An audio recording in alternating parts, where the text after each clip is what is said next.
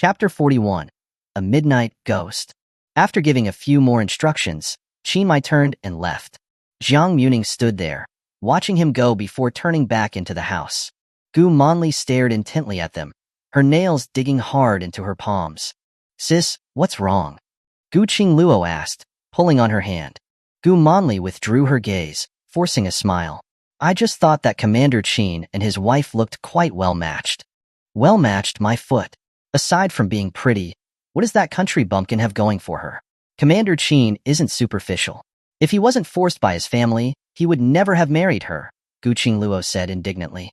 She had been the most enthusiastic about Qin Muye becoming her brother-in-law. She never expected Jiang Muming to appear from nowhere. Seeing Gu Manli's gloomy mood these past few days, she hated that country girl, Jiang Muming. Gu Manli said with a bitter tone, "It's no use saying these things now. Commander Qin is already married. Sis, you mustn't give up. That country girl is nothing compared to you," Gu Qingluo comforted. "I believe it won't be long before Commander Qin divorces her and marries you." Gu Manli smiled weakly. "Don't talk nonsense. If others hear you, they might accuse me of disrupting a military marriage. By then, I won't be able to explain myself. Well, I should be going." As she said this, Gu Manli turned away, her figure forlorn. Seeing her sister unhappy, Gu Qingluo stomped her foot angrily. "Sister is right. It won't be good if people gossip about this. It'd be best to make that Jiang Muming leave of her own accord," Gu Qingluo pondered. Suddenly, an idea sparked in Gu Qingluo's mind. She quickly turned and ran towards home. After Qin Muye left, the house became very quiet. Her menstrual cramps had gotten much better today, and after taking the motherwort granules, she felt no more pain. After working in the space for a while, Jiang Muming returned to the real world to prepare for bed. Lying in bed, Jiang Muming stared at the ceiling, tossing and turning. "It's strange. Is it because I've had someone by my side every day recently that I'm not used to being alone now?" Jiang Muming murmured to herself. She turned off the lights and tried to sleep, but she still couldn't fall asleep. Especially when she was lying on her side, she could still smell Qin Muye on her pillow. Jiang Muming covered her head, shaking it vigorously. "I can't get love-struck." Time ticked by, and before she knew it, it was already midnight. Just as she was trying hard to fall asleep, there was a sudden sound from outside. Jiang Muming's eyes snapped open. What was that sound? Jiang Muming perked up her ears, listening carefully. She heard a rustling sound coming from the quiet night. Seeing this, Jiang Muming threw back the blanket and got up, using the moonlight to make her way towards the door. She gently opened the door, just enough to see the yard. A dark figure was struggling to climb over the wall. The dark figure was rather small, and didn't look very burly. The dark figure laboriously climbed over the wall and, after what seemed like an inner struggle, carefully jumped down. Seeing this, Jiang Muming frowned. Not knowing what the other party intended to do, Jiang Muming looked around the house and quietly picked up a wooden stick that was lying nearby. She gripped the wooden stick tightly, her heart pounding in her chest. The dark figure successfully entered the yard and straightened their clothes before walking towards the room she was in. Jiang Muming immediately hid, quietly blending into the shadows. The dark figure quietly reached the door and carefully pushed it open. In the moonlight, a figure wearing a long white robe, with hair disheveled, appeared, looking like a ghost. The figure looked in the direction of the bed and whispered, "See if I don't scare you to death." Jiang Muming, hidden in the darkness, was surprised when she heard that voice. Gu Qingluo? Just as she had suspected, the person pretending to be a ghost was indeed Gu Qingluo. Seeing how upset Gu Manli was because of Jiang Muming, she wanted to teach Jiang Muming a lesson. So, she planned to pretend to be a ghost and scare Jiang Muming while she was alone. It would be even better if she could scare her into leaving the island. She moved her neck around a little and swept all her hair to the front, bowing her head, looking like a vengeful female ghost as she walked towards the bed. "I'm here to take your life. To take your life," Gu Qingluo said in a low voice, dragging out her words to make them sound eerie. Gu Qingluo called out for a long time, but the person in bed didn't react at all. "Are you sleeping that soundly?" Seeing this, Gu Qingluo pulled the blanket aside, wanting to give the person a close-range strike. When the blanket was pulled back, there was no one in bed. Strange. Where did she go? Gu Qingluo mumbled to herself, but as soon as she turned around, Jiang Muming was standing silently behind her. Gu Qingluo, who was playing the ghost, was startled. Jiang Muming was holding a wooden stick high in the air. The moment Gu Qingluo turned around, she swung it directly towards her. Thwack! The sound of the stick hitting her head was resounding. Ah! A miserable scream echoed through the family compound. Jiang Muming held the stick high, not holding back as she struck Gu Qingluo, though avoiding vital areas. Help! Help me! The neighbors in the compound heard the blood-curdling scream and rushed over. The family compound, which had been asleep, instantly lit up. What's going on? The surrounding neighbors rushed over. Some of the more concerned neighbors even climbed over the wall into Jiang Muming's yard. Gu Qingluo fled to the yard and, seeing the neighbors arriving with their flashlights, immediately saw her chance to be saved, running towards the crowd. She's trying to kill me. She's trying to kill me, Gu Qingluo cried, grabbing the arm of one of the neighbors. Muming, what happened? Deng Tsuaping rushed to Jiang Muming's side. Jiang Muming held the wooden stick, her eyes filled with terror. I was sleeping and heard a noise, so I got up. I thought a thief had broken into my house. Seeing her so shaken, Deng Tsuaping reassured her. Don't be afraid. We have so many people here, the thief won't be able to escape. As she said this, everyone aimed their flashlights towards the white figure. When the light beams all fell on Gu Qingluo, everyone was shocked. Oh my god, what is that? Is that Qingluo? Deng Tsuaping was the first to recognize her. Why are you dressed like that? At that moment, Gu Qingluo was wearing a white robe. Her hair was disheveled. Her face was painted white with paint, and the red paint looked particularly sinister, like a ghost. Gu Qingluo, whose nose was bruised and face swollen, wanted to explain but couldn't get the words out. Jiang Muming gripped the wooden stick tightly, appearing to be frightened. What a terrifying ghost. Is she even human? She's human. She's Gu Qingluo, the daughter of Commander Gu, Lu Mei explained. Hearing this, Jiang Muming's eyes widened. The commander's daughter? Why would she dress up like this in the middle of the night and break into my house? Was she trying to scare me to death? Chapter 42. A gentle tone, hiding the cruelest words. Seeing that everyone was looking at her, Gu Qingluo felt pain in her face and mouth. She felt dizzy, so she could only come up with an excuse. I was just playing around?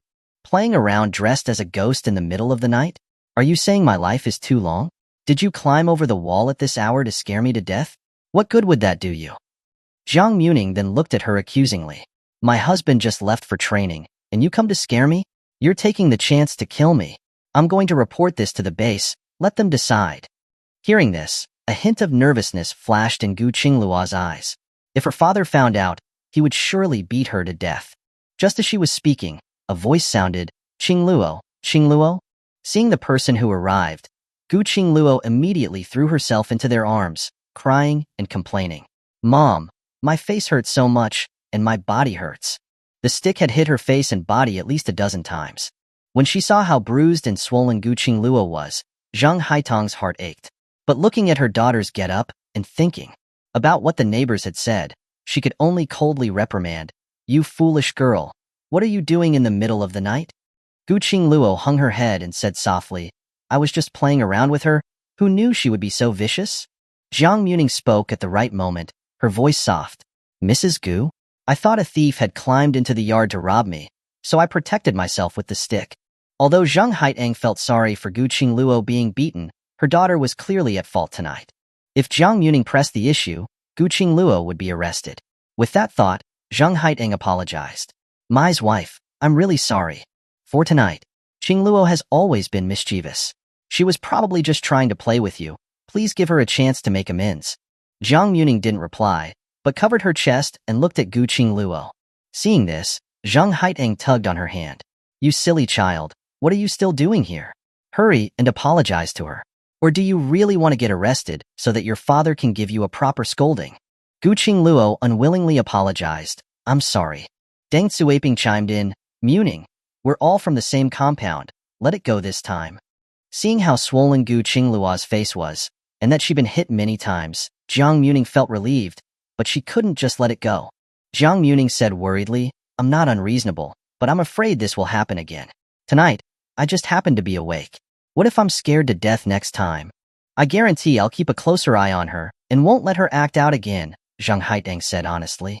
Then please have all the neighbors witness. If anything should happen to me at night within the family compound in the future, please help me report it to the police and treat Miss Gu as the prime suspect, Jiang Muming said, following her lead.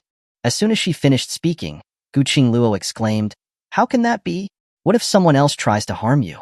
How could you blame me? So, you have to pray that I'm safe and sound, Jiang Muming replied with a smile. Otherwise, I won't feel safe. What if I am really killed by Miss Gu next time? Gu Qingluo was seething with anger and was about to retort, but Zhang Haitang said sternly, "Okay, everyone here can be a witness." Okay, everyone said in unison. Seeing that Zhang Haitang had made a guarantee, Jiang Muming finally decided to give her some face. Anyway, Gu Qingluo had been beaten badly enough to learn her lesson. The farce of the night ended smoothly, and everyone went home to sleep. The next day, Jiang Muming, who was now completely free of pain, took some of the spicy snails that Zhang Hong had dug up that morning and visited Deng Cuiping and Lu Mei with a smile. "Sisters, these are fresh spicy snails. They're delicious with vinegar. Please try them," Jiang Muming said, giving Deng Cuiping a pound of snails. Deng Cuiping quickly refused. "Why are you being so polite, Muming? This is good stuff. Keep it for yourself. I've been eating many of your dishes these past few days, so this is my way of saying thank you. You don't have to be polite with me. Some simple dishes aren't worth anything. It's the thought that counts. I know you're a good person, but I can't take it for granted.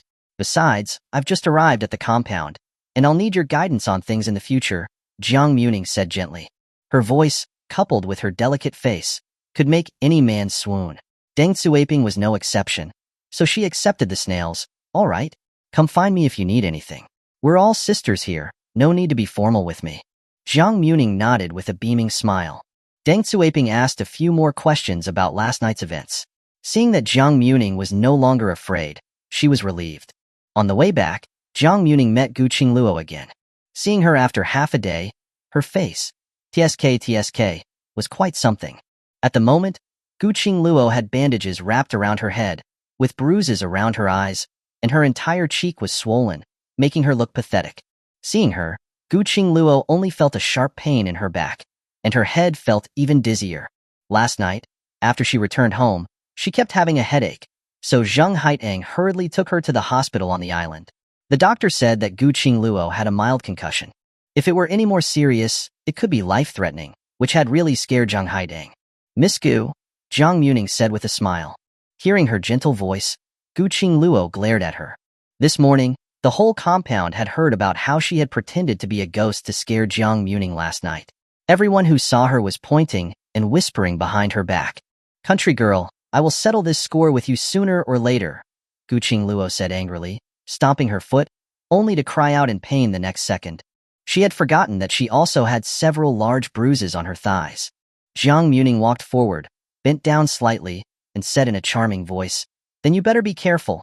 Next time, I won't be as soft-hearted as I was this time. I wouldn't mind beating you to death on the spot." Gu Qingluo stared at her with disbelief. She couldn't believe that such a soft voice could say such cruel words. Satisfied with her reaction, Jiang Muming smiled brightly and walked past her. Gu Qingluo stood there, breaking out in a cold sweat for no reason.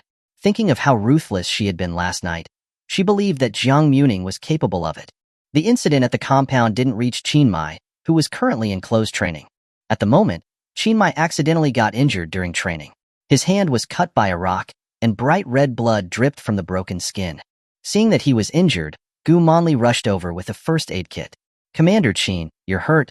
Let me take a look," Gu Manli said, reaching out to grab his hand. Just before she touched his skin, Qin Muye calmly moved away. "I'm fine." "You're bleeding. How can you be fine?" Gu Manli said anxiously. Qin Muye didn't reply, but looked at another medic, Dr. Wu. Hearing the call, Dr. Wu ran over with the first aid kit. "Luckily, it's just a minor injury.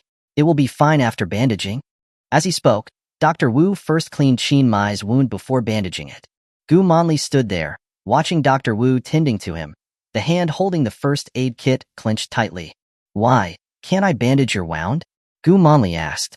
Qin Muye's expression was as usual. "I'm married. My wife wouldn't like any other woman touching me." Chapter 43.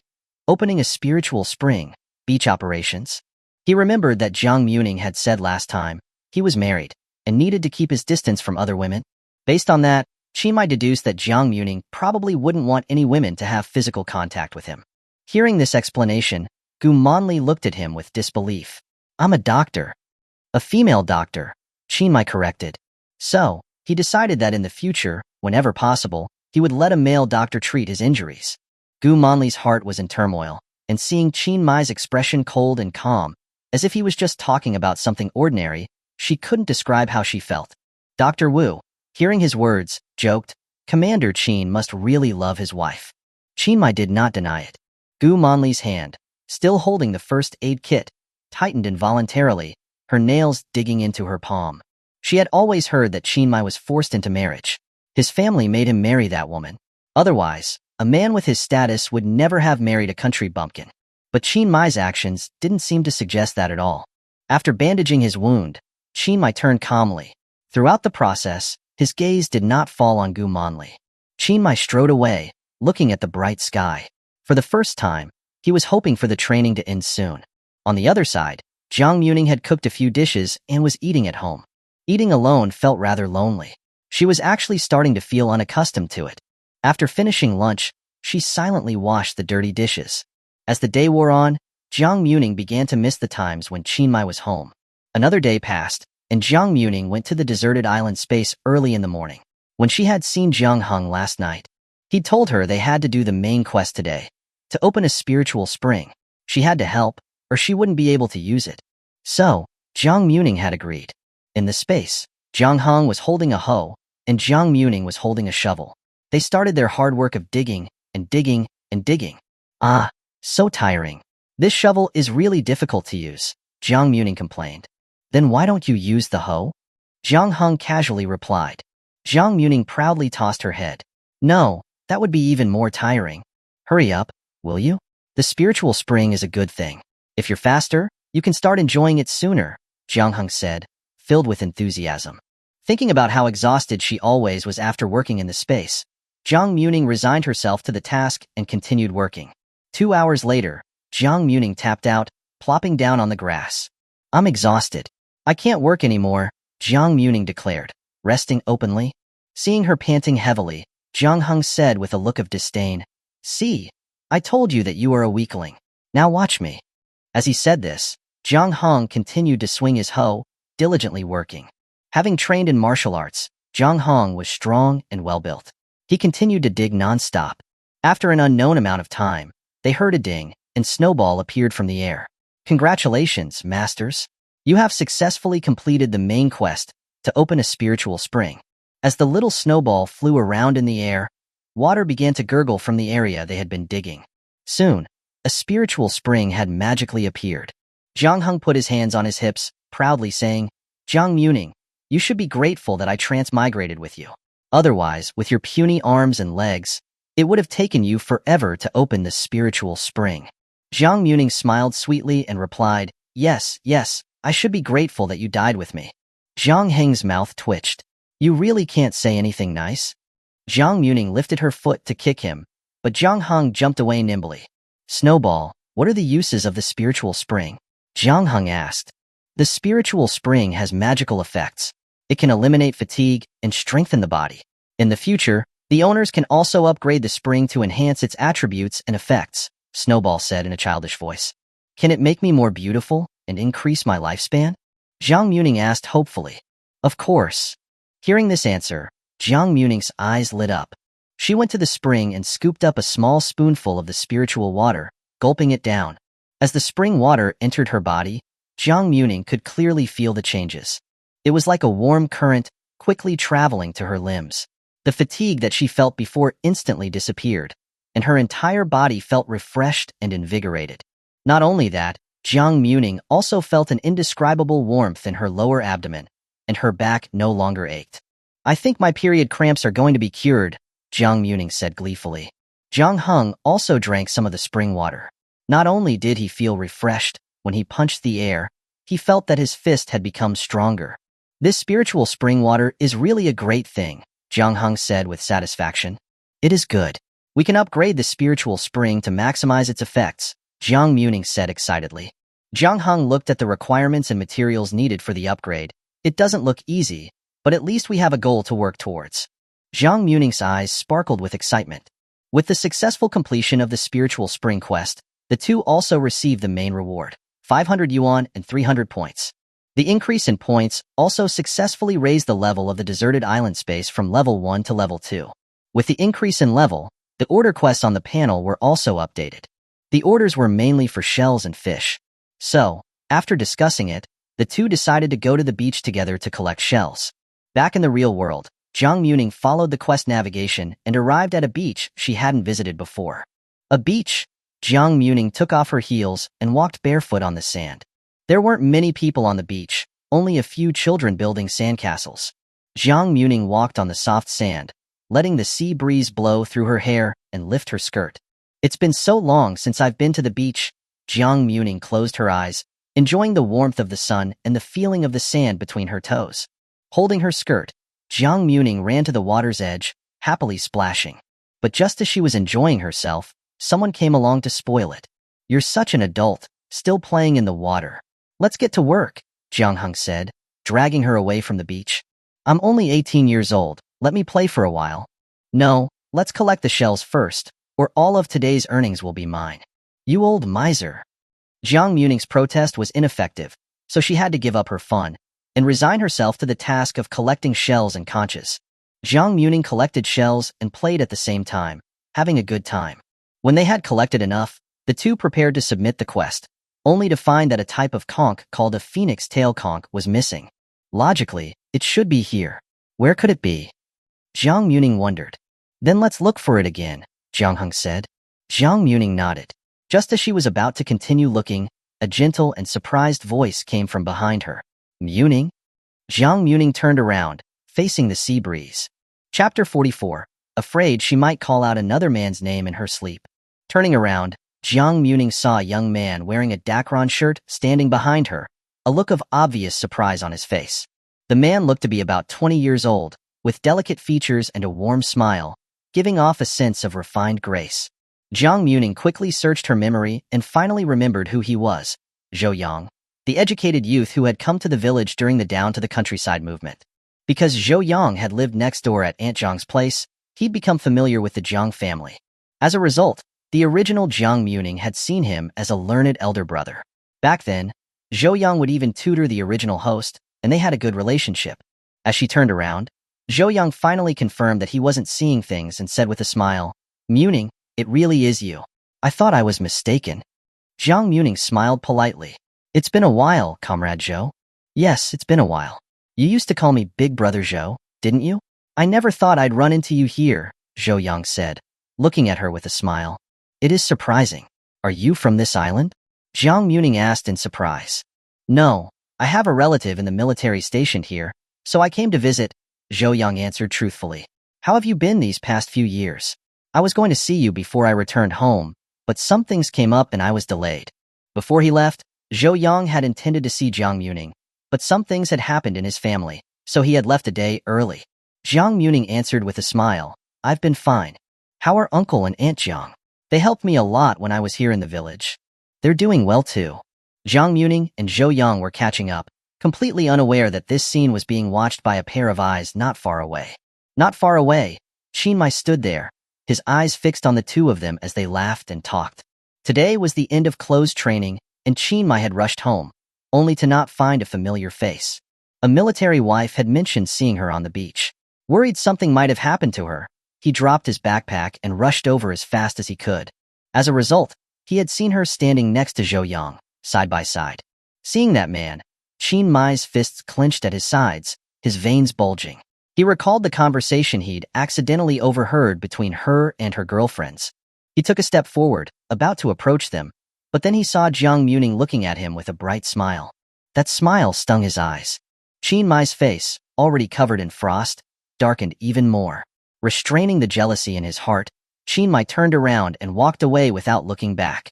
Jiang Hung, who had just found a conch, stood up, his eyes unintentionally falling on him. That person looks a bit like Qin Muye, doesn't he?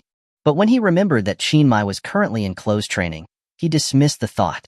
"Thank you so much, Comrade Zhou," Jiang Muming said with a radiant smile. Zhou Yang had just said that he had found the kind of conch she was looking for a couple of days ago. "You're welcome. I'll bring them to you tomorrow. Where do you live?" Zhou Yang asked, gazing into her eyes. After a few years, Jiang Muming had shed her naivety and become even more beautiful. Zhou Yang's heart started to beat faster. "I live in the military family compound. How about tomorrow at this time? We meet here in front of the compound. Jiang Muming said casually. Hearing that she lived in the military compound, Zhou Yang was surprised. But seeing Jiang Heng not far away, he assumed it was because of this, and didn't think much of it. Okay, see you tomorrow, Zhou Yang said with a warm smile. Okay, we should get going now, Jiang Muming said, waving to him. She then ran toward Jiang Heng. Zhou Yang stood there, watching her graceful figure. His heart, which had been dormant for so long, came back to life. You were talking so happily. Did you fancy that guy? Jiang Heng asked, gossiping. What nonsense are you talking about? He said he found a phoenix tail conch yesterday that he could give to us. Although I don't like Qin Muye, I have principles. During my marriage, my body belongs to Qin Muye, Jiang Muming said seriously. I knew it. He's not your type. Then what type do you think I like? Jiang Heng thought for a while. Qin Muye's type. Jiang Muming returned to the family compound. As soon as she entered the main gate, she heard that Qin Muye and the others had returned from training. Hearing that he was back, Jiang Muming walked quickly towards home. But when she returned, she didn't see Qin Muye. Strange, hadn't their training ended? Jiang Muming looked around curiously. Seeing that it was getting dark, Jiang Muming took out some of the vegetables she had grown in her space and started to cook. By the time she had finished preparing the meal, it was already 6 o'clock in the evening. Jiang Muming looked out into the yard, but still didn't see a familiar figure. Why isn't he back yet? Thinking that he probably hadn't eaten well during training these past few days, she was planning to wait for him to come back. But when it was 6:30, and she was about to starve, Qin Muye still hadn't returned. Resting her chin on her hands, Jiang Muming stared at the door, her eyebrows furrowed. Could it be that he thought I wouldn't know he'd finished training today, so he wanted to see his white moonlight? The more she thought about it, the more likely it seemed. She wanted to go find him, but she didn't know where to start. I don't even know who his white moonlight is. Where would I find her? Jiang Muming said angrily. She didn't want to wait anymore, and picked up her chopsticks to start eating. After finishing dinner, Jiang Muming washed the dishes, took a hot shower, and prepared to return to her room. As she passed by the yard, she couldn't help but look toward the door. Seeing the closed door, she arrogantly retracted her gaze. Who cares if he comes back or not? Back in her bed, Jiang Muming pulled the blanket over herself and went straight to sleep.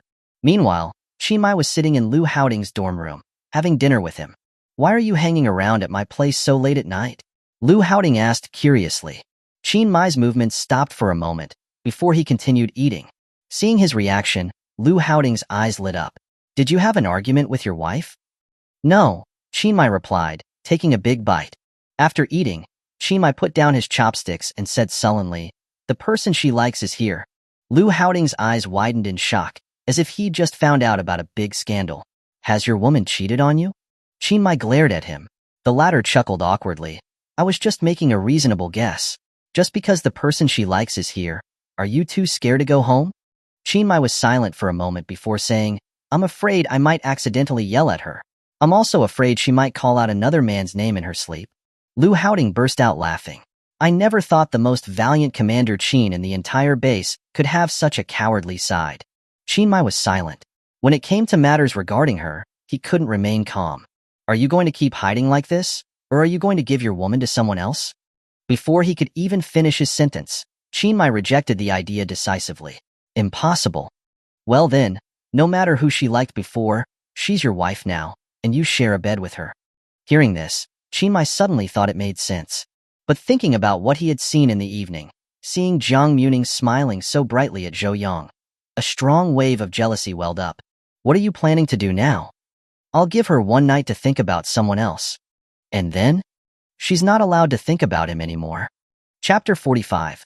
Money is here. Is love far behind? The next day, Jiang Muming lazily opened her eyes. As she did, she saw that Qin Muye was already in the room, taking off his clothes. What a visual feast first thing in the morning. Jiang Muming opened her eyes wide as she admired his double-door figure full of muscles. Noticing her gaze, Qin Muye's heart skipped a beat with nervousness. But seeing that admiring look, he silently gave up on putting on his clothes right away. Instead, he deliberately left his upper body bare, letting her enjoy the view. Jiang Muming was in a great mood. What a wonderful day, starting with the appreciation of a man's muscles. It would be even better if only that someone didn't have such a cold face. Jiang Muming sat up. The quilt slipped from her body, revealing the sexy pajamas she was wearing underneath, catching Qin Muye by surprise. He had never seen those pajamas before. The straps of the camisole had slipped off her shoulders, making her look both alluring and provocative. Not noticing his strange reaction, Jiang Muming's voice was lazy and husky, as she had just woken up. "When did you get back?" "Qin Muye hadn't come home last night." 5 o'clock, Qin Muye said tersely. Jiang Muming hummed in agreement, casually tousling her hair, revealing her beautiful, slender neck. Qin Muye's throat tightened. He went forward to adjust her camisole straps, saying seriously, "Put your clothes on properly." "Huh." Jiang Muming tilted her head. "I'm dressed properly." As she said this, Jiang Muming was about to throw the blanket aside to show him, but Qin Muye quickly pressed down on the quilt, wrapping her tightly inside. Seeing that she couldn't move, Jiang Muming pouted at him. What was he doing so early in the morning? Seeing her finally stop moving, Qin Muye released her. He then took out his salary from his pocket. "This month's salary." His words were concise and terse. Jiang Muming took the money and counted it. 110? I borrowed 20 from the political commissar a few days ago. I'll keep 20, to buy snacks and things.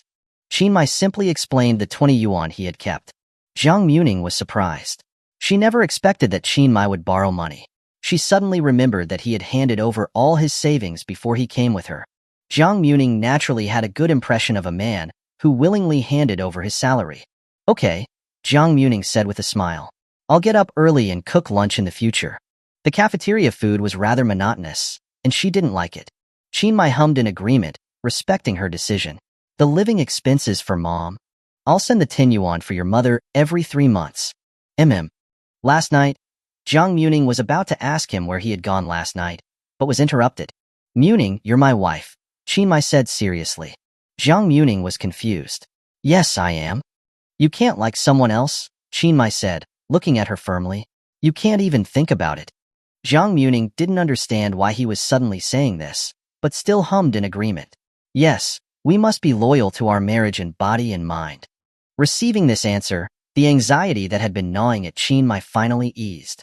But thinking of Zhou Yang, he wanted to mention him, but he didn't want to see any expression he didn't like on her face. In the end, he held it back. "I'm going to the base." As soon as he finished speaking, Qin Muye stood up and walked out. Jiang Muming was still a little sleepy, so she fell back onto the bed and covered her eyes, continuing her sleep. At noon, when Qin Muye returned home, Jiang Muming had already prepared the meal. The two sat facing each other, eating quietly. Neither of them spoke. After they had eaten, Qin Muye washed the dishes and went back to the room for a nap. Jiang Muming sat in the yard, looking up at the sky. Summer was approaching, and the weather was gradually becoming hotter. She closed her eyes and went into the space. The space was like spring, without the slightest bit of heat. Turning her head, she saw Jiang planting trees. "Don't you ever socialize?" Jiang Muming couldn't help but say. "Maybe you can meet a girl and fall in love." "How can I find a girlfriend when I'm trying to earn money? With a space this big, I definitely have to use it wisely. Once I have money, will love be far behind?" Jiang replied, hoeing the ground and planting the seeds. "That's true. I didn't think you were so enlightened," Jiang Muming teased. Jiang proudly lifted his head. "I'm all about my career. My ultimate goal is to become the richest man in this era, a dragon overlord." Looking at his smug expression, Jiang Muming joked, "A dragon overlord? That's quite an immature nickname." "You, go help me plant the peach trees," Jiang urged. Hearing this, Jiang Muming curiously approached. "Peach trees? Who said they wanted this to become a haven? Without peach trees, how would there be a peach orchard? How can it be considered a haven?" Jiang Muming was surprised. She didn't expect that Jiang would implement what she had casually said. "You're right, let's plant peach trees," Jiang Muming said excitedly, and began to roll up her sleeves and get to work.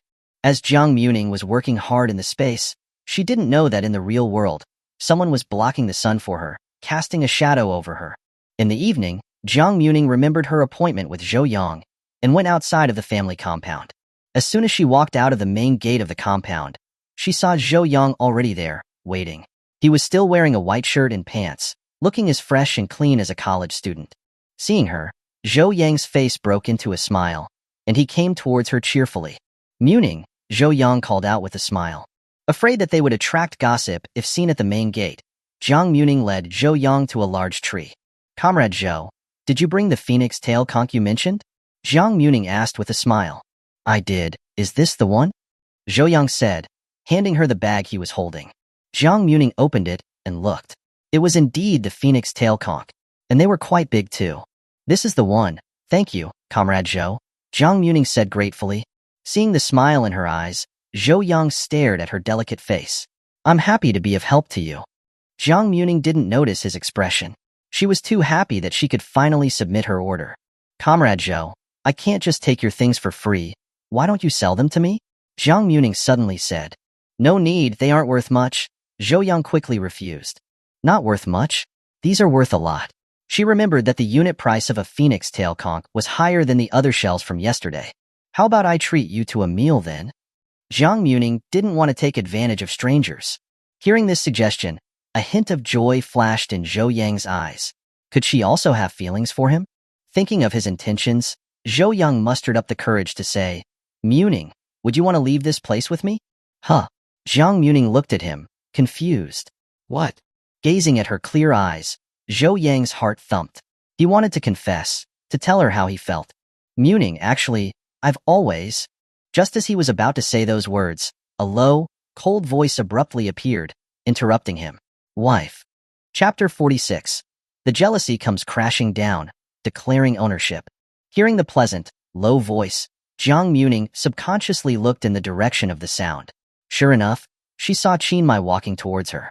But his cold face was full of icy intent. My gee, Jiang Muming asked in surprise. At this time, he was usually at the base. Qin Muye walked straight to her side. His long, strong arms went directly around her slender waist. Under Jiang Muming's surprised gaze, Qin Muye pulled her into his arms as if he was declaring his ownership over her. Who is he? Qin Muye's deep voice asked, though he already knew the answer. Zhou Yang's eyes widened as he looked at the intimate pair in disbelief. They were. Jiang Muming's heart pounded. Since they married, this was the first time he had embraced her in public. If anyone who knew Qin Muye passed by at this moment, they wouldn't be able to believe what they were seeing. This is Comrade Zhou. He lived in our village for a few years, Jiang Muming answered truthfully. Qin Muye looked at her, listening to the ordinary tone, without a trace of emotion. It was as if Zhou Yang was just a stranger she wasn't very familiar with. If he hadn't seen it with his own eyes and heard it from her own mouth, he would have thought he had misunderstood. Qin Muye raised his head, his cold eyes falling on Zhou Yang. Zhou Yang shivered, staring blankly at the man in military uniform. He looked to be about 23 or 24 years old, but the epaulets revealed his extraordinary status. As for his face, it was extremely handsome, with sharp features. The aloof aura surrounding him made even those standing in the sunlight feel a chill. He suddenly recalled that he had heard that Jiang Muming was engaged to a man who was 6 or 7 years her senior. That man had later gone to the army. Could it be him? Not missing his gaze, Qin Muye's arm around Jiang Muming's waist tightened. He looked at him with cold eyes. I'm Qin Muye, Ningning's husband. His words were clearly a declaration of ownership. Zhou Yang's face turned pale, looking at the couple standing side by side in shock. Although there was an age difference, they gave off a feeling that they were a very well-matched couple. You're married? Zhou Yang managed to find his voice, a bit uncertain. Jiang Muming answered with clear eyes. Yes, my husband is a soldier. Otherwise, why would I come to follow him here and live in the family compound? I thought. Zhou Yang was at a loss for words. Qin Muye's eyes were cold and full of warning. Comrade Zhou, Ningning is my wife. I hope you'll stay away from her in the future. Hearing that word, Ningning, Jiang Muming's ears felt tingly. Why did this man suddenly call her by her nickname? Seeing Qin Muye's gaze towards Zhou Yang, was it her imagination? Or did it look like he had murderous intent? Zhou Yang's face flushed red, and he apologized with his head lowered. I'm sorry, I understand. Thinking about his almost confession just now, Zhou Yang felt embarrassed and wanted to find a hole to crawl into. Muming, I have something to do. I'll go now. Without waiting for Jiang Muming to speak, Zhou Yang quickly turned around and left with his head down. Hey, he just left like that? Jiang Muming asked in surprise. She hadn't decided on a time to invite him for dinner yet. Hearing this, Qin Muye's expression darkened and he asked, annoyed, You miss him? So, she did like him. Thinking of this, the look Qin Muye was giving her had a hint of grievance. Jiang Muming asked in surprise, No, I don't. It's just he gave me the conches, and I haven't thanked him properly. But my gee, why did you come back at this hour? Hearing her words, Qin Muye pursed his lips. His dark eyes looked at her, making it impossible to guess his thoughts. If I didn't come back, would I just watch the meat in my mouth be snatched away? Qin Muye said sullenly. Hearing his jealous tone, Jiang Muming turned around, and the two stood face to face, their bodies lightly touching. Jiang Muming went on her tiptoes to get closer to him, a smile in her eyes as she asked playfully, "You wouldn't have become jealous, would you?" Qin Muye didn't admit or deny it. He said in a low voice, "I have something to do. I have to go back to the base first."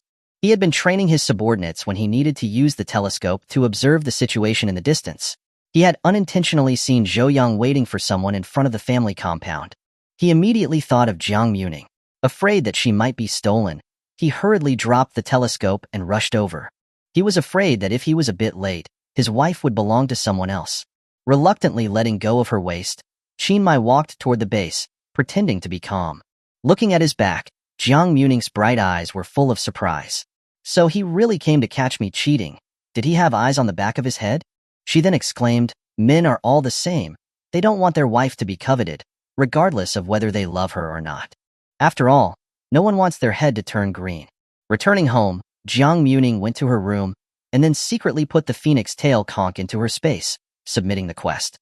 With the completion of the order, Jiang Muming successfully received money and points. After checking her assets, Jiang Muming was surprised to discover that there was already 1,000 yuan in her account. Even if they split it, they would each have 500 yuan.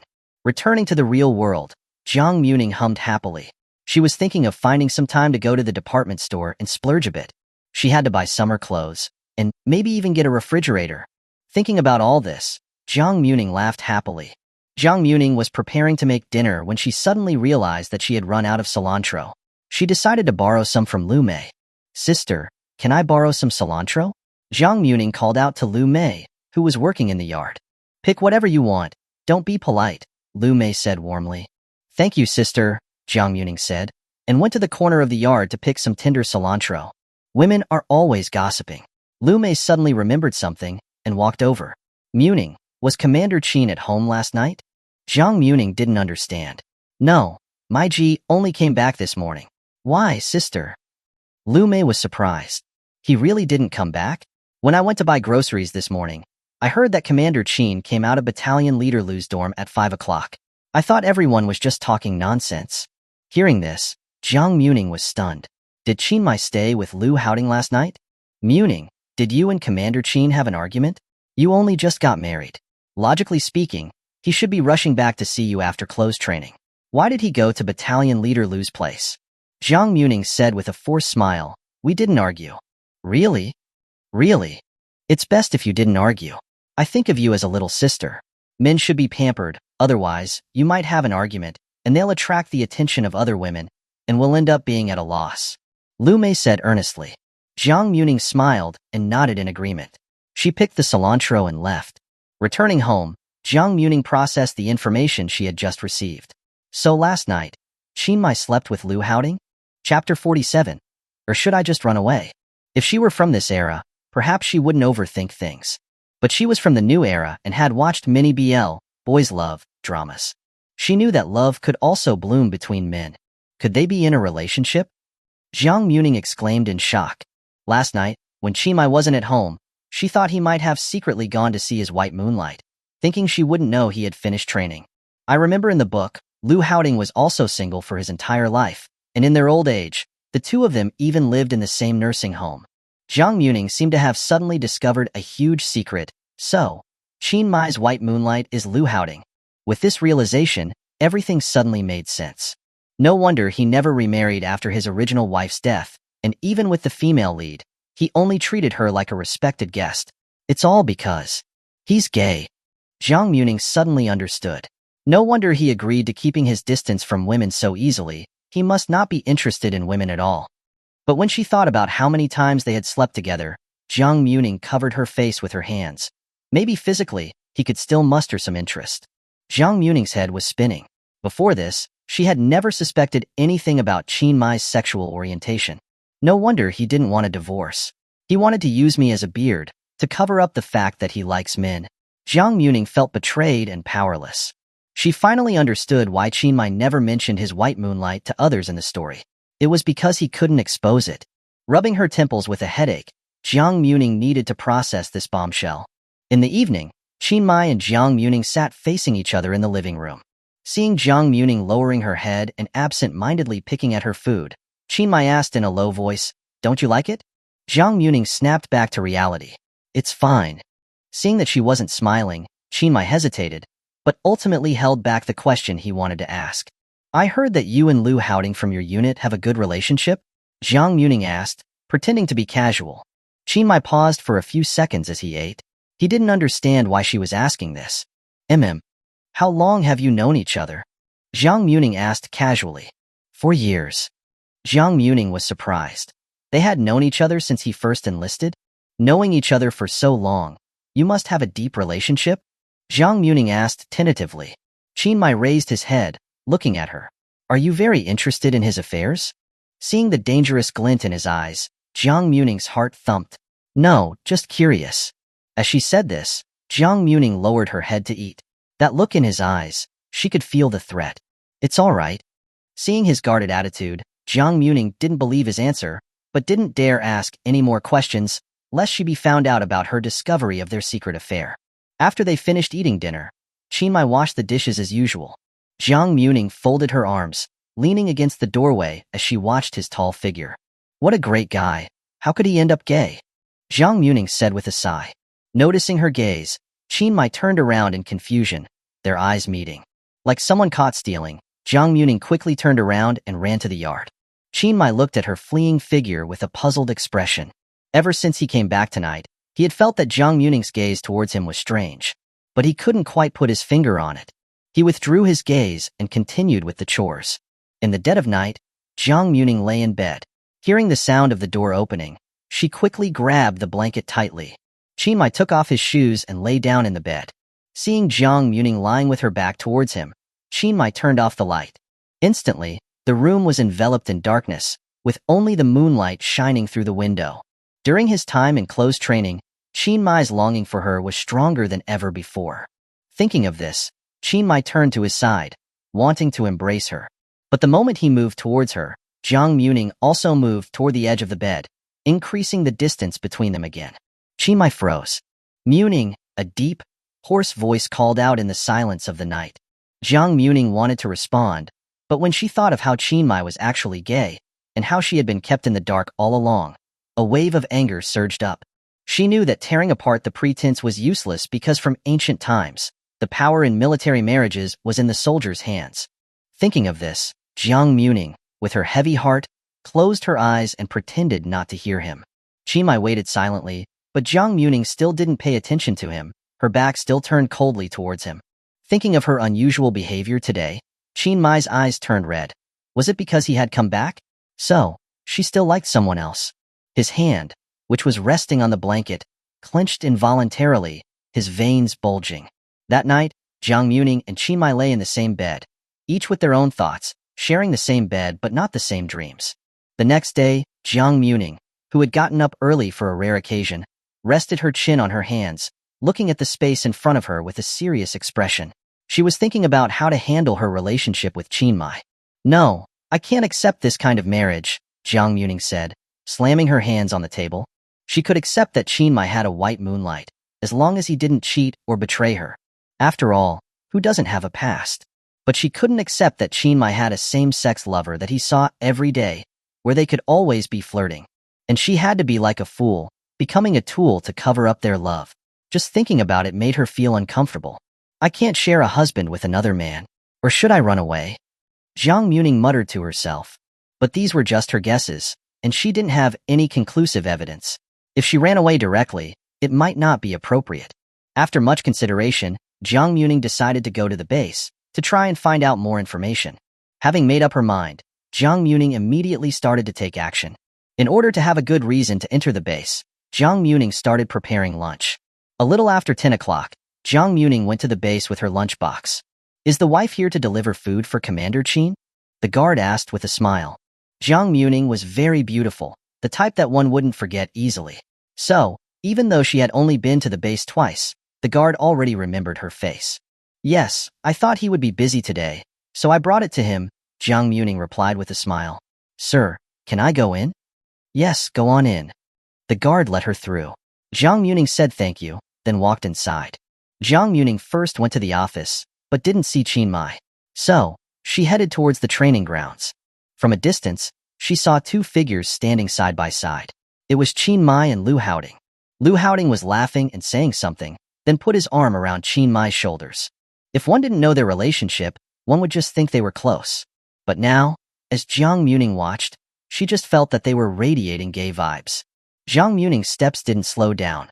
She looked like a wronged wife coming to catch them in the act. Chapter 48. Leaving without saying goodbye?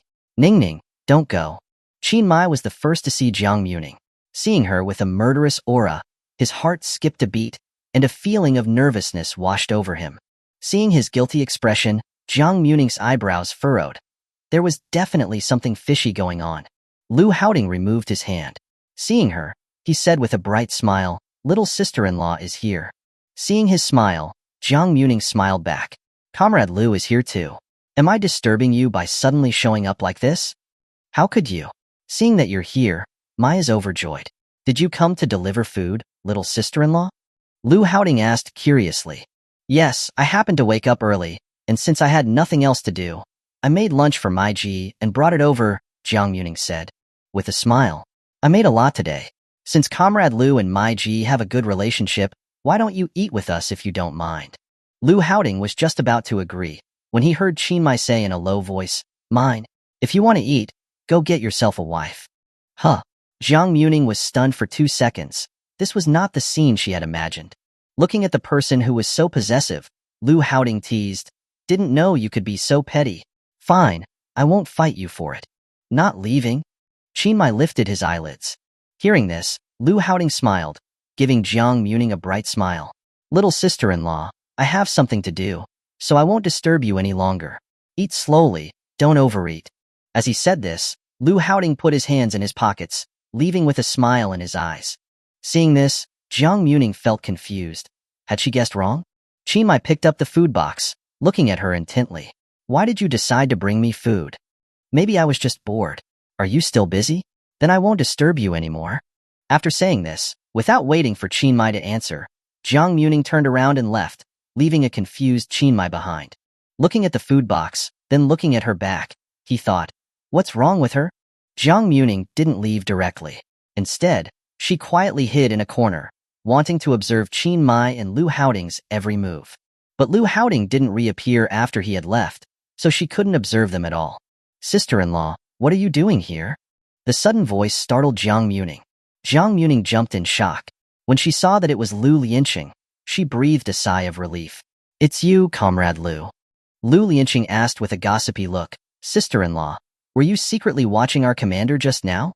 Not wanting to be found out, Jiang Muming blushed, feeling a little embarrassed. "Yes, it's because I don't spend much time with Mai Ji, so I wanted to look at him more and learn more about him. It seems that sister-in-law and our commander have a good relationship." "That's true. Many female comrades like our commander." Lu Lianqing said with an honest smile. "But don't worry, sister-in-law. We don't even like talking an extra word with those female comrades." An idea suddenly sparked in Jiang Muming's mind. She asked with a sweet smile, "Comrade Lu, I want to learn more about Mai Ji. Can you tell me? What does sister-in-law want to know?" Lu Lianqing asked enthusiastically. "I just saw that Mai Ji and Comrade Lu have a good relationship. Are they always together?" "You're talking about Battalion Leader Lu, right? Our commander and Battalion Leader Lu have a very good relationship. I heard that they are like brothers, since they went through life and death together when they first enlisted. The commander is generally closer to him." As Jiang Muming listened to Lu Lianqing's stories of Qin Muye and Lu Haoding, she learned that they often ate together, went on missions together, and even took leave together. Not lovers, but even closer than lovers. The more she learned, the more she felt that she was a third party, destroying their relationship. Returning to the family compound, Jiang Muming thought about their affairs. Qin Muye and Lu Haoding will eventually grow old together. They are indeed true love, Jiang Muming said seriously. "I can't be a beard." Qin Muye was a perfect husband. If she fell in love with him through their interactions, she would end up hurting herself, as it would be self-inflicted. After all, she already knew that his heart belonged to someone else. and the gender barrier was set in stone, leaving no room for effort. Thinking of this, Jiang Muming finally made a decision. I should still pack my things and run away. I haven't divorced him, so he probably won't come looking for me, and I'll be free. With that in mind, Jiang Muming got up and headed toward the room, ready to pack up and run away. In the base office, Qin Muye ate the dishes Jiang Muming had made, absent-mindedly. Lu Haoding walked into the office, sat down across from him, crossed his legs, and teased, "Looks like your little wife still cares about you." Qin Muye said in a low voice, "I just feel like she's acting strange today." Hearing this, Lu Haoding became interested. "How so?" "The look she gave me was a bit cold, and the food doesn't taste as good as before," Qin Muye explained. Ever since last night, Jiang Muming had been acting strangely, as if she had something on her mind, but didn't want to tell him. "I don't know why, but I feel uneasy. I feel like something bad is about to happen." "When did you become so anxious about this?" "It's worthy of your true love, that she can influence you so easily." Lu Haoding was surprised by his friend's reaction. They had known each other for 4 years, and he rarely saw him reveal such emotions.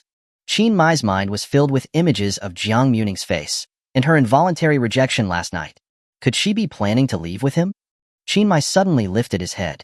When he had rushed over yesterday, he had just happened to hear Zhou Yang say that he wanted to take her away. Lu Haoding was stunned. "That can't be, little sister-in-law is..." Before he could finish speaking, Qin Muye rushed out the door. Seeing him looking so anxious, Lu Haoding exclaimed, "The magic of love, huh?" Jiang Muming was packing her luggage. Just as she was about to finish, her wrist was suddenly grabbed forcefully. Jiang Muming turned around in shock, seeing Qin Muye appearing before her, sweating profusely. "Where are you going? Are you planning to leave without saying goodbye?" Qin Muye asked sternly. Having been caught before she could even run, Jiang Muming swallowed nervously and said guiltily, "I suddenly missed my parents, so I wanted to go back." Before she could finish speaking, Qin Muye pulled her into his arms forcefully. Before she could open her mouth, Qin Muye lowered his head and kissed her lips fiercely. The man's hot breath, mixed with sweat, filled her nostrils. Qin Muye kissed her very forcefully, biting her lips and taking away all the air from her mouth. It was the first time Jiang Muming had seen him kiss her so violently. Her heart was beating wildly. She placed her hands on his chest, trying to push him away, but Qin Muye's kisses became even more forceful. Sucking on her lips, his tongue intertwined with hers. Jiang Muming was inexperienced. After being kissed for 10 minutes, she was leaning against him, her legs weak, relying on his arms around her waist to prevent herself from falling. Qin Muye hugged her, his waist bent. His hot lips landed on her neck. His clear, deep eyes were red. He pleaded in a low voice, "Ning Ning, don't go." Chapter 49. The Perfect Husband. The instant he saw that she was about to leave him, her husband, his heart was consumed with fury. But then he remembered that she hadn't willingly married him. He had forced the marriage, knowing her heart belonged to another. So, Qin Muye couldn't vent his anger and resentment on her. Besides, he could never bring himself to harm her. His deep, resonant voice vibrated in her ears, yet Jiang Muming was filled with shock. Qin Muye, the cold and ruthless male protagonist in the novel, who would later become the youngest commander of the military region in history. This man was actually lowering himself, practically begging her not to leave. This high and unattainable figure was bowing down to her. Jiang Muming didn't know how to describe her feelings at this moment. "No, I won't leave," Jiang Muming whispered. Upon hearing this, a clear smile flickered in Qin Muye's eyes. His voice, rising slightly at the end, revealed his happiness. "Really?"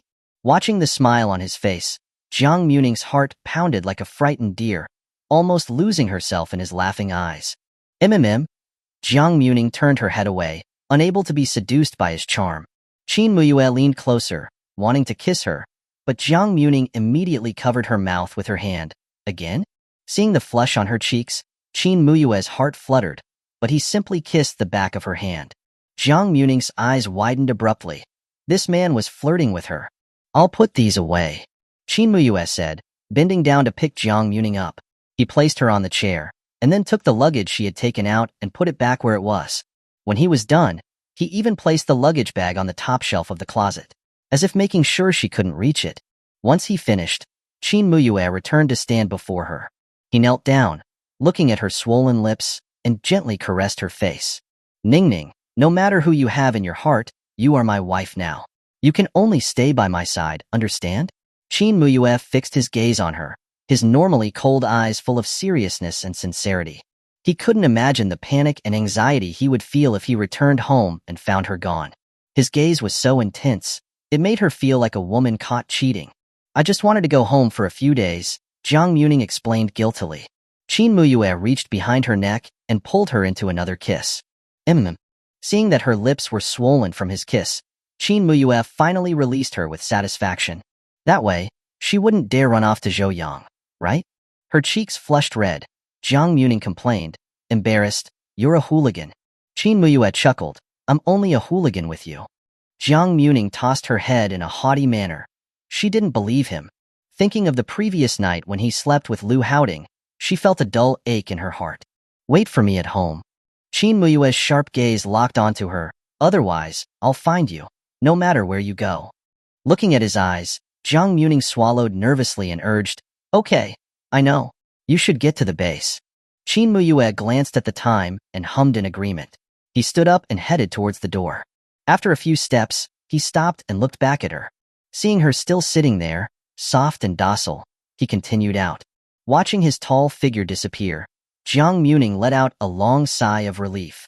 "That was close. I thought I was going to be the first person kissed to death," Jiang Muming said, patting her chest, still feeling shaken.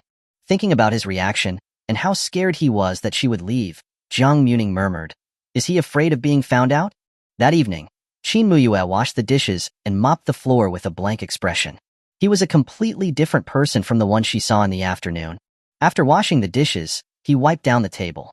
Seeing Jiang Muming sitting there relaxing, he didn't ask her to help. Objectively speaking, he was almost the perfect husband material.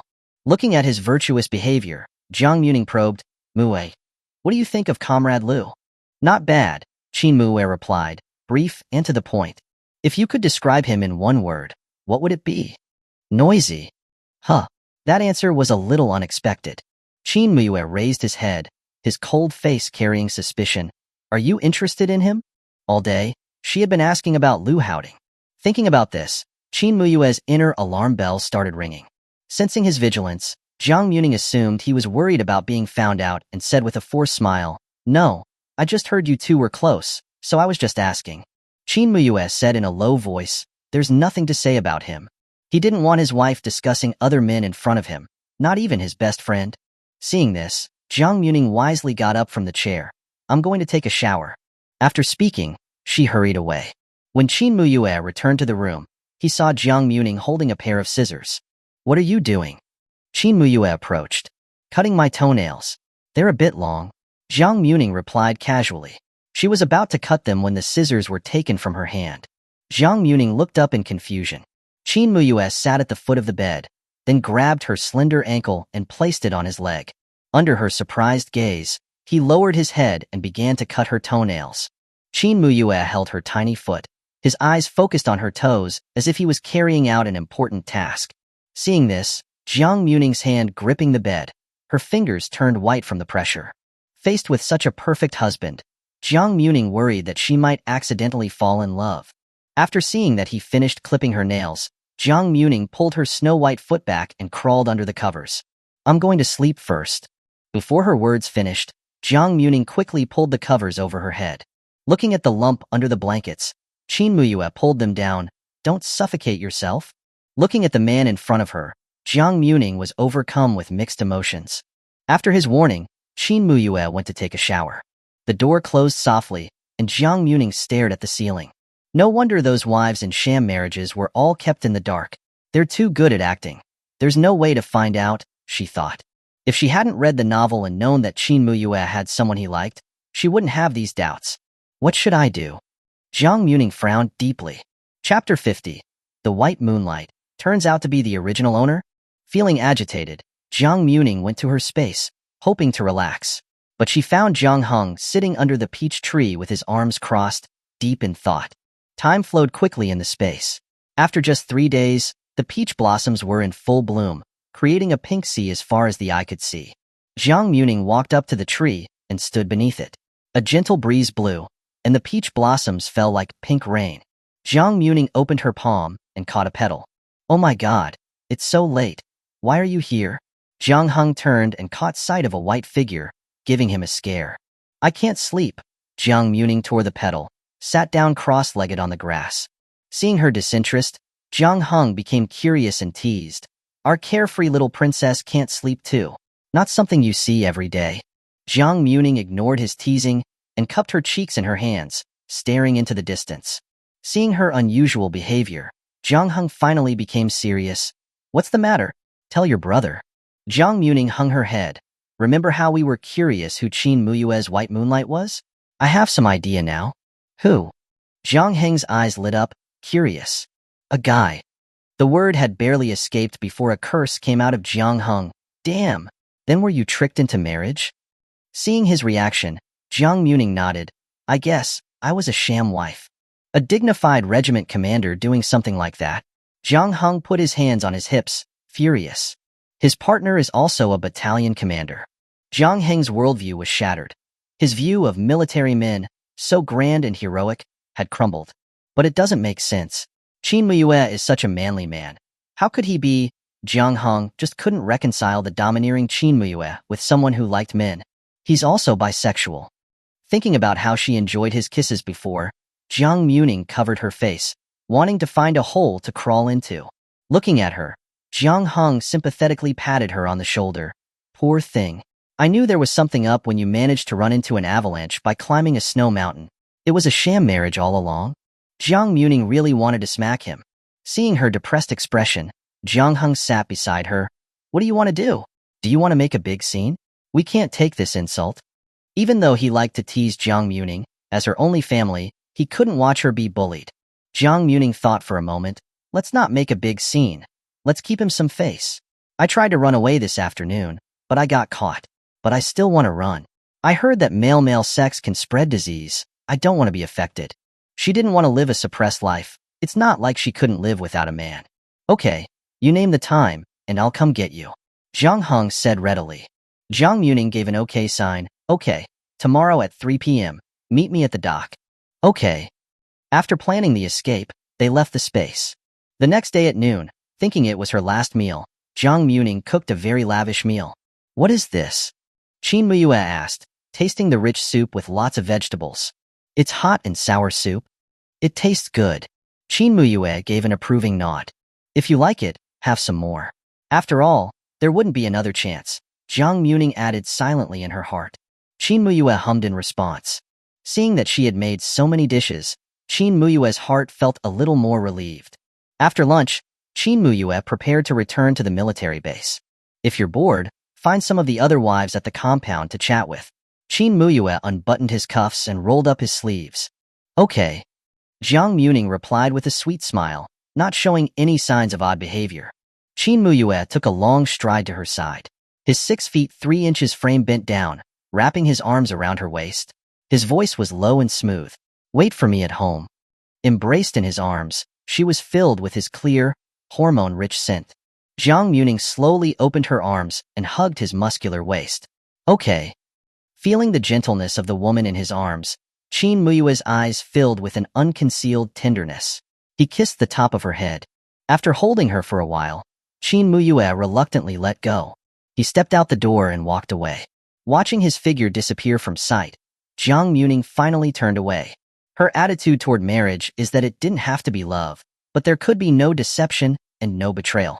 Confirming that Qin Muye wouldn't be coming back, Jiang Muming turned around and went back into the room. Seeing the luggage bag on top of the closet, Jiang Muming's 5 feet 5 inches frame could not reach it. After dragging a chair, Jiang Muming stood on it and managed to get the luggage back. Then she began to pack. She didn't bring much with her this time. She only wanted to take her clothes so she wouldn't delay her escape. Putting the new clothes and shoes into the luggage bag, Jiang Muming went to the closet to check what else she needed to bring.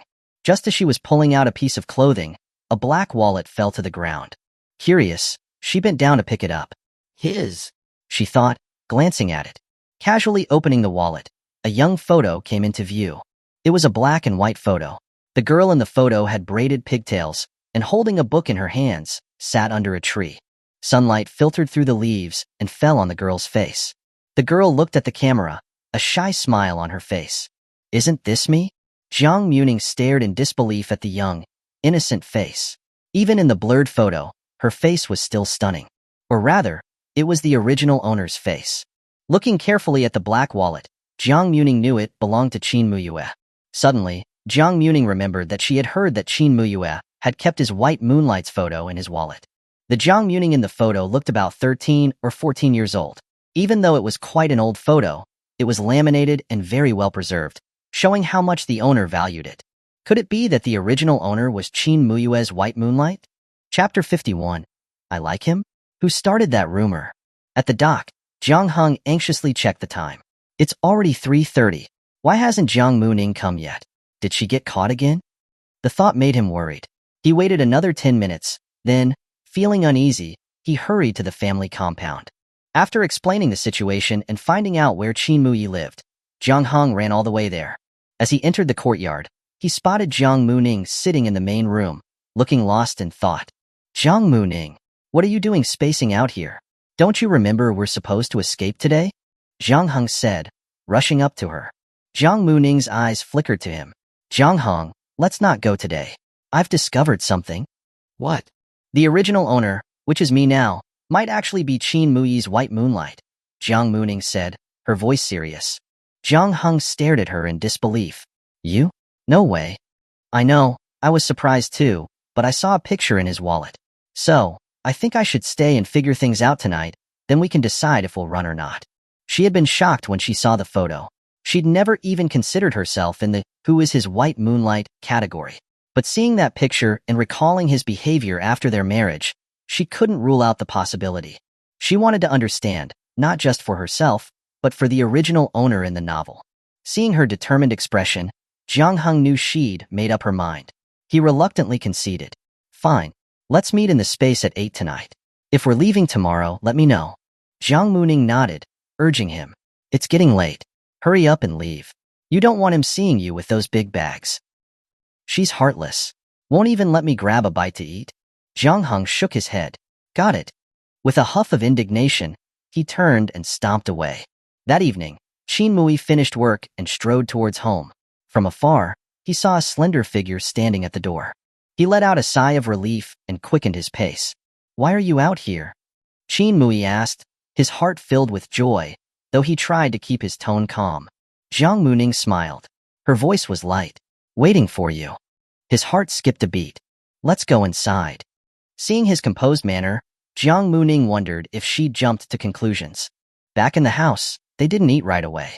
Qin Muye, still a little sweaty from the day, was about to take a shower when he turned to find Jiang Muming staring intently at him. Do I have something on my face? He asked, puzzled. Yes, she answered firmly. Qin Muye was confused. Come here, Jiang Muming commanded simply. Expecting his usual aloof attitude, she was surprised when Qin Muye obediently approached. Sit down.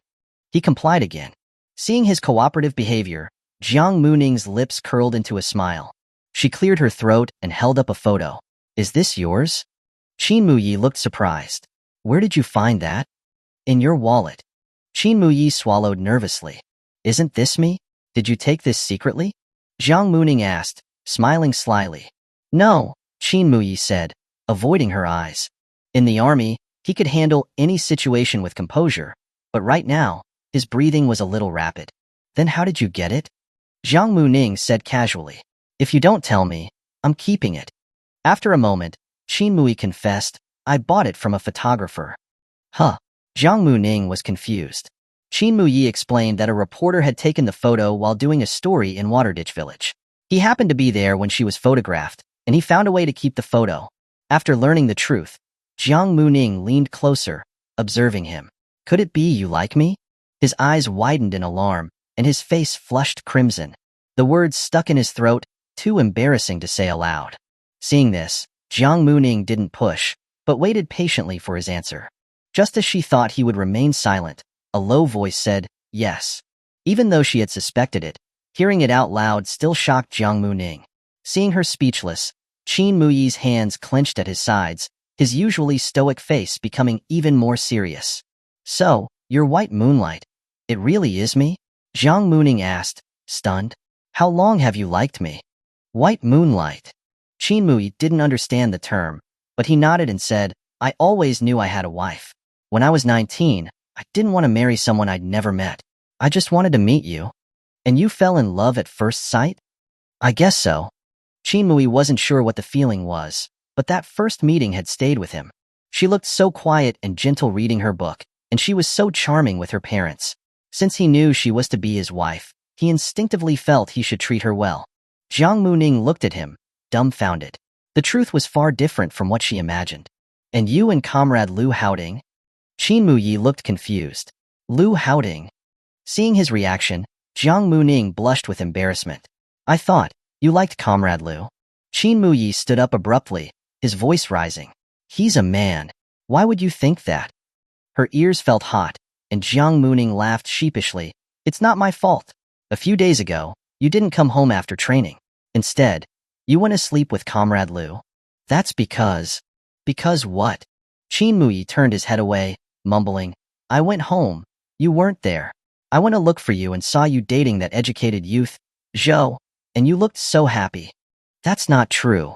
I wasn't dating him. Yes, you were. On the beach. Qin Muye retorted with conviction. What dating? I was collecting seashells on the beach when I ran into him. He happened to have a kind of conch shell I needed, Jiang Muming said, sighing. Qin Muye, are you mute? Why didn't you just ask? Realizing the truth, Qin Muye stood there blankly. I didn't want to ask because you might have liked him. I didn't want an answer that I wouldn't like to hear. Knowing she was interested in someone else, he'd still insisted on marrying her, worried about making her unhappy. Huh. Jiang Muming raised her head. I like him? Who started that rumor? Qin Muye looked at her and said, You. Chapter 52. How about we try dating while married? Jiang Muming was stunned. She pointed at herself. Me. Qin Muye nodded decisively, looking at her with certainty. Impossible. I would never say such a thing. Jiang Muming denied it firmly. Although that was the original owner, she remembered that the original was a very proper person. Already engaged, she would not have feelings for another person. Yes, you did. Qin Muye then recounted what he had overheard in detail. Apparently, before he joined the army, he wanted to tell her that he was to be her future husband. He had overheard her chatting with other girls in the village, talking about the educated youth, Zhou. He remembered she looked shy. Her friends asked if she liked Zhou. She didn't deny it. She said she preferred gentle, well-read, and talented men. Knowing he only had a middle school education and did not match her idea of an ideal husband, Qin Muye had left to enlist. Their wedding day was the first time they met.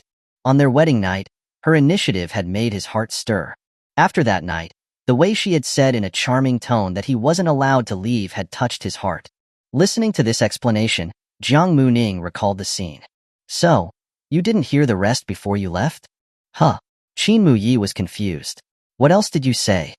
Looking at his expression, Jiang Muming said, I said I liked the gentle and well-read type, but that didn't mean I liked Zhou. Qin Muye was stunned. He had no idea there was more to the story. Seeing the rare, foolish expression on his stoic face, Jiang Muming stood up, went to him, wrapped her arms around his neck, and giggled. I used to like the gentle, educated type, but now I prefer a soldier with a strong masculine presence. A light sparked in Qin Muye's eyes. You. Jiang Muming took a step closer, their distance instantly shrinking. Relatively speaking, I prefer someone like you. Qin Muye's ears were ringing. He must be hallucinating. He thought he heard her say, she liked him. Can you say it again? Qin Muye asked tentatively. Seeing the uncertainty in his eyes, Jiang Muming felt that he liked her more than she'd thought. My dear Muye has been secretly in love with me for so long, she said, tilting her head playfully. Qin Muye didn't speak. He bent down so that her neck wouldn't be strained. Noticing his action, Jiang Muming leaned into his ear, whispering, Now, I like someone like you. As if a light had been injected into his cold, profound eyes, they instantly lit up. Almost instinctively, Qin Muye wrapped his arms around her waist, trapping her in his embrace. After a long time, he heard her say, Muye, how about we try dating while married? Qin Muye released her, looking at her with confusion. Dating? Yeah, like when people court each other. We didn't marry for love, so we don't know enough about each other. How about we date while married? Maybe I'll fall in love with you. Jiang Muming didn't deny that Qin Muye was her type, in terms of looks, build, and his thoughtful nature. Moreover, in the original novel, Qin Muye held his white moonlight in his heart. And the white moonlight was Jiang Muming. Now, the woman married to him was Jiang Muming, who had transmigrated. She suddenly understood why Qin Muye had lost contact with his family after Jiang Muming had been killed by Wang Guifun. He had never returned to the village, even after he became a general. Perhaps he'd found out the truth behind the original owner's death. She'd initially only wanted to sleep with him, but now the idea of making it real had taken root. Okay, Qin Muye agreed without hesitation, afraid she'd change her mind. Jiang Muming kissed his cheek, seal of approval. She then turned and went to the kitchen. Qin Muye slowly raised his hand to touch the spot where she'd kissed him. It felt warm and tingly. Then the usually serious and stern Colonel Qin chuckled like a fool. In the main room, Jiang Muming and Qin Muye sat opposite each other, quietly eating dinner. While she was eating, Jiang Muming suddenly looked up. Caught staring, Qin Muye didn't have time to look away, and their eyes met. Jiang Muming felt a current pass through her heart. She had never noticed the deep affection in Qin Muye's eyes when he looked at her. Qin Muye put the biggest piece of meat in her bowl. Eat. Okay, Jiang Muming said, smiling as she picked up the meat and put it in her mouth. The meat juices exploded in her mouth. After dinner, Qin Muye happily did the chores. Thinking about dating Jiang Muming, he was giddy with joy. He looked towards the slender figure on the porch. Jiang Muming was sitting on a rocking chair, arms crossed, looking off into the distance, seemingly lost in thought. If Qin Muye's white moonlight was the original owner, why did he always reject her calls from the army? Could it be that someone was interfering? Before, she thought it was Qin Muye who'd refused the calls on purpose. Now, she needed to find out the truth. Also, Wang Guifun. In the novel, the original owner was tortured to death by her. She always wanted to avenge her. Qin Muye had reduced their living expenses, and having lived a comfortable life, Wang Guifun wouldn't let it go. Soon, she would cause trouble. Well then, we need to settle the original owner's score, Jiang Muming muttered. Having made up her mind, Jiang Muming stretched and walked to the washroom. That night, Jiang Muming sat at her vanity, applying snow cream to her face, then lanolin to her hands. As Qin Muye entered the room, Jiang Muming was flipping her hair up and applying cream to the back of her neck. Do you need help? Qin Muye stood behind her. Raising an eyebrow, Jiang Muming said, You want to help me apply it? Yes. Jiang Muming's eyes sparkled mischievously. Okay. She handed him the lotion and turned towards the bed. Qin Muye walked over, seeing Jiang Muming lying on the bed. Then you can put it on my body. Lying on her stomach, her rounded hips were very visible. Qin Muye's Adam's apple bobbed. He lifted her nightgown, and her pristine skin came into view. Jiang Muming leaned on one hand, watching him with interest. He always had such a stoic expression. She liked teasing him. Flushing red, Qin Muye put lotion on his hands and started massaging it on her back. The lotion was smooth. His wide palms gently stroked her shoulders, then slowly went lower. He glided over her slender waist, using his thumb to work the lotion into her skin. Qin Muye's throat felt dry, and he swallowed hard. The surrounding air felt warm. Chapter 53. Why didn't you ever want me to be stationed with you? Every place his palm touched sent a wave of electricity through her. Qin Muye's cheeks were burning, and his heart felt like it was going to jump out of his chest. He was already short of breath just looking at her back. If he saw more, who knows what would happen? Done. Qin Muye said hoarsely. Jiang Muming looked at his flushed face, got up onto her knees on the bed, and looked down on him. With a teasing smile, she lifted his chin with her index finger. Muye's face is so red. Does a bit of lotion make you go crazy? Her thumb caressed his chin in a very suggestive way. Seeing the laughter in her eyes, he knew that she was teasing him. The next second, Qin Muye put his hands on the back of her head, pressing his lips to hers. Jiang Muming opened her lips slightly and gave a little protest through her nose. As if he hadn't heard her, Qin Muye continued to kiss her passionately. His lips sucked hers, not satisfied. His tongue eagerly explored her mouth, intertwined with her tongue. Jiang Muming's lashes trembled as she looked at the man in front of her. Then she parted her lips a little more, allowing his tongue deeper into her mouth. Jiang Muming was on her knees, but at some point, they changed positions. Her back was against the soft bed, and his burning body pressed against her. A soft moan escaped from her nose. Qin Muye's breathing was ragged, and his eyes shone with desire. Reluctantly breaking their kiss, his hot breath fell on her face. Are you done now? Jiang Muming's face was already flushed red from the kisses. Her already charming eyes were even more captivating. Jiang Muming replied softly. As soon as the words left her mouth, Qin Muye straightened his back, took off his clothes, revealing his bulging muscles. Then he bent down and eagerly kissed her again. His kiss traveled down from her soft lips. As his mouth kissed her, his hands moved too, pulling up her nightgown. His palms moved over her skin. Jiang Muming bit her lip, feeling his hands travel along her body, heading towards a very specific place. Late at night, after their satisfying game, Jiang Muming rested on his arm. Sleepy, she half closed her eyes, lazily playing with his chest muscles. She mischievously pinched him, making his mellow voice say, "Want to go for another round?" His voice sounded so pleasant. Jiang Muming looked at his handsome face and softly called out, "Muye." Qin Muye looked at her and said, "Mim? Why didn't you ever want me to be stationed with you?" Jiang Muming asked, watching him intently. She wanted to understand his thoughts. In the original story, the original owner is stationed with her husband. If she went there, the female lead would never have the chance. Qin Muye met her gaze. "I told you before. The climate here is harsh, and the living conditions are difficult. I was afraid you wouldn't be able to adapt." Apparently, the winters and summers on the island were extreme. The summers were extremely hot. Even with the breeze, the temperature would reach 30 or 40 degrees Celsius. The winters were even more severe. The temperature would drop below zero, and the humidity from the sea made the cold even worse. The lack of supplies and the damp cold made it dangerous for Jiang Muming's delicate health. Jiang Muming's heart was touched. "Oh. Plus, there aren't many mountains here. They rely on the sea. I was afraid you wouldn't be used to it. Although our village is remote, it's better than this." Qin Muye continued to explain.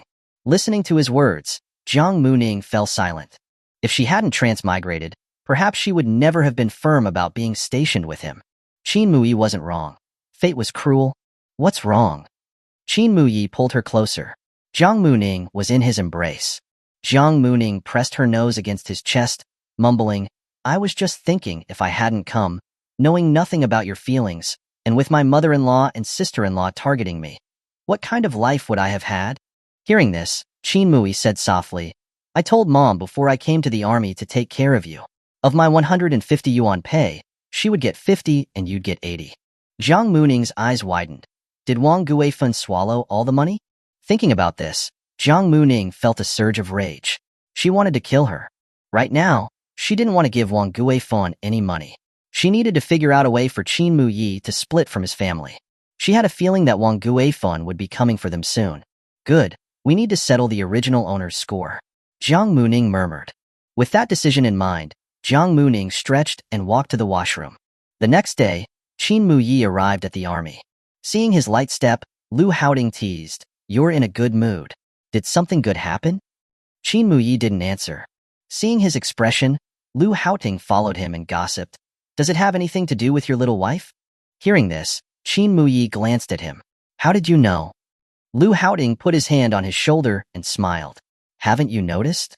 Since you got married, your wife can easily affect your mood." Qin Muye didn't deny it, and his lips curved into a slight smile. Suddenly remembering something, Qin Muye quickly smacked Lu Haoting's hand away. "Stay away from me." Lu Haoting was confused. "Why?" Muming misunderstood. "She thought there was something between us, and she almost ran away yesterday," Qin Muye said seriously. Lu Haoting jumped. "Me and you? Something?" "Yeah. Your wife is too a magi." Then he saw Qin Muye's glare. "Your wife has a very rich imagination." Qin Muye looked calm. "Yes," she said. "She'd like to try dating me." His usually stoic face broke out into a smile. Lu Haoting nearly rubbed his eyes to see if he was seeing things. "Happy for you. You got what you wanted," Lu Haoting said sincerely. Qin Muye nodded, then strode forward. Gu Manli stood on the side of the road, watching Qin Muye and Lu Haoting walk by.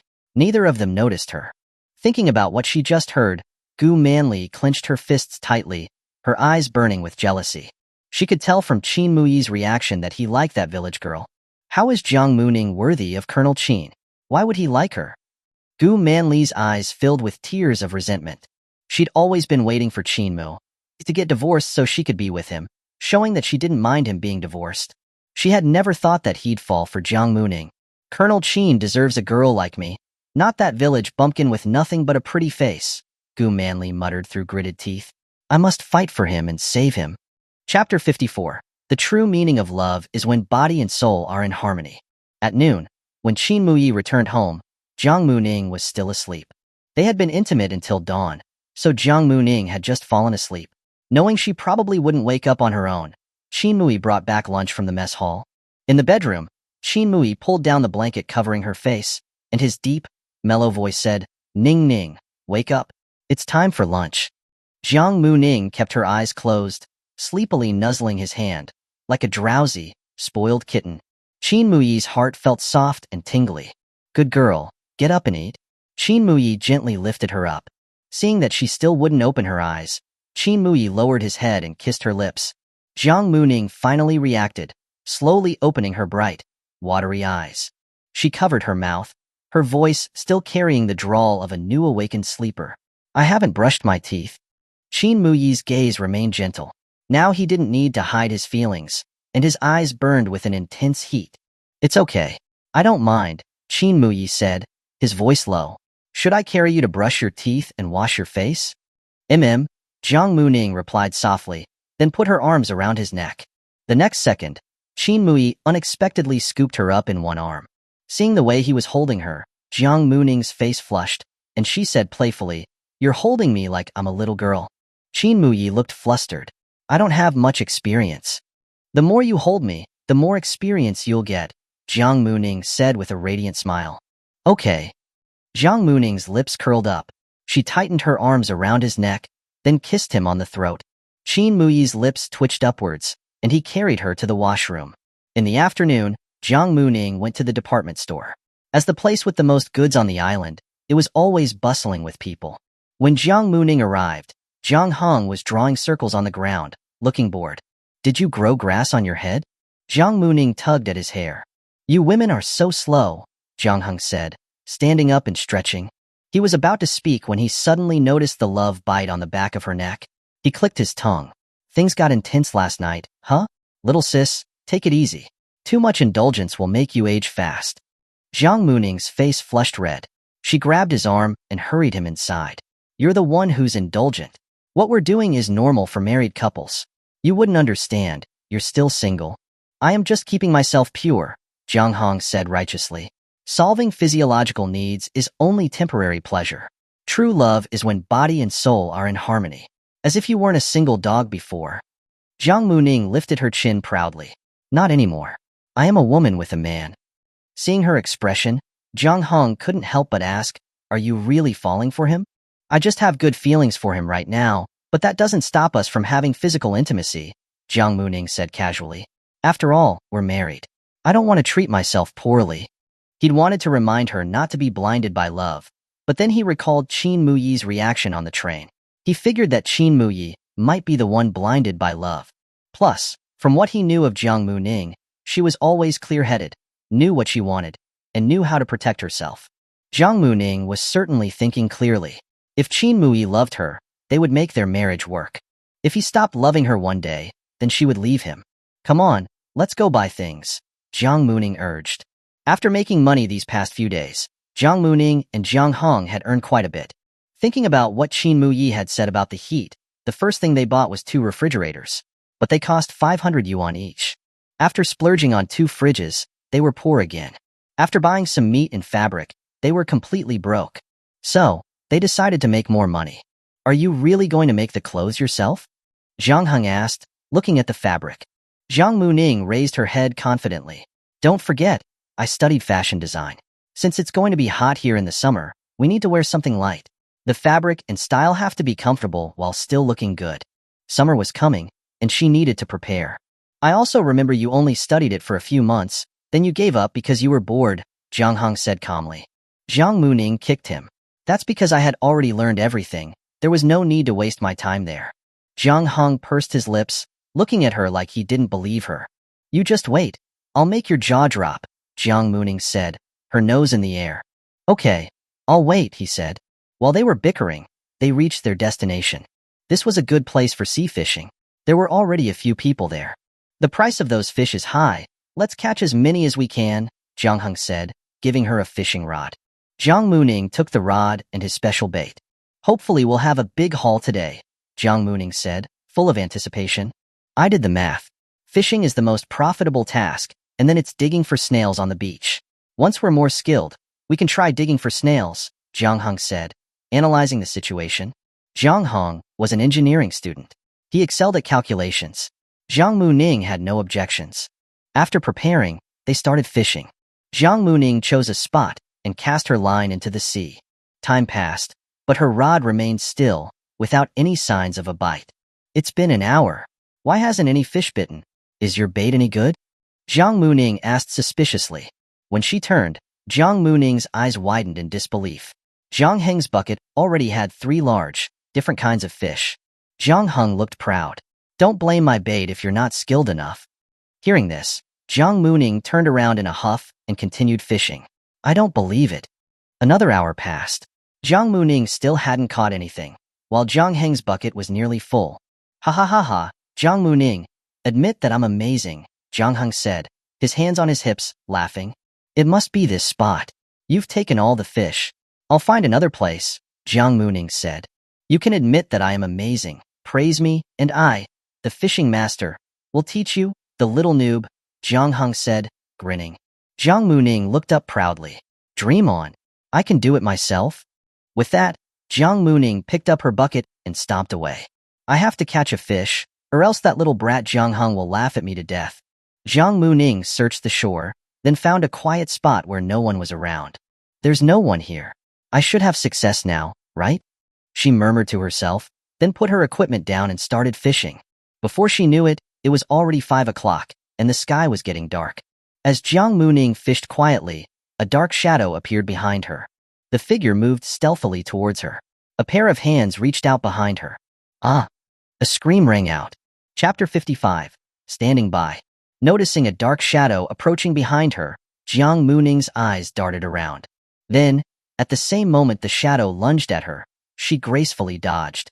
Surprised by her reaction, the shadow couldn't stop and fell into the water with a splash. Ah! The figure thrashed in the water. Jiang Muming stood on the shore, calmly watching Gu Qingluo struggle. Oh, it's you, Jiang Muming said, folding her arms. Help! Save me! Gu Qingluo yelled in a panic. Jiang Muming remained unmoved. She laughed. Not a chance. You tried to pull me in just now. I'm not dumb enough to save someone who wants to hurt me. Gu Qingluo struggled desperately. Although she knew how to swim a little, she wasn't good at it. Especially here at the beach. She might die here. Jiang Muming. Calling me grandma won't help, Jiang Muming said. She wouldn't be so naive as to save someone who wanted her dead. How could she possibly do that? Gu Qingluo yelled in terror. Help! Help me! The people fishing nearby rushed over, including Jiang Heng. Hearing a girl scream, he thought it was Jiang Muming, and he quickly ran over. What happened? Jiang Heng asked hurriedly. Seeing so many people arriving, Jiang Muming put on a terrified expression and said fearfully, I was fishing here when Miss Gu tried to push me into the sea. Luckily, I reacted fast and dodged her, and then she fell into the water herself. Hearing this, everyone was surprised. A fisherman who had been about to jump in to help stopped. Gu Qingluo clearly felt her strength waning. She wanted to get to shore, but having been out of the water for too long, combined with her panic, she forgot how to swim. Sea water kept entering her nose and mouth. Help me! Save me! Gu Qingluo began to sink. Seeing this, a fisherman couldn't bear it any longer and jumped in, pulling Gu Qingluo out of the water. Finally pulled to shore, Gu Qingluo coughed violently. Jiang Muming clutched her chest, looking at Gu Qingluo with a sorrowful expression. Miss Gu, as the daughter of a commander, why do you always target me? Last time you tried to scare me to death in the middle of the night. Did you think I wouldn't know how to swim since I am from the countryside and wanted to push me into the sea? Jiang Muming's words shocked the onlookers. They started whispering, she's a commander's daughter? She's so heartless. Exactly. People from the countryside usually can't swim. Isn't she obviously trying to kill her? Gu Qingluo's face was flushed red. Whether from anger or from choking on the water, she didn't know. You've tried to harm my sister several times. You must be trying to steal her husband and get rid of her. Jiang Heng said coldly, clenching his fists, ready to fight. Gu Qingluo immediately lifted her head. I didn't. I bet that's it. The commander's daughter is so shameless and mean. If she raises a daughter like that, How can we protect the little people? That's right. Gu Qingluo was speechless and ignored her bedraggled state and quickly scrambled away. Jiang Muming covered her face and cried. Her father is a commander, able to do anything he wants, no rules. I'm going to die at her hands, why? Hearing this, the onlookers spoke up, expressing their disapproval. This commander is no good. He lets his daughter hurt people. He's terrible. How did he become a commander? Hearing the whispers, Jiang Muming's eyes flashed mischievously. If you want to harm me, don't expect to get away unscathed. That evening, after Qin Muye had dinner and cleaned the dishes, he prepared to leave. He had night training tonight and wouldn't be back until tomorrow. Before leaving, Qin Muye didn't forget to remind her, lock the doors and windows. If there's anything, ask the neighbors for help. Her long hair cascaded down her back. Her slender hand rested on his shoulder. She replied playfully, don't worry, I'll take care of myself. You also be careful, don't get hurt. Hearing her concern, his lips twitched upwards. Okay. Jiang Muming tiptoed and moved closer to him. Qin Muye looked at her lips, full of anticipation, but she kissed him playfully on the chin. Qin Muye wasn't satisfied. He lifted her buttocks, bent down, and kissed her lips. Having tasted the sweetness, he wanted more. The long, lingering kiss was filled with reluctance. Qin Muye released her and said huskily, I'm going. Her soft moan was alluring. Qin Muye's throat tightened, and he suppressed the burning feeling in his heart and quickly strode away. Jiang Muming watched his back, then stretched. She wasn't worried that Gu Qingluo would try to scare her again. The last lesson was still fresh in her mind. She wasn't that stupid. Besides, she probably wouldn't have the time to cause trouble tonight. At Commander Gu Changjing's house, a loud slap echoed, and a red handprint appeared on Gu Qingluo's cheek. Changjing, what are you doing? Why did you hit our daughter? Zhang Haitang said anxiously. Gu Changjing angrily picked up a duster and hit Gu Qingluo a few more times. Mom, save me. Gu Changjing, what are you doing? Gu Changjing's face was red with anger. Ask her what she did. My daughter, Gu Changjing, tried to push a fellow comrade into the sea. She ended up falling in herself. My face is completely ruined by her. Apparently, the incident at the beach had spread throughout the base. Now, everyone was gossiping behind his back, accusing him of failing to teach his daughter, and for her being so heartless. Zhang Haitang was shocked. This actually happened? So that's why you came back all wet? Gu Changjing raised his hand to hit her again, but Gu Qingluo quickly hid behind Zhang Haitang. Okay, Changjing, don't hit her. It won't help even if you beat Qingluo to death, Zhang Haitang said quickly. Pointing at Gu Qingluo, Gu Changjing said angrily, if you ever try to hurt anyone again, I will send you back to our hometown. Then, Gu Changjing left in a huff. After he was gone, Zhang Haitang pulled Gu Qingluo out. What happened? You never hurt people for no reason. Did something happen? Who did you want to push? Her cheek stung with pain. Gu Qingluo said resentfully, it's all Jiang Muming's fault. Jiang Muming? You mean Muye's wife? Why did you provoke her again? Zhang Haitang exclaimed. Gu Qingluo said angrily with red eyes, if it weren't for her, my sister would be married to Colonel Qin. She's not worthy of him. Zhang Haitang angrily hit her hand. Do you get to decide if she's worthy? Besides, Qin Muye was willing to marry her. It's none of your business. Your father doesn't know you wanted to harm Qin Muye's wife. If he did, he'd have killed you today. She knew how important Qin Muye was to the army, and she knew how much her husband valued him. And knowing his personality, if he knew Gu Qingluo wanted to harm Qin Muye's wife, he really might have killed her. Gu Qingluo was shocked. Dad wouldn't really kill me, would he? Or really send me back home? Zhang Haitang said sternly, if you cause any more trouble, he really might. Gu Qingluo was nervous. She didn't want to provoke Jiang Muming anymore. But when she thought of Gu Manli being so upset that she couldn't eat, she hesitated. Chapter 56. Seeking the Truth. Having been beaten, Gu Qingluo didn't dare cause any more trouble and didn't go to bother Jiang Muming. Plus, Jiang Muming spent most of her time at home or doing tasks in the abandoned island space. She rarely interacted with the other army wives, so her days passed peacefully. As the weather got hotter, Jiang Muming was less inclined to stay in bed. She woke up around 8 a.m. Today, she wanted to go to the army base.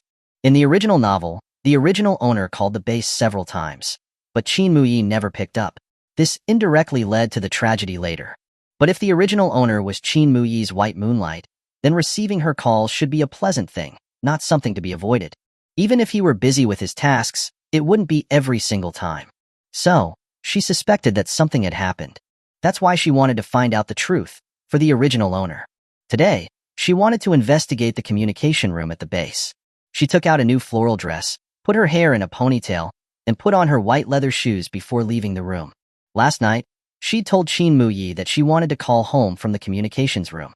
So when she arrived at the base's gate, she saw Lu Lianqing waiting for her. "Comrade Lu, what are you doing here?" "You're here, sister-in-law. The boss said you'd be calling home from the communication room today. He said that among our division, you only know me. So, he asked me to wait for you here," Lu Lianqing said warmly. Hearing this, Jiang Muming said gratefully, "Then I'll trouble you, Comrade Lu. You're the boss's wife, so you're my sister-in-law." "It's no trouble," Lu Lianqing said bashfully. Lu Lianqing was about 22 years old. He was a bit dark, but very friendly and open. Jiang Muming followed him. Together, they walked towards the communication room. When they walked in, a few people in the office looked up at her. "Who is that girl? She's so pretty." Lu Lianqing walked forward to a landline phone. He smiled. "Comrade Xiao Tao, this is Colonel Qin's wife. She needs to call home today." Then, Lu Lianqing showed Xiao Tao the written request signed by Qin Muye, which had been approved. Hearing that she was Qin Muye's wife, the girl named Xiao Tao's eyes flashed with surprise. Then she said, "Okay." Lu Lianqing looked at Jiang Muming and said, "I'll go back to work, sister-in-law." "Okay. Thank you, Comrade Lu," Jiang Muming replied with a smile. After Lu Lianqing left, Jiang Muming walked forward and smiled at Xiao Tao, but the latter just glanced at her coolly. Jiang Muming pretended not to notice. She dialed the number and started talking on the phone. "Hello, is this the village chief? It's Mu Ning." As she spoke, she paid attention to the reactions of everyone in the office. She noticed that most of the people weren't particularly surprised by her visit, but Xiao Tao, who was sitting next to her, seemed to look at her with disdain. When she was finished, Jiang Muming ended the call. She turned and said politely to Xiao Tao, "Thank you." "You're welcome," Xiao Tao replied with a cold and perfunctory tone. Jiang Muming smiled slightly and walked out of the office. After leaving the building, Jiang Muming didn't leave directly. She wanted to eavesdrop on them and see if they discussed her behind her back. And they did. Colonel Qin's wife is beautiful. She's fair-skinned and pretty. You can't tell she's from the countryside at all. Yeah, she's just like a city girl. She has a great aura about her too. So what if she looks that way? She's still from the countryside. I think she's just putting on an act. Someone who looks like that in the village is probably really troublesome, and she probably has a complicated love life. Qin Muye was forced to marry someone like her. He's so unlucky. Jiang Muming recognized the sour tone. When she looked, it was indeed Xiao Tao. The contempt in her eyes was undisguised. She obviously didn't think much of Jiang Muming. "She doesn't look like that, though. She seems like a well-behaved girl," someone disagreed. "You can never tell what people are really like. Colonel Qin is so amazing, but he had to marry a country bumpkin. That's so sad." Xiao Tao said indignantly. "I heard she forced him to marry her, or she would die. Otherwise, Qin Muye wouldn't have married her." Jiang Muming was surprised. She didn't know about that. "Really?" A few people gossiped. "It's true. Someone told me," Xiao Tao said with conviction. Otherwise, Qin Muye had better choices. Dr. Gu is beautiful, with a good personality and family background. She's perfect for Colonel Qin. That's true. Listening to their conversation, Jiang Muming's suspicion of Xiao Tao deepened. Without revealing herself, Jiang Muming left calmly. As she was walking past the training grounds, a low voice said, "Mu Ning." Jiang Muming stopped and looked at Qin Muye, who was jogging towards her. "Did you call home?" Qin Muye asked. Jiang Muming lowered her eyes, a hint of sadness in them. "What's wrong?" Qin Muye took her hand. "My mom just told me that my dad fell and broke his leg while doing farm work. I'm a little worried," Jiang Muming said, sighing softly. During the phone call, Li Chuilan had only mentioned that he'd broken his leg, but she hadn't given any details. "How about I ask my mom to check on him?" Qin Muye asked. "Don't. Your mother gets angry when she sees my parents," Jiang Muming said, changing the subject. "Muye, if I hadn't come with you and was still in the village, if I called you, would you pick up?" Hearing that, Qin Muye answered matter-of-factly, "Of course. That would be his wife's call. He would pick up instantly." Hearing his answer, Jiang Muming became thoughtful, then she smiled. Okay, I'm going back to make lunch. How about we eat at the mess hall for lunch? It's fine. There's still time. Jiang Muming finished and smiled and waved goodbye. She then walked away. Qin Muye watched her leave, sensing that she seemed troubled. That night, Jiang Muming thought about the matter. How can I find out who's causing trouble? Jiang Muming asked herself, resting her chin on her hand as she pondered. As she was thinking, an idea came to her. If I reenact the situation and give the other person a chance, she'll probably strike. But what excuse would she use to leave Qin Muye and make him agree to it? She thought, and a sly look appeared in her eyes. That night, in bed, Qin Muye was working hard. Like a tireless bull, he was plowing the field with sweat dripping. Jiang Muming's cheeks were flushed. While moaning softly, she slowly said, Muye, I want to go back home. Chapter 57. With you. I'm not the commander, I'm your man. Hearing this, Qin Muye raised his head, his lips slightly parted, his deep eyes filled with surprise. You want to leave? Jiang Muming's pinky finger curled around his. Her beautiful eyes were filled with worry. My dad is sick, and my second brother is working in town. I'm a little worried, so I was thinking about going back to see if I can help out. Qin Muye didn't say anything. He just watched her, breathing heavily. Seeing this, Jiang Muming said in a spoiled voice, Dad has always loved me. Mom probably didn't tell me everything because she was afraid of worrying me. I'm so worried. I'll come back as soon as Dad is better, okay? Qin Muye gazed at her. He leaned closer, his voice low and laced with concern. Will you really come back? Jiang Muming pecked his lips. I will definitely come back. I'm Qin Muye's woman. Qin Muye's heart softened at her words. Feeling his change, Jiang Muming felt a sense of fulfillment. Muye, Jiang Muming let out a soft moan, sending shivers down Qin Muye's spine. He kissed her on the lips. Qin Muye said hoarsely, Call me by my name from now on. Jiang Muming said with seductive eyes. Muye. Qin Muye's throat tightened. After their intense lovemaking, Qin Muye helped her clean up before returning to her side. Seeing that there was not a single inch of her skin that wasn't marked, Jiang Muming said playfully, Look what you did. Lying down next to her, Qin Muye pulled her into his arms. You want to go back home. I want to leave some marks on you. If I make them deeper, they'll stay longer.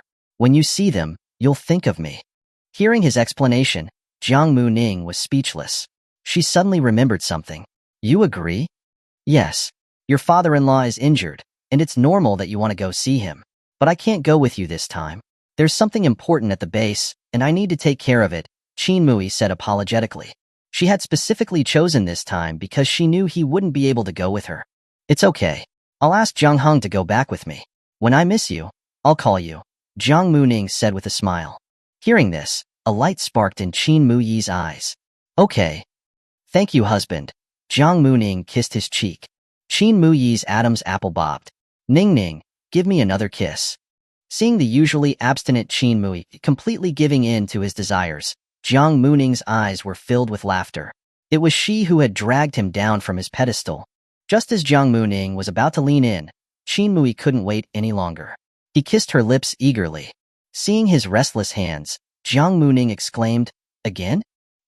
Just one more time. The next day, Qin Muye packed some clothes for Jiang Muming, not letting her take everything. After all, he was looking forward to her coming back. Qin Muye held her hand.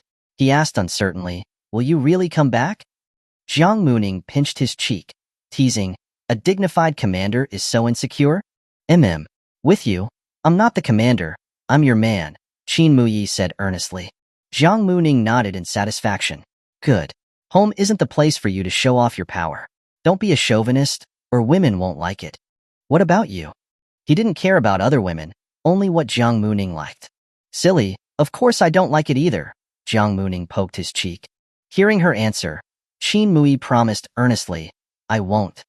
Jiang Muming smiled and looped her arm through his. Let's go. If we make Jiang Heng wait too long, that brat will complain. Hearing this, Qin Muye was confused. You rarely call your brother-in-law brother. He had found it strange. Jiang Muming and Jiang Heng's relationship didn't seem like that of normal siblings. It was more like two people of similar ages, always bickering. But sometimes, they had an unspoken understanding, which almost made him jealous. Jiang Muming laughed awkwardly. She and Jiang Heng were the same age. She really didn't want to call him brother. He'd be too smug if she did. I've never been used to calling him brother, Jiang Muming said casually. Let's go. She pulled him outside. When they arrived at the dock, Jiang Hong was already waiting. Your little legs are so slow.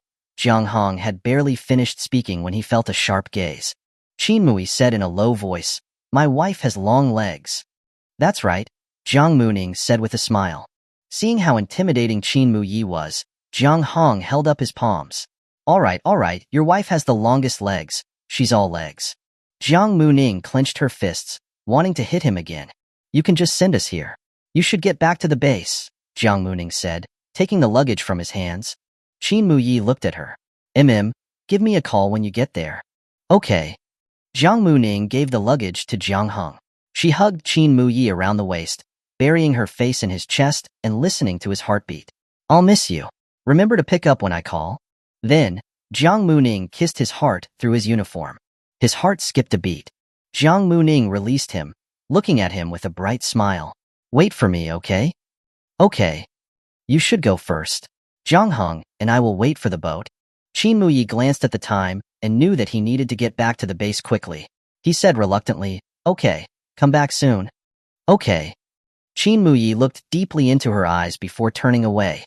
Jiang Muming stood there, smiling at his back. Qin Muye walked a little further and looked back.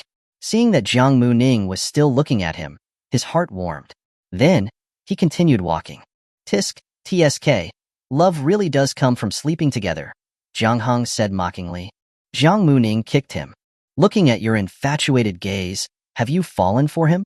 Jiang Hong asked, gossiping. I don't fall for someone that easily. But this is necessary. The more I make him feel reluctant, the more he will look forward to my calls. Hearing this, Jiang Hong said, you're so devious. Jiang Muming raised her head proudly. I accept your praise. Let's go. I'm going to go home and take a nap. Jiang Hong followed. Are you sure you're not really going back to the village?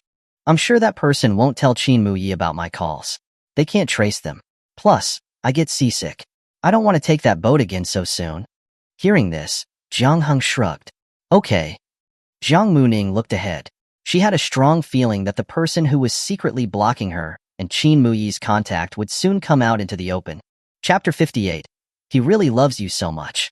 Although the island wasn't small, there was still a chance they'd run into someone they knew. To avoid being exposed, Jiang Muming and Jiang Hong decided to stay at home for the foreseeable future.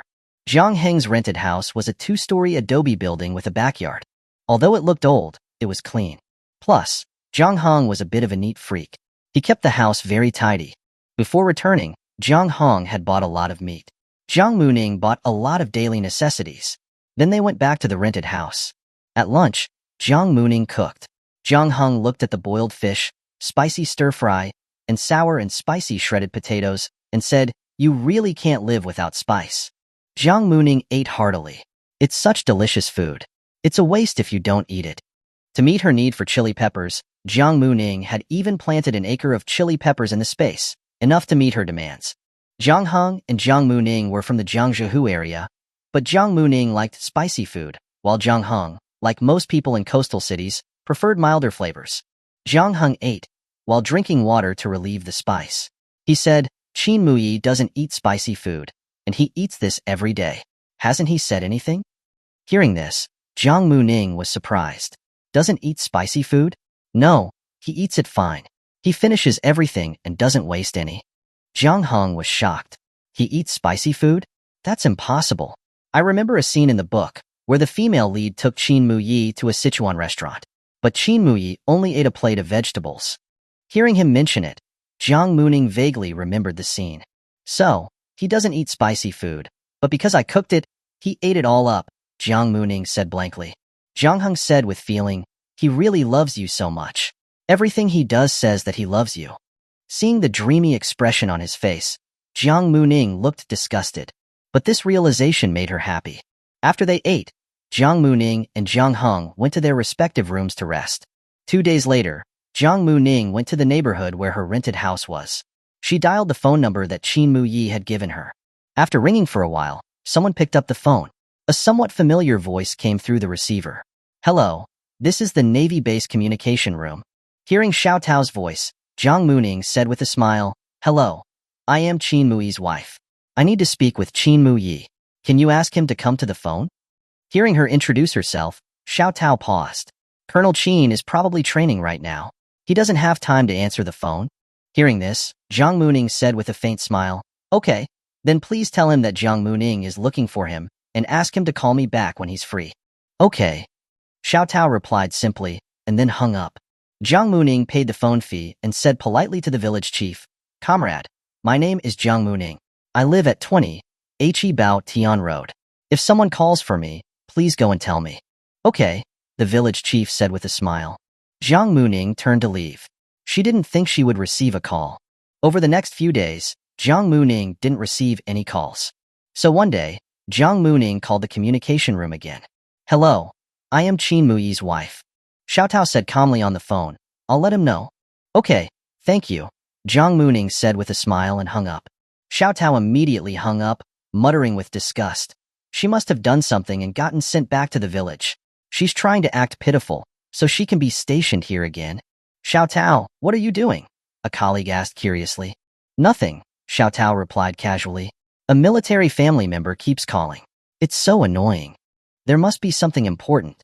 Maybe you could notify that family member later. By the way, Colonel Qin came and asked if he had any calls today. These past 2 days, Qin Muye had been coming to the communication room every few hours. Thinking of the call just now, Xiao Tao denied, No, there weren't. Okay, I'll go tell Colonel Qin later. He seems to be waiting for someone's call. It must be important. Hearing her colleague's words, Xiao Tao wasn't bothered. She thought that Qin Muye deserved a better girl, like Gu Manli. Thinking about this, Xiao Tao continued working. 2 weeks later, Jiang Muming called again. Another 2 weeks later. After counting the time, it had been a month since she had left. If she didn't return, she was worried that Qin Muye would call her mother-in-law to ask about the situation. So, she packed her bags and returned. But her destination wasn't the family compound. It was the military base. Qin Muye, who had been constantly worried, learned that Jiang Muming was back. He quickly ran to the entrance of the base. From afar, he spotted a familiar figure standing there. Ning, Qin Muye's eyes lit up with joy. He was about to hug her when Jiang Muming took a step back. Seeing her action, Qin Muye's heart tightened. Ning, what's wrong? Before he could finish, Jiang Muming said accusingly, with red eyes, Qin Muye, do you not want me anymore? Do you not like me anymore? Hearing this, the guards on duty perked up their ears in curiosity. Qin Muye was stunned. No, I don't. You're lying. I called you so many times, and you didn't pick up once. You don't like me. You don't miss me at all. Thinking about her sad feelings over and over, Jiang Muming finally squeezed out a few tears. Seeing her tears, Qin Muye panicked. I did not pick up your calls. You didn't call me. You're lying. I clearly called you. Jiang Muming said, counting on her fingers. Once, twice.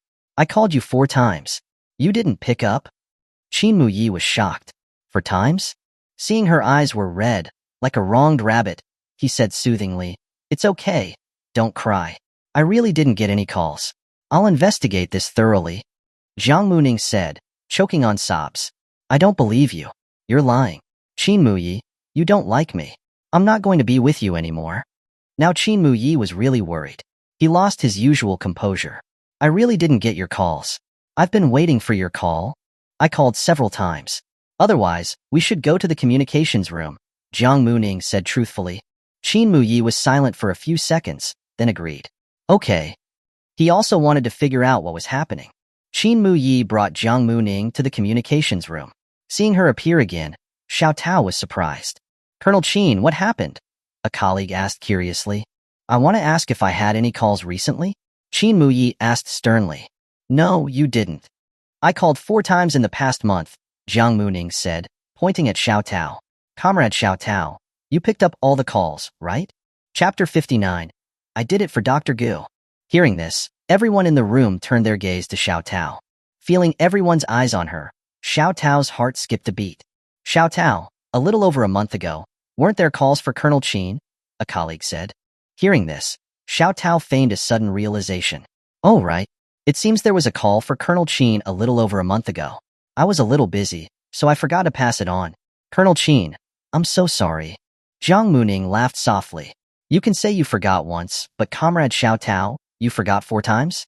As soon as she finished, Xiao Tao said sternly, "Don't try to accuse me, comrade. You've only called once. There weren't that many." Jiang Muming turned to Qin Muye. "Can we check the records? All incoming calls should have records, right?" Qin Muye nodded. "Yes." Then, Qin Muye looked at a communicator in the room. Just as they were about to speak, Xiao Tao quickly said, "I'm sorry, sir. There was a problem with my phone the other day. When I was messing with it, I accidentally deleted the records." A hint of relief flashed in Xiao Tao's eyes. She'd been worried about her actions being discovered, so she had prepared for this. Hearing this, Jiang Muming remained calm. "It's okay that you don't have any call records, because I have recordings." Recordings?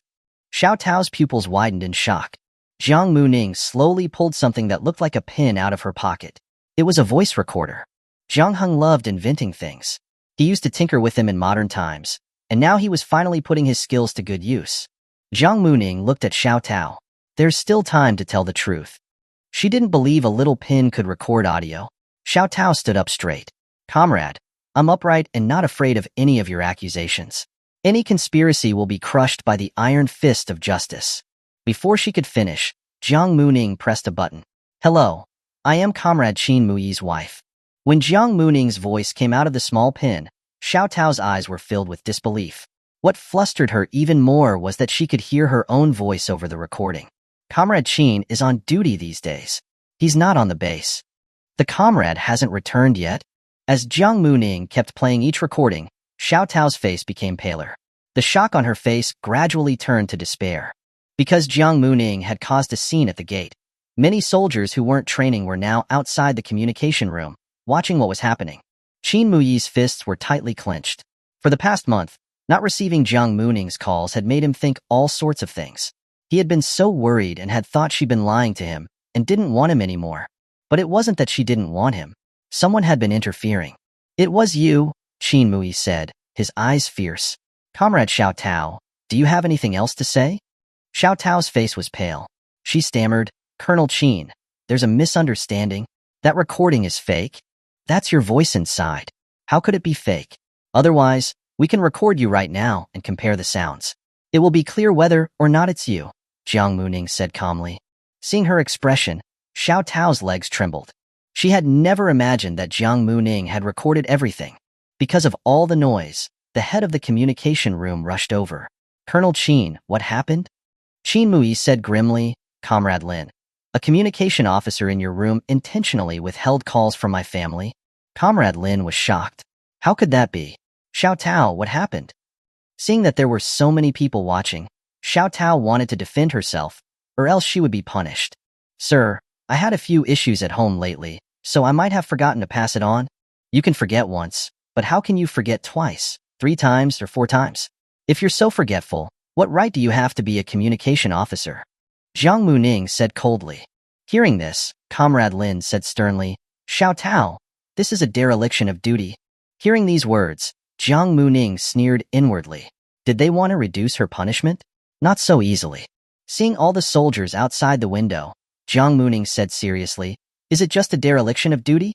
Sir, if this matter isn't investigated, then won't everyone be afraid of provoking the communication officers? If you offend them, they won't pass on your family's calls, and aren't they retaliating?" The soldiers outside the window loudly agreed, "Yeah, how can that be okay? If I hadn't been stationed with him and had been in my hometown, my mother-in-law could have been bullying me. If I had sought help from my husband, but you didn't pass on the call, wouldn't I be living in misery? I might even be killed by my mother-in-law, and Comrade Qin Muye wouldn't even know. Then aren't you all harming people's lives?" Jiang Muming was serious. As the soldiers heard her assumptions, Qin Muye's heart tightened. That didn't happen. Even if it didn't happen before, can you guarantee that it won't happen in the future? If something like withholding calls isn't severely punished, then how can our soldiers dedicate themselves to the base? Maybe their parents are sick, or their wives are asking for help, and they don't even know about it.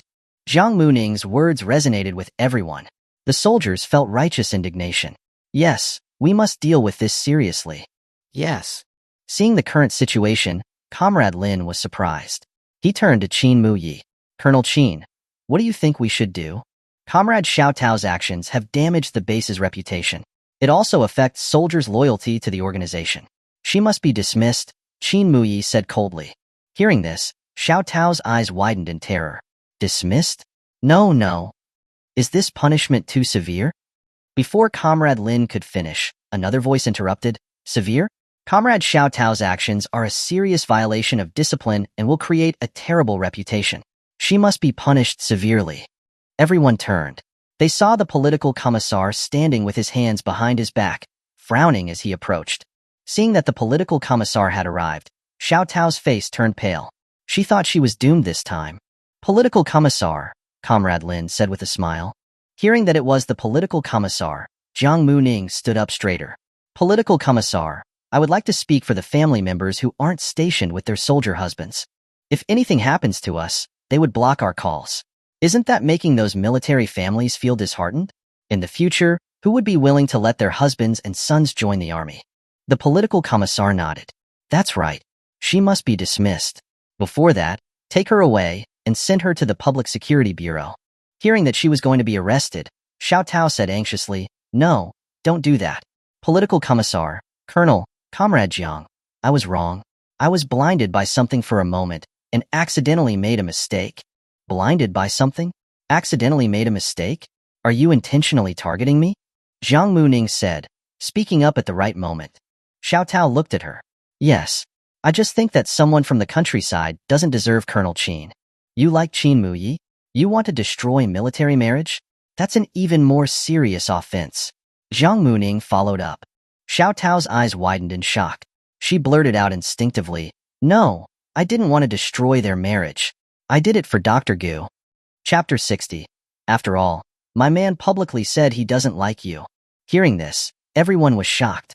Gu Manli was present. Everyone's eyes turned to her. Did Dr. Gu ask you to do this? Jiang Muming asked calmly. Gu Manli's eyes widened slightly. She came out from the crowd, shaking her hands. No, I didn't. I didn't know about this. Xiao Tao said indignantly. A man as amazing as Colonel Qin deserves a woman just as amazing as Dr. Gu. You're just from the countryside. You're just taking advantage of a marriage contract and forcing Colonel Qin to marry you, right? Forcing him to marry me? Muye, is that true? Jiang Muming asked, smiling at the man beside her. No, Qin Muye replied decisively. Jiang Muming grinned. Did you hear that? My husband married me willingly. No one forced him to do so. You just didn't think I was worthy of him, and that Dr. Gu was worthy of him, so you blocked all my calls? Xiao Tao stood up straight, her eyes filled with conviction. Yes, only the equally amazing Dr. Gu is worthy of the legendary Colonel Qin. Jiang Muming laughed. Muye, do you like Dr. Gu? Gu Manli was surprised. She hadn't expected Jiang Muming to ask so directly. I don't, Qin Muye replied without hesitation. Gu Manli bit her lower lip. His denial felt like a slap to her face. Your Colonel Qin doesn't like Dr. Gu, so what's the use? Jiang Muming laughed. You're forcing your ideas on others. Would your Colonel Qin even care about your self-righteous good intentions? Hearing this, Xiao Tao froze. She had always felt that Qin Muye liked Gu Manli, using such ridiculous reasons to harm a military family member. Political commissar, you need to deal with this properly. Otherwise, how can we military wives feel safe about letting our husbands stay at the base? In the future, no one will want to be a military wife, and you can all watch your soldiers stay single. Jiang Muming didn't hold back, which made all the singles in the room riot. That won't do. Political commissar, you must deal with this severely. Arrest her. The political commissar nodded. That's right. Comrade Xiao Tao, you are dismissed, and your record will show this disciplinary action. You guys, take her away and send her to the Public Security Bureau for some re-education. Yes. As soon as he finished speaking, 2 soldiers came forward and took Xiao Tao away. Xiao Tao's legs went weak. Her eyes were filled with despair. While being taken away, she begged anxiously, I'm sorry, I was wrong. Colonel Qin, political commissar, Comrade Jiang, please forgive me. Jiang Muming remained unmoved. She couldn't let the accomplice who indirectly killed the original owner go so easily. Seeing that the matter was resolved, Gu Manli looked at them apologetically and said sincerely, I'm sorry, political commissar, Colonel Qin. I never imagined that Comrade Xiao Tao would think that way. As she spoke, Gu Manli's eyes shone with guilt. It's not your fault, the political commissar said, comforting her. Jiang Muming said with a faint smile. Dr. Gu, I think you should pay attention to what you say and do. They say it takes two to tango. If you hadn't done or said things that made Xiao Tao think you were a nice person who liked Qin Muye, perhaps she wouldn't have tried to help you. Gu Manli's face turned pale. She clutched her hands tightly, her eyes filling with tears. Comrade Jiang, I really didn't. Maybe Xiao Tao misunderstood something. Or like she said, maybe she just thought I was worthy. It's better if that's the case. Even if you did have those intentions, I think you should let them go now, Dr. Gu. A forced melon is not sweet. After all, my man publicly said that he doesn't like you, Jiang Muming said with a harmless smile. Gu Manli bit her tongue hard. The pain made her clench her teeth. Qin Muye took her hand. Ning Ning, let's go. Okay, Jiang Muming replied with a smile. Then, she held hands with Qin Muye and left. Everyone, disperse, the political commissar said. Everyone scattered. Political commissar, I really didn't know about this, Gu Manli said, feeling wronged. The political commissar patted her shoulder. I know you're a good kid, but Muye's wife is right. You need to pay attention to what you say and do, and don't let others try to hurt people in your name. Gu Manli nodded lightly. Jiang Muming and Qin Muye left the communication room. Jiang Muming remained silent the whole time. Qin Muye pulled her behind a tree and held her shoulders. Are you still angry? Ning Ning, I'm also a victim. Jiang Muming looked at the man in front of her. She said slowly, if I hadn't come back to find you, and you had thought we had broken up just after we separated, we could have missed each other for the rest of our lives. Qin Muye said earnestly, that wouldn't happen.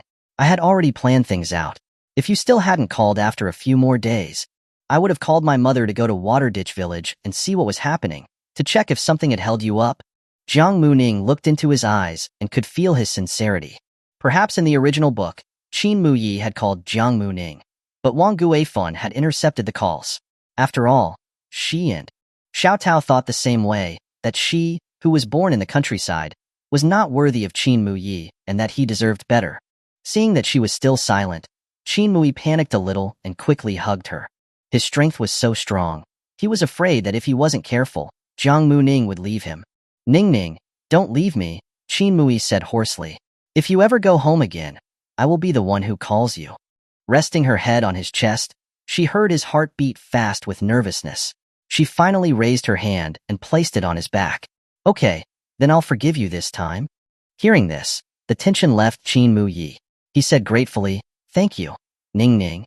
Leaning in his arms, Jiang Muming looked past his arm, at Gu Manli not far away. She had to admit, Gu Manli's protagonist halo was very strong. In the novel, she was on good terms with many people at the base, and they were friendly to her. So, although the original owner's death wasn't directly related to Gu Manli, she was an important factor. Because everyone was working to ensure that the female lead would marry the male lead. Thinking of this, Jiang Muming felt a certain dislike for Gu Manli. Gu Manli watched the two embrace. Thinking of the humiliation she had just endured, her eyes burned with hatred. I won't make things easy for you. Chapter 61. Though I disagree, I respect your ideas. Xiao Tao, having been caught and expelled, will likely face administrative penalties as well. With that, one of the accomplices who harmed the original owner of this body has received her due punishment.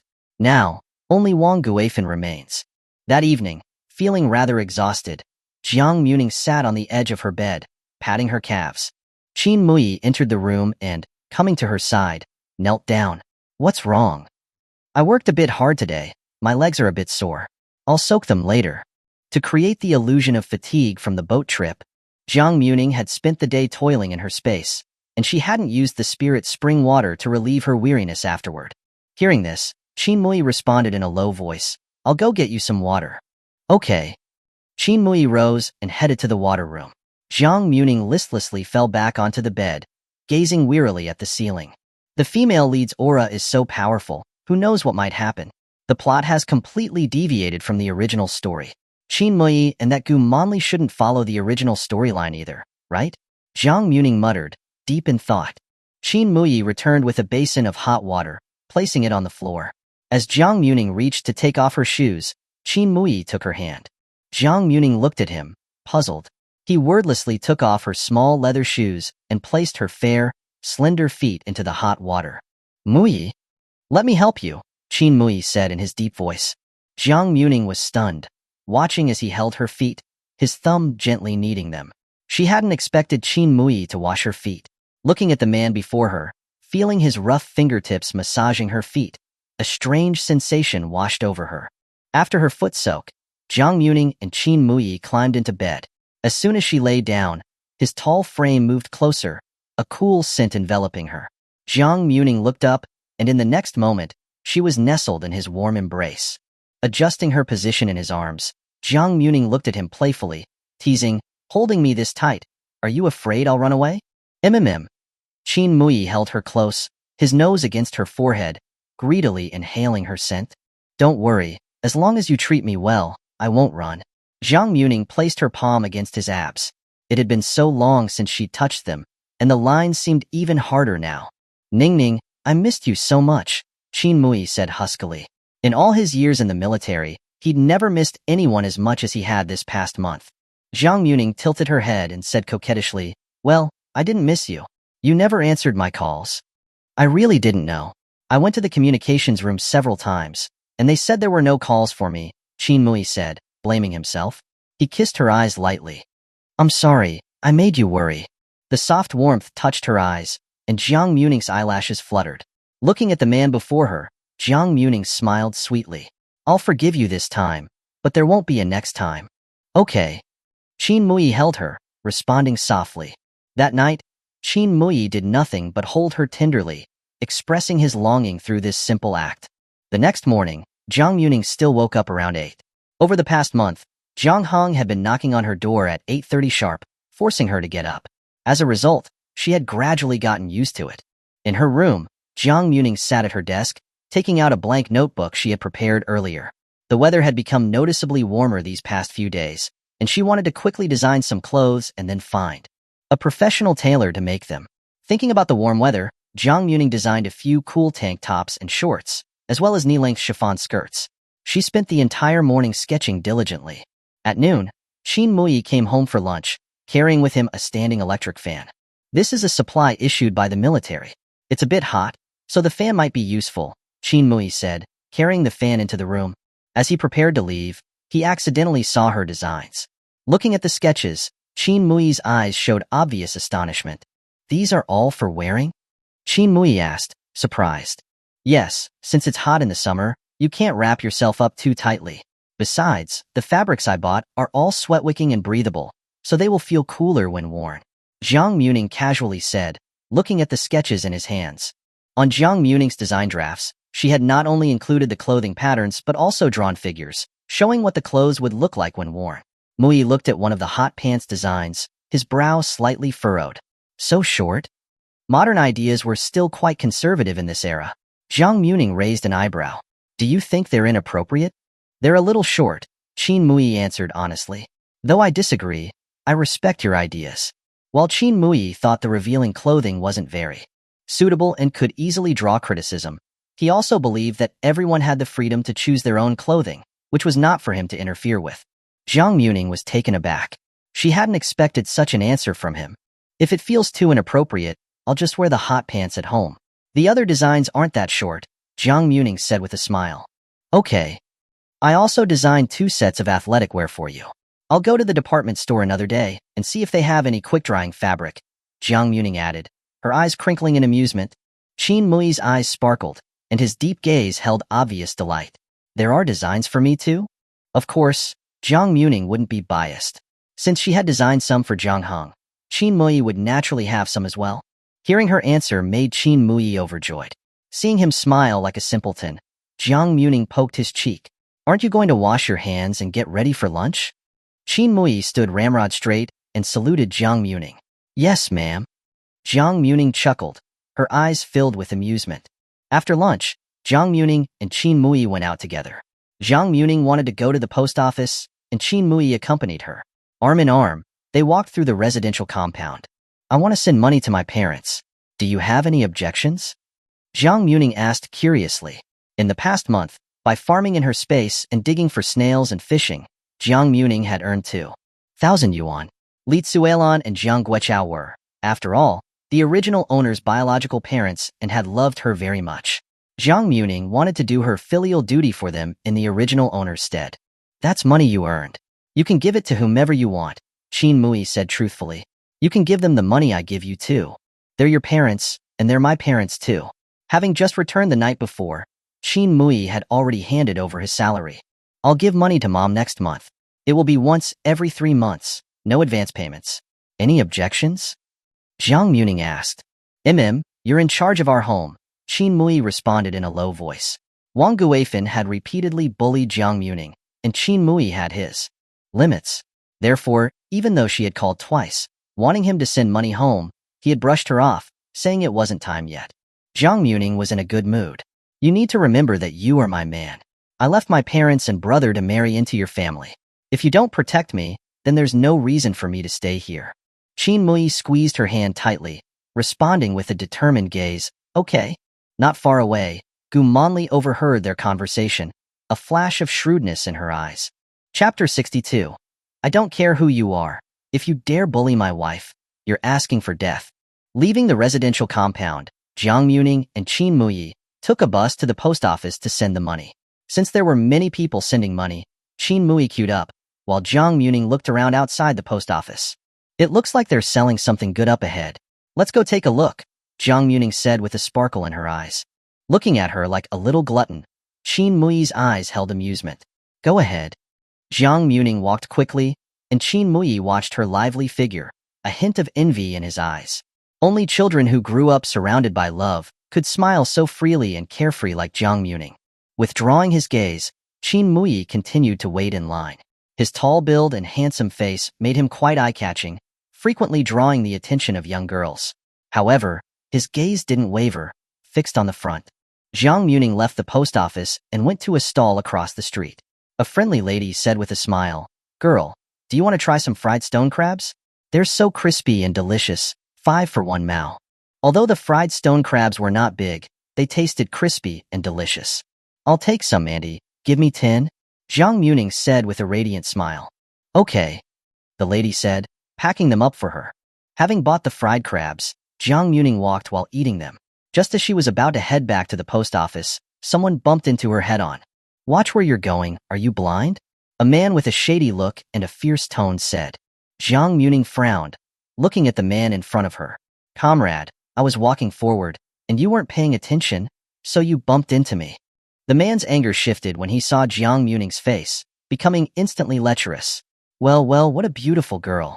I haven't seen anyone so beautiful in my life, the man said, smiling lecherously, reaching out to touch her face. Jiang Muming subconsciously stepped back, creating a distance between herself and the man. Seeing this, the man's eyes held a predatory glint, putting on an arrogant expression. I don't care, you bumped into me, so you have to compensate me. Compensate? Dream on, Jiang Muming said coldly, then turned to walk away. Seeing that Jiang Muming was ignoring him, the man grabbed her hand roughly. Do you know who I am? I'm a well-known gang leader around here. If you provoke me, you won't be able to survive in this place. Her wrist caught. Jiang Muming felt a wave of disgust, struggling angrily, trying to kick him. Let me go. You dare to kick me? Looks like you have some spice in you. Come on, let me teach you a lesson, the man said, trying to drag Jiang Muming away. Seeing this situation, Jiang Muming shouted loudly, Qin Muye. Before the words had even finished, the grip on her wrist suddenly loosened. A long leg flashed past, followed by the man yelling in pain, and then falling heavily to the ground. Qin Muye appeared with an icy glare, his tall figure standing before Jiang Muming, shielding her behind him. The man, clutching his chest, stood up from the ground. Seeing the military uniform, the man's eyes showed a flash of nervousness, but he quickly regained his arrogant demeanor. Punk, you dare hit me? Do you know who I have behind me? Apologize to me now, or don't blame me for getting you kicked out. Jiang Muming quickly poked her head out, pointing at the man accusingly. He just tried to assault me. Hearing this, Qin Muye's killing intent intensified, his eyes fierce. I don't care who you are. If you dare bully my wife, you're asking for death. As he spoke, Qin Muye's fist shot out, striking the man directly in the nose, drawing blood. The beaten man shouted furiously, I'll fight you to the death. He swung his fist wildly at Qin Muye. Qin Muye was the best in the military at close-quarters combat, and this kind of thug was no match for him. Bang, bang, bang. The fists all struck the man's face, and the man, covered in bruises, yelled angrily, "You all, come help me." The man's comrades, who had been watching, rushed to help, but even with their numbers, they were no match for Qin Muye. In just a few moves, Qin Muye knocked all the thugs to the ground, unable to move. Brushing the dust off his clothes, Qin Muye walked forward, his military shoe stepping on the man's chest. "If I ever see you bullying another woman again, don't blame me for being impolite." The man's face was swollen and bloody. He looked like a complete mess. Yes, I wouldn't dare," the man said in a panic. Qin Muye withdrew his leg, and the man scrambled to his feet and fled, not even daring to say a single harsh word. Seeing the man run away like that, Jiang Muming ate her fried crab while enjoying the show. "It's okay now," Qin Muye said as he approached her. I was so scared just now," Jiang Muming said, taking a bite of the crispy crab shell. "It was so good." "In the future, either I'll be with you or your brother," Qin Muye warned. Jiang Muming was beautiful and very easy for bad guys to target. Seeing the worry in his eyes, Jiang Muming smiled. I know. He was truly the strongest military officer in the story, with incredibly strong combat skills. Qin Muye took her hand, leading her back to the post office. Not long after, Jiang Hong also came to the post office. He needed to send money to the Jiang family and open a savings account to deposit the money. Since opening the account would take time and Qin Muye needed to get back to work, he had to leave first. With Jiang Hong there, he felt relieved. Half an hour later, Jiang Hong finally finished opening the account and deposited the money. "Wouldn't it be safer to keep the money in your space?" Jiang Muming asked, puzzled. Jiang Hong looked at the green savings booklet in his hands with current savings account printed on it. Looking at the numbers written in black ink by the clerk, showing a deposit of more than 2,000 yuan, Jiang Hong said happily, "I'm afraid you'll secretly swindle me." "Get lost," Jiang Muming said, slapping him on the back. Jiang Hong clutched his back, complaining, "Jiang Muming, what did you eat to grow so strong? You're a monster." Jiang Muming responded with a smile. "I ate cutie pies." Seeing her smile innocently, Jiang Hong turned and made a retching sound. The two bickered as they walked out of the post office. "I'm in a good mood today. Let's buy some meat for an extra good meal tonight," Jiang Muming said with a radiant smile. Jiang Hong looked at the savings booklet in his hands, happily saying, "I'm rich. In a few years, I'll be able to open a company and a factory and become the #1 dragon emperor of the island." Seeing him acting like an idiot, Jiang Muming said with a look of disgust, "You're hopeless. There's no helping you. You're just jealous and envious. TSK. Jealousy is turning you ugly," Jiang Hong said arrogantly, lifting his head. "I, your handsome brother, have an open heart and I won't bother with you." The two of them went to buy meat. They didn't notice that as they left the post office, someone was secretly watching them. Chapter 63, A Robbery.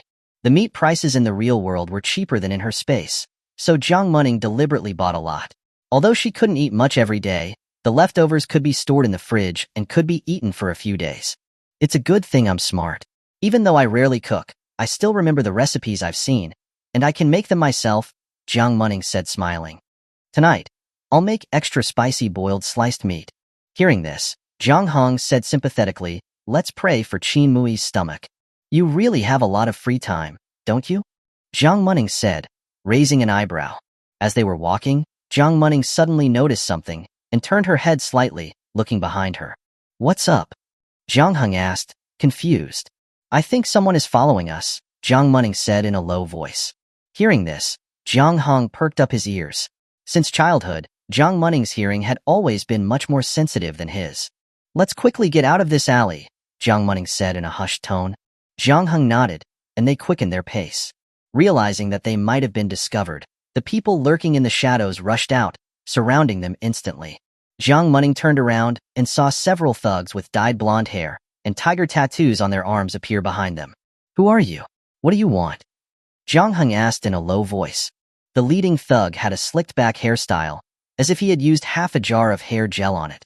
With his hands in his pockets, he acted as if he was relaxed and cool. "Hand over all the money you have on you, and leave all that stuff you're carrying. You're ugly and think too highly of yourself," Jiang Hong said bluntly.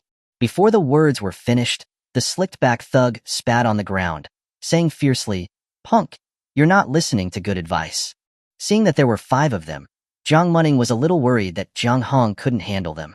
She said softly, "Otherwise, let's just give it to them. Your life is more important." "That's easy for you to say, it's 2,000 yuan.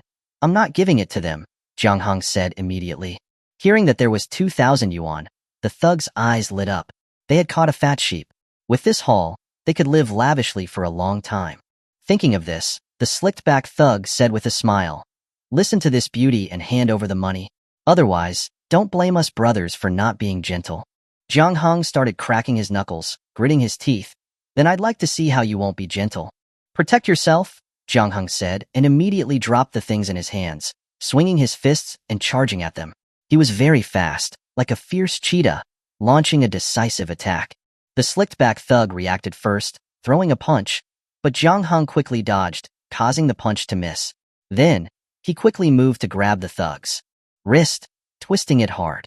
The thug immediately cried out in pain. The other thugs swarmed in. Jiang Hong did not panic. He kicked out hard, hitting a thug in the abdomen and sending him flying backward. Then, he quickly threw several punches, each carrying the sound of wind, accurately hitting the thugs on their faces and bodies. Jiang Hong leaped into the air, spinning around, his legs sweeping like a whirlwind, causing several thugs to fall. Jiang Muming carefully dodged, shocked as she watched Jiang Hong take on all the thugs by himself. She knew Jiang Hong was good, but it had been years since she saw him fight, so she thought his skills had declined. She hadn't expected him to be this strong. "Watch out behind you. There's someone at the 45-degree angle," Jiang Muming called out loudly. Hearing this, Jiang Hong moved quickly, accurately grabbing the person trying to sneak up on him. "Someone is coming from your left side?" Seeing that the thugs were all being restrained by Jiang Hong, Jiang Muming felt that it wouldn't be long before they were all knocked out. Suddenly, a dagger was pressed against her neck. Jiang Muming slowly turned her head and saw another thug who had appeared out of nowhere. "Don't move, or this girl's neck will be cut open," the thug warned loudly. Hearing this, Jiang Hong stopped abruptly. Turning back, he saw that Jiang Muming had been taken hostage, with a dagger pressed to her neck. Jiang Muming. Jiang Muming felt her blood freeze. She took a deep breath, trying to remain calm. "Hey, mister, let's talk it over," Jiang Muming said with a smile. Seeing that Jiang Hong had stopped, the thugs scrambled up and rushed at Jiang Hong, pinning him to the ground. They quickly found the savings book on him. "Boss, we've hit the jackpot this time. This is the first time I've seen so much money," a thug said greedily. We caught a fat pig," the slicked-back thug said, his mouth full of blood, his eyes fierce. "What about these two? Should we let them go?" The slicked-back thug slapped the person who spoke. "Let them go? Are you afraid they won't go to the police to report us? We'll kill them, and only dead people won't ruin our plans." Hearing this, Jiang Muming's eyes flashed with apprehension. "My husband is a regiment commander in the military. If you kill me, you will be found out quickly," Jiang Muming said sternly. Hearing this, the thug's eyes flashed with nervousness. "Boss, they were just petty thugs. They couldn't afford to mess with the government or military officials." The slicked-back thug looked at Jiang Muming, his lips curving. "Since we can't kill her, we'll use other methods." He then glanced at the thug holding Jiang Muming. The latter understood, and with Jiang Muming in tow, headed toward a corner of the alley. "What are you doing?" Jiang Hong shouted excitedly, but since Jiang Muming was being held hostage, he didn't dare to move. "What do you think we're going to do?" "Of course, we're going to have some fun. Since we can't kill her, we'll make it so she can't talk about it," the thug said with a grin. Jiang Heng's eyes widened, unable to believe what they were going to do. In this era, women still have very conservative mindsets. If they were assaulted, they wouldn't dare to say anything. Once it was revealed, it would be very difficult for them to survive in the area. Furthermore, Qin Muye was a regiment commander. If this happened, she would become the object of ridicule. "One at a time," the slicked-back thug said. "It's rare to find such a beautiful woman, especially a regiment commander's woman. I can't let you all miss out." "Thanks, boss," the thugs said in unison. Jiang Hong was seeing red, yelling angrily, "Let her go. You're not allowed to bully her." Afraid his shout would attract others, a thug blocked Jiang Heng's mouth. Jiang Heng's eyes were filled with tears as he looked at the end of the alley. The thug let go of Jiang Muming, and seeing that there was no way to escape, Jiang Muming's face turned deathly white. "Don't come any closer," Jiang Muming said nervously. The thug held the dagger to her, saying, "Take off your clothes." Jiang Muming looked at the dagger in front of her, her eyelashes fluttering. She said in a trembling voice, "I'll take it off, just don't hurt me." Seeing her reaction, the thug looked satisfied. Jiang Muming slowly grabbed her skirt, acting as though she was going to take it off. The next second, her eyes flashed sharply. Chapter 64, Exposed. Almost simultaneously, Jiang Muming swiftly pulled a hoe out of her space. The thug was only momentarily distracted when he saw the hoe in Jiang Muming's hands, swinging directly towards his face. With a thud, the top of the hoe slammed into the thug's nose, and a wail broke out. "Ah!" The scream echoed in the alley. Hearing the sudden sound, the thugs outside were startled. "What happened? Go in and take a look." As they were about to rush in, they saw Jiang Muming wielding the hoe, her eyes cold, as she struck another thug, his face covered in blood. No one had expected this situation. The pretty, fragile girl in front of them was like a killing god. "Grab her!" The slicked-back thug shouted loudly. Taking advantage of the thug's distraction, Jiang Hong quickly broke free from the control of two thugs, regaining the upper hand. Because she had been drinking spirit spring water regularly, Jiang Muming's physical fitness had greatly improved. Her strength in particular was much higher than before, and she didn't feel tired when working. Therefore, using the hoe as a weapon was no problem for her. The thugs were already injured, so Jiang Hong and Jiang Muming reversed the situation. Working together, they quickly knocked all the thugs to the ground. Just then, police suddenly rushed in, holding batons and shouting loudly, "Police! Hands up!" Seeing the situation, Jiang Muming and Jiang Hong stopped their movements. Seeing the police, the thug who had just held Jiang Muming hostage made a false accusation, pointing at Jiang Muming with a look of horror. "Police comrade, this woman is a monster. She just magically conjured up a hoe and hit me." The thug's nose, mouth, and face were all covered in blood. He looked terrifying, as if he'd been brutally beaten. Jiang Muming shivered fearfully, her hoe falling to the ground. Her small face pale, she covered herself. "Don't touch me! Don't touch me!" Seeing this, Jiang Hong shouted loudly, "Police comrade! These thugs robbed our savings book and other items. They also tried to rape my sister." Seeing the situation before them, the police said, "Take everyone back to the police station." "Yes," the police responded, quickly apprehending the thugs. Seeing Jiang Muming looking fragile and apprehensive, as if she were terrified, a police officer said reassuringly, "Miss, don't be afraid. It's all over now. Just come back with us for questioning, okay?"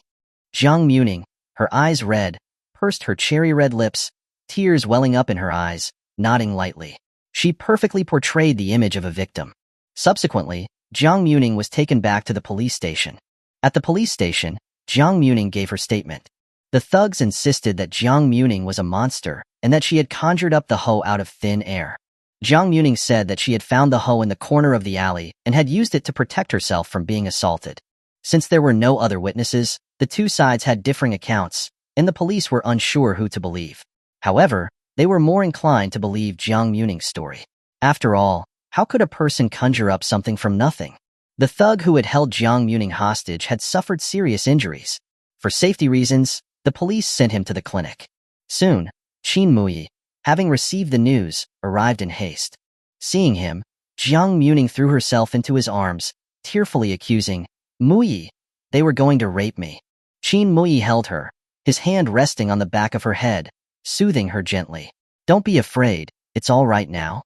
When he had received the call from the police station, saying that Jiang Muming was being bullied by thugs, Qin Muye's heart had jumped to his throat, and he had immediately rushed over. Seeing the epaulets on Qin Muye's military uniform, the police present were shocked. The island wasn't that big, and they knew that the military was stationed here. The police station and military had a relationship. They had never imagined that Jiang Muming's husband would be the famous Deputy Commander Qin. Seeing how worried Qin Muye was, they knew that these thugs had kicked a steel plate. Qin Muye held Jiang Muming for a while, comforting her, and then he checked her over. "Are you hurt anywhere?" Jiang Muming shook her head, her eyes red. "No, I'm just scared. That person held a dagger to my neck. I thought I wouldn't see you again. They were going to kill me and Jiang Hong. But then, they found out my husband was a commander and wanted to humiliate me instead." Qin Muye's heart tightened, his eyes sharp as he turned to the police. "What's going on?" The police captain approached, first saluting Qin Muye, then explaining, "It's like this, Deputy Commander Qin. These men are well-known local thugs. They were trying to rob your wife." As they had found the savings book on the thugs, it was undoubtedly the biggest evidence of their robbery. It was just that Deputy Commander Qin's wife hurt him during the incident, the captain said hesitantly. The man is rather seriously injured. Jiang Muming looked at the captain. Captain, does this mean that women aren't allowed to fight back when we're being attacked? Are we only supposed to weakly punch them? Do you think that would stop them from harming us? That's not what I meant. Qin Muye's eyes were sharp. Captain Wang, I hope you'll handle this case seriously and not disappoint the countless women in this world. Feeling his anger, Captain Wang nodded repeatedly. Yes, yes. My wife is the victim. Can I take her and my brother-in-law away now? Qin Muye asked coldly. Of course, Captain Wang responded with a smile. Just take care of the procedures. Qin Muye quickly took care of the procedures and prepared to leave with them. By the way, Deputy Commander Qin, the injured thug keeps saying that your wife can conjure up things out of thin air. Qin Muye laughed. Captain Wang, do you believe such things? He's just using any excuse to try and reduce his punishment. Our leaders have told us to believe in science, not in superstition. Captain Wang nodded repeatedly. You're right, Deputy Commander Qin. Qin Muye grunted, took Jiang Muming's hand, and left the police station. Jiang Heng looked at the savings book in his hand and said, patting his chest, Luckily, my money is back. I should have just kept it. Jiang Muming glared at him. I told you not to put it in there, and you didn't listen. Since Qin Muye was present, Jiang Heng didn't say anything more. Thank you, brother-in-law, Jiang Heng said gratefully. It's okay. Qin Muye squeezed her hand tightly, as if to reassure her. Thinking of the thugs who had kept saying that she could conjure up things, Jiang Muming felt uneasy. She had had no choice but to reveal her space during the emergency. If it spread, she was afraid it would get out of hand. Muye, that thug said I could conjure things up to try to smear me. Even though it's not true, I'm worried that if he keeps saying that, it'll have a bad effect, and people will really think I'm some kind of monster. Seeing the worry in her eyes, Qin Muye stroked her head, his voice gentle but powerful. I'll handle this matter. I'll make him shut up. Chapter 65. Taking off the uniform, he is just Jiang Muming's husband, and no one can bully her. At the residential compound, Jiang Muming, having showered, sat at the dressing table, drying her hair. Qin Muye came in from outside and, seeing her, naturally took the towel from her hand and carefully dried her hair. Jiang Muming looked up, seeing the man behind her through the mirror. Muye, do you really have a way to make him shut up? Jiang Muming asked. She was a little worried. Qin Muye responded in a low voice, Yes, you don't need to worry about it. I'll take care of it. Hearing him say that, Jiang Muming smiled sweetly. Okay, then I'll leave it to my husband. Her voice was soft and sweet. Every time she called him husband, Qin Muye's heart would feel warm and tingly. Qin Muye lowered his head, kissing the top of her head. After drying her hair, Qin Muye picked up Jiang Muming and carried her to bed. Jiang Muming leaned into his arms and said softly, If there hadn't been a hole there, I might have. Qin Muye pressed her head against his chest and said in a low voice, It's over now. There are no ifs. Yes, there were no ifs. In that situation, the risk of exposing her space was far less terrifying than the risk of being assaulted. But, putting it into perspective, if it was a normal girl who had met this situation, how helpless would she have been? Those disgusting thugs deserve to die, Jiang Muming said angrily. He kissed her forehead, his voice husky. They deserve to die. It's late. You need to get some sleep.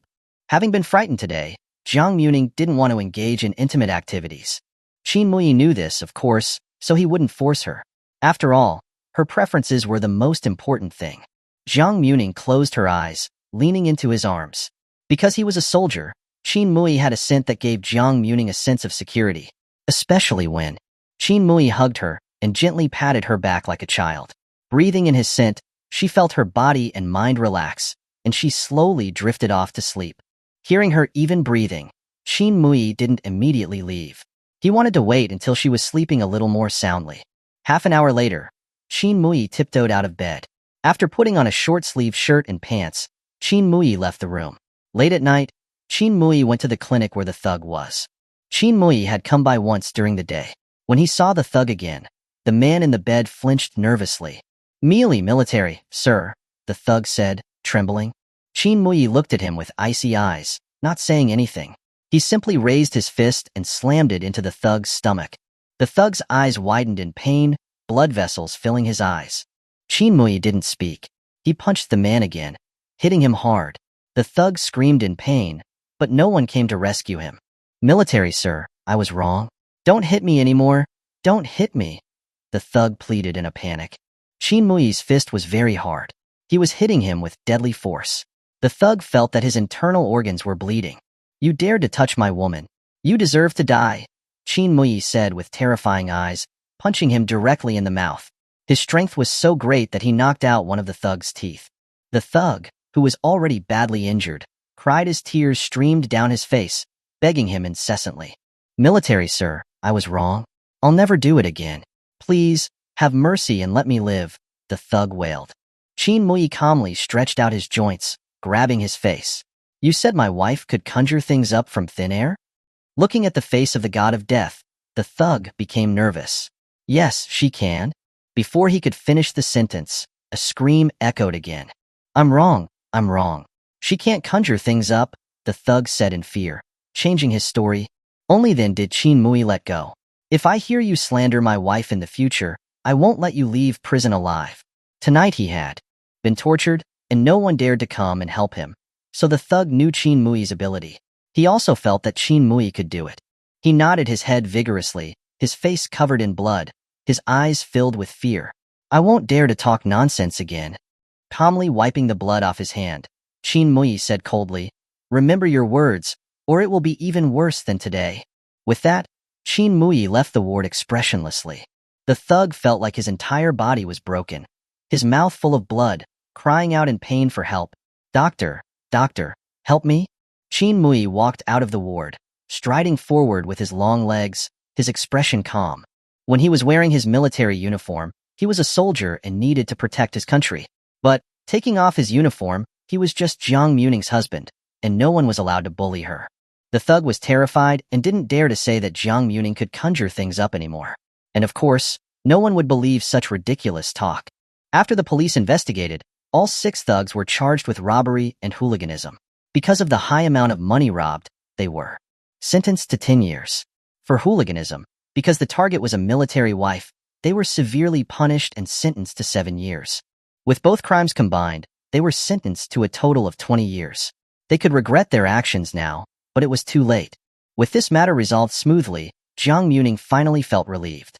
At the residential compound, Jiang Muming was happily humming a song as she watered the flowers in the yard. After this period of planting, all the flowers had sprouted. She thought that she would be able to grow flowers soon. Suddenly, the doorbell rang. Who could it be at this time? "Muye shouldn't be back early," Jiang Muming muttered curiously, then put down the watering can and headed to the door.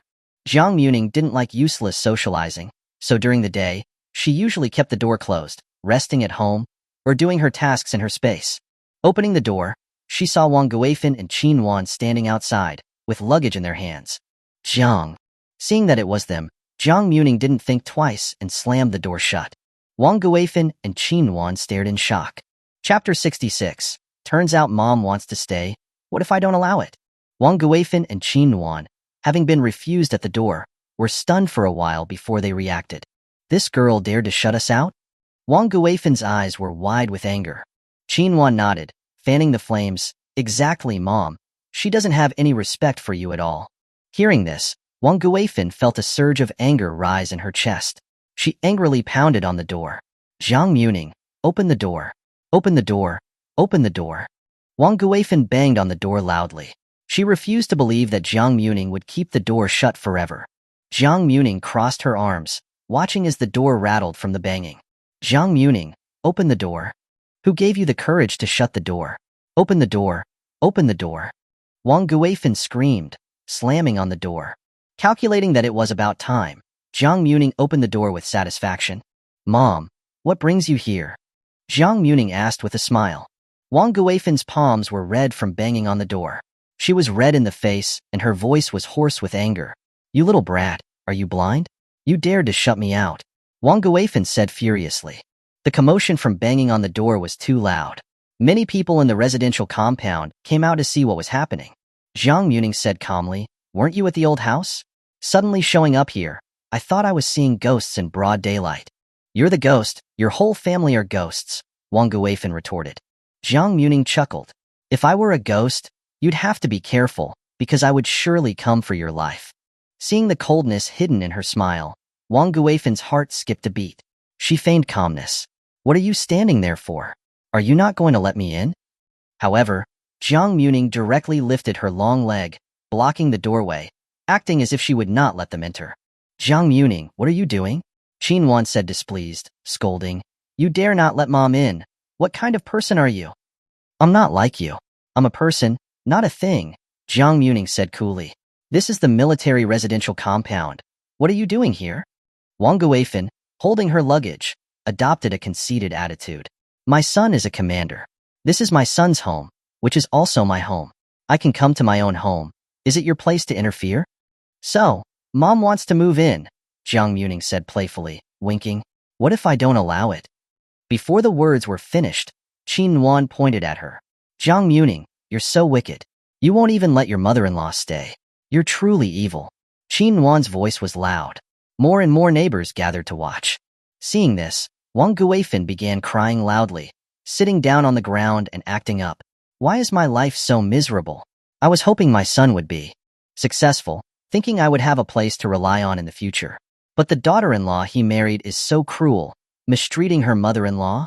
Wang Guifan cried and yelled on the ground, afraid that others wouldn't hear. Jiang Muming crossed her arms, watching with a smile as Wang Guifan hopped around like a clown. The residential compound committee, having heard of the situation, rushed over. Deng Suiping came to Jiang Muming's side, asking with concern, Little Muming, what's going on? Looking at the middle-aged woman before her, Wang Guifan immediately cried with tears and snot. This leader, my son is Qin Muye. I came to rely on my second son with my daughter, but this wicked woman won't let me in. As she spoke, Wang Guifan beat her chest, crying as if she would faint at any moment.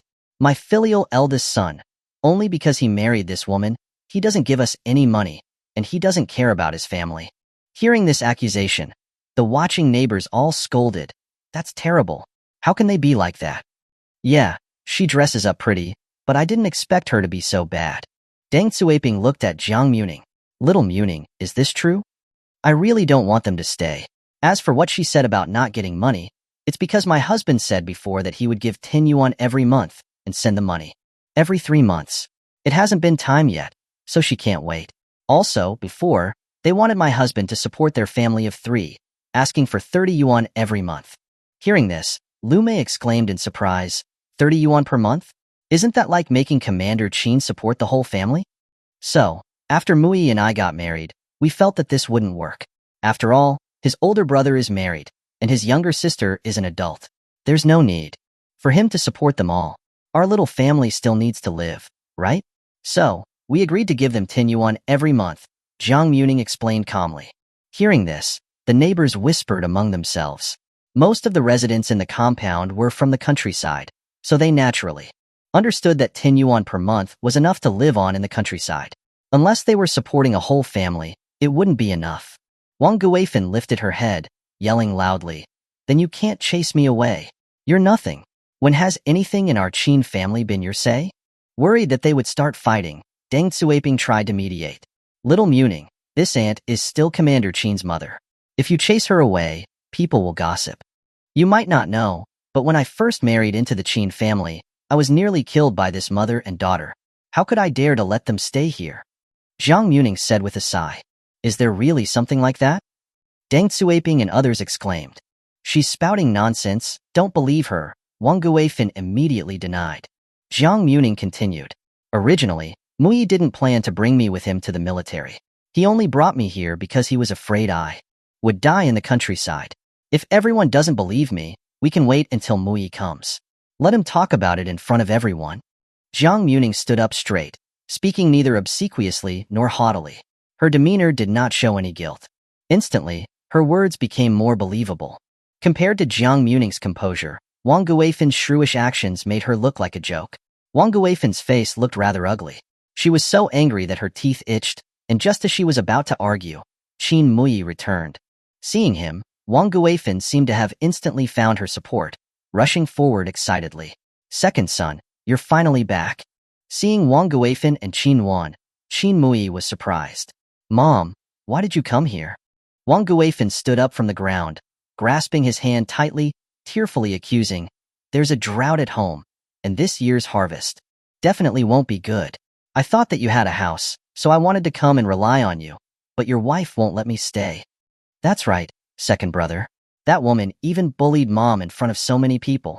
You need to control her. You can't let Mom be bullied or become a laughing stock," Qin once said, adding fuel to the fire. "That's right. No one in our Qin family has ever been this unfilial." Jiang Muming nodded. "Yes, you're all right. Everyone in the Qin family is filial. I, the outsider who married into the Qin family, should be bullied." "You," Wang Guifan tugged on Qin Muye's hand. "Second son, control her." Since ancient times, filial piety has been the most important thing. Wang Guifan didn't believe that Qin Muye, as a commander, would dare to disrespect his mother in front of so many people. "I agree with Muning's opinion. Mom, you should return to the old house." Chapter 67. A husband's respect and trust is a wife's confidence in her husband's family. Hearing these words, Wang Guifan looked at Qin Muye in disbelief. "You, second son, what are you saying? You're telling me to leave? I'm your own mother." Seeing his angry eyes, Qin Muye said sternly, "I know you're my mother, but since I'm married now, I can't only consider your feelings." Wang Guifan sat on the ground, wailing loudly. "I'm the mother who gave birth to you and raised you. How can you, for an outsider, chase me back to the old house and not support me? Is your conscience eaten by dogs?" Jiang Muming said in surprise, "So, giving you 10 yuan a month isn't supporting you, huh? Mom is really rich, 10 yuan is nothing to her." Wang Guifan, angrily pointing at her, cursed, "Bitch, it's all you, setting mother and son against each other. What evil did our old Qin family commit to marry a woman like you? If you don't let me stay, I'll make a scene in front of your leaders." Wang Guifan said furiously, issuing a threat. Jiang Muming was about to retort, but she saw Qin Muye stopping her. Was he asking her to swallow her anger? But then, Qin Muye spoke calmly, "Mom, if you make a scene, I don't mind telling everyone everything you did to Muming before." Wang Guifan was immediately speechless. Hearing Qin Muye's words, the neighbors instantly understood that Jiang Muming's accusations were true. "If my mother tried to harm my wife, I wouldn't dare to let her stay, either." "That's right. Although we have to be filial, the new wife hasn't done anything wrong. Why should she be harmed?" Hearing those voices, Wang Guifan panicked instantly. She had wanted those people to become her supporters, but she hadn't expected them all to side with Jiang Muming. Seeing this, Qin Wan immediately defended Wang Guifan. "That's because Jiang Muming hasn't fulfilled her duty as a daughter-in-law and loafs around all day long. Otherwise, my mom wouldn't have wanted to teach her a lesson." Jiang Muming said coolly, "Little sister-in-law, my husband doesn't have any objections. What right do you have to be here, judging me? Besides, this is a matter between me and your brother. As a sister, you should stay out of it. Little sister-in-law, don't be so nosy. What do the sister-in-laws think?" Since ancient times, sisters-in-law had always been a problem, and Jiang Muming's words immediately garnered a lot of agreement. Seeing herself being criticized, Qin Wan backed away nervously.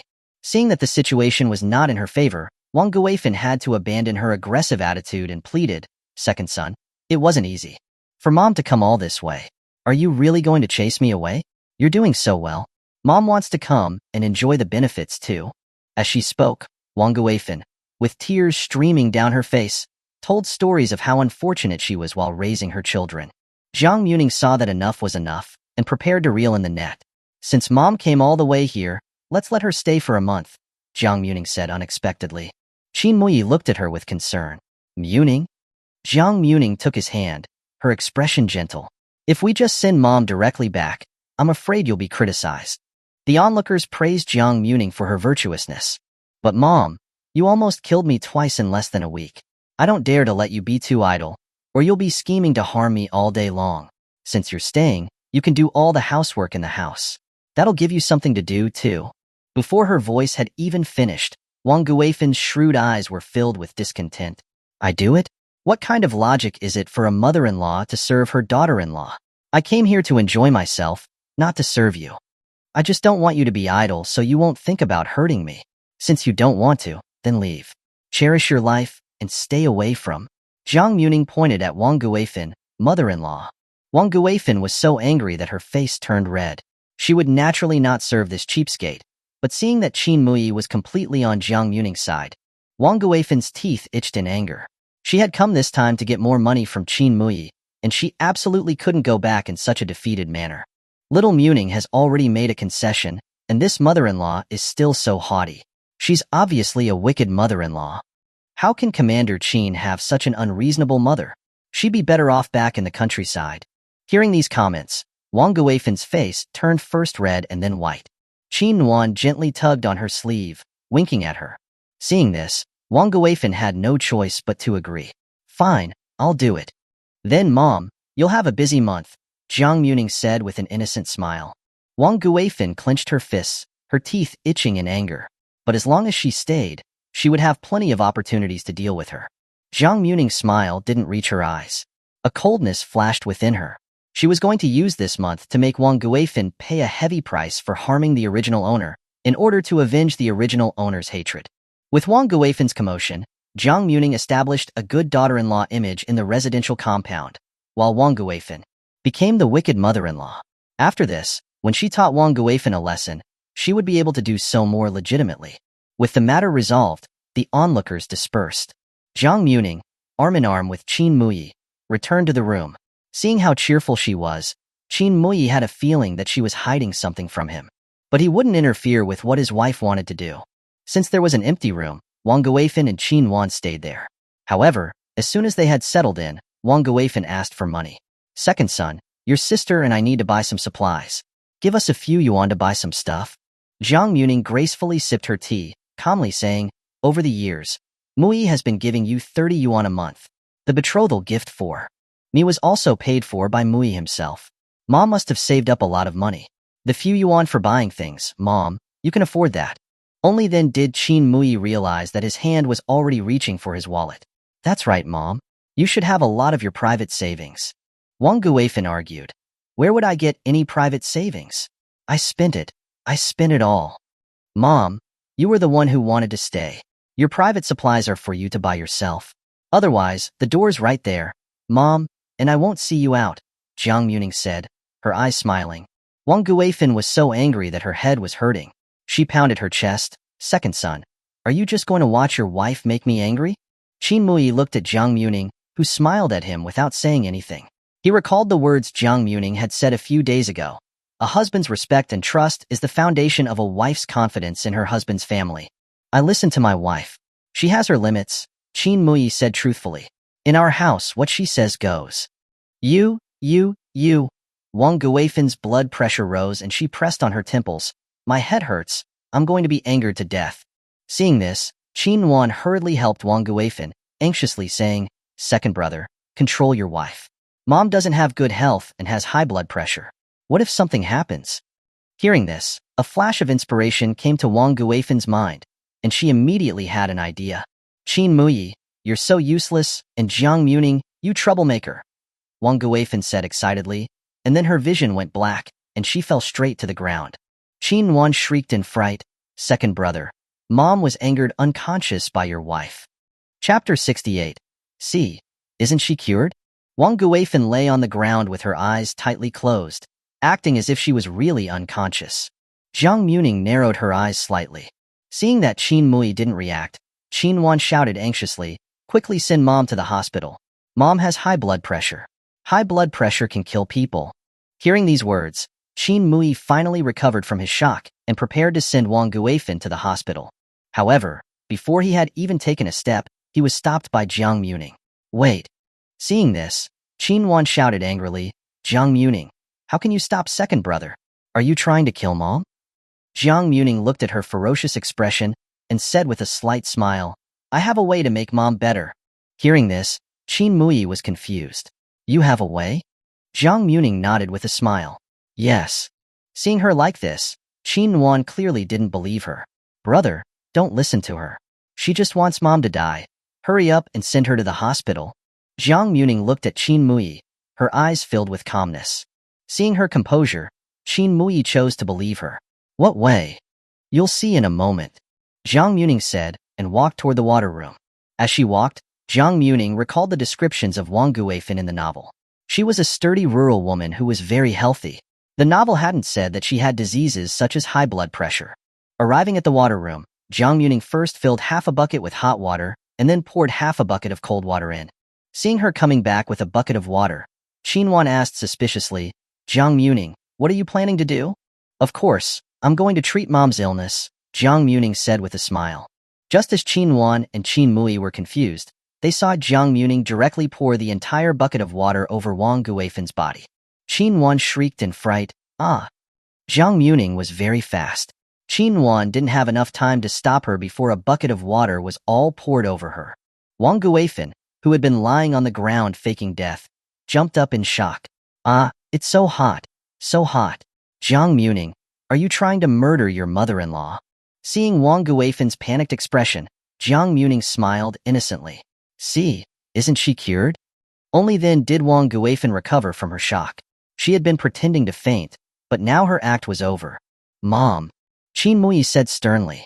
Seeing his angry expression, Wang Guifan tried to defend herself. I just fainted, and my vision went dark. I'm just a little better now. That's why I didn't have the strength to open my eyes, right? That's such a coincidence, Jiang Muming said with a sarcastic smile. You wanted to pretend to faint so that Muye would send you to the hospital and waste money so you could get money? Or were you just trying to put the blame on me for angering my mother-in-law unconscious? Seeing Qin Muye's dark face, Wang Guifan was temporarily unable to come up with an argument. Second son? Mom, you wanted to harm Muming again. Qin Muye was very angry. He hadn't expected that Wang Guifan would actually pretend to faint. Wasn't it all because Jiang Muming was so infuriating? Wang Guifan said angrily. Jiang Muming crossed her arms. If you don't want to stay, then get out of my and Muye's house. Second son. Qin Muye turned around, angered. In our house, what Muming says goes. I'm going to the military. Mom, if you continue to cause trouble, then don't wait for a month. Tomorrow I'll have someone send you back. After leaving those words, Qin Muye left with a dark expression. Second son, second son? Wang Guifan shouted anxiously. But at the moment she was completely soaked and her hair was still dripping with water. If she left the house, she would be ridiculed by others. Glaring at Jiang Muming angrily, Wang Guifan said, You little brat. Jiang Muming said with an innocent smile, Mom, how does it feel to be scalded? Next time, if you want to pretend to faint to harm me, the water poured on you will be boiling hot. After leaving those words, Jiang Muming stretched and said, You guys take your time. I'm going to go eat now. After finishing, Jiang Muming hummed and went to the kitchen happily. Qin Wan, seeing Wang Guifan's appearance, asked worriedly, Mom, how are you? How can Jiang Muming be so wicked? Wang Guifan was wearing a long-sleeved shirt today. Lifting up her sleeve, her dark arms were red. Damn Jiang Muming, she really wants to scald me to death, Wang Guifan said, stamping her feet angrily. Mom, you shouldn't pretend to faint anymore, otherwise I'm afraid that she'll actually scald you with boiling water, Qin Wan said. Nervously, swallowing hard. She had never imagined that Jiang Muming, who looked so weak and easy to bully, could be so ruthless. Wang Guifan was also shocked. She had never imagined that she, as a mother-in-law, would be manipulated by her daughter-in-law. Her heart was filled with anger, but she couldn't do anything about it. Qin Wan helped her back to the room to change into some clean clothes. Qin Muye had already left, and Jiang Muming would never give them money. Wang Guifan had no choice but to pay for her own things unwillingly. Mom, that Jiang Muming isn't easy to deal with. Now that second brother listens to her so much, I'm afraid we won't be able to get money easily, Qin Wan said worriedly. The purpose of their trip to this remote island was to ask Qin Muye for money to buy a house. Because Li Hua was pregnant, Qin Yi wanted to buy a house in the city, but he didn't have any money. Moreover, Qin Wan wasn't married. If she could go to the city, she would be able to find a good partner. Wang Guifan said calmly, Then let's think of a way to break them up. I am, after all, second son's mother. Can he really completely ignore me? She had come this time to get money no matter what. She also wanted Qin Muye to continue giving her 30 yuan every month. Otherwise, in the future, when Li Hua gave birth to Qin family's grandson and wanted to live in the city, she wouldn't have any money to help them, and that wouldn't do. Hearing her words, Qin Wan said with a smile, Right. We'll find a well-behaved wife for second brother. That way we'll all be able to rely on second brother to support us. In the past 2 months, Qin Muye had stopped sending money home. She hadn't even had meat, let alone the expensive skincare products. The more she thought about it, the more she hated Jiang Muming. That's right. I will absolutely not let that Jiang Muming have an easy time, Wang Guifan said indignantly. That night, Qin Muye returned home. Inside the room, seeing Jiang Muming applying skincare products, he couldn't help but ask, "Why did you let them stay for a month? Aren't you afraid they'll harm you?" Jiang Muming turned around, hugged his strong waist, and said coquettishly, "Of course, I'm afraid. I almost fell into their trap before. I did this for you. If I just chased them away, I was afraid that you would be criticized." Hearing her words, Qin Muye's heart was filled with guilt. His wife was really good, willing to make such a sacrifice for him. "I won't let her hurt you. If she bullies you, remember to tell me. I will support you," Qin Muye said truthfully. "MMM." Jiang Muming rubbed herself against his abs. "This is the residential compound. If she does something outrageous, I won't put up with it," Qin Muye said in a low voice. Hearing this, Jiang Muming curled her lips. She was actually hoping that Wang Guifan would do something outrageous so that she could get back at her double. Chapter 69. Intentional Approach.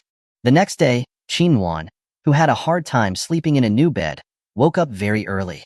Unable to fall back asleep, she simply wandered around the residential compound, hoping to meet a good man. She had heard before that those who lived in the compound were all military officers.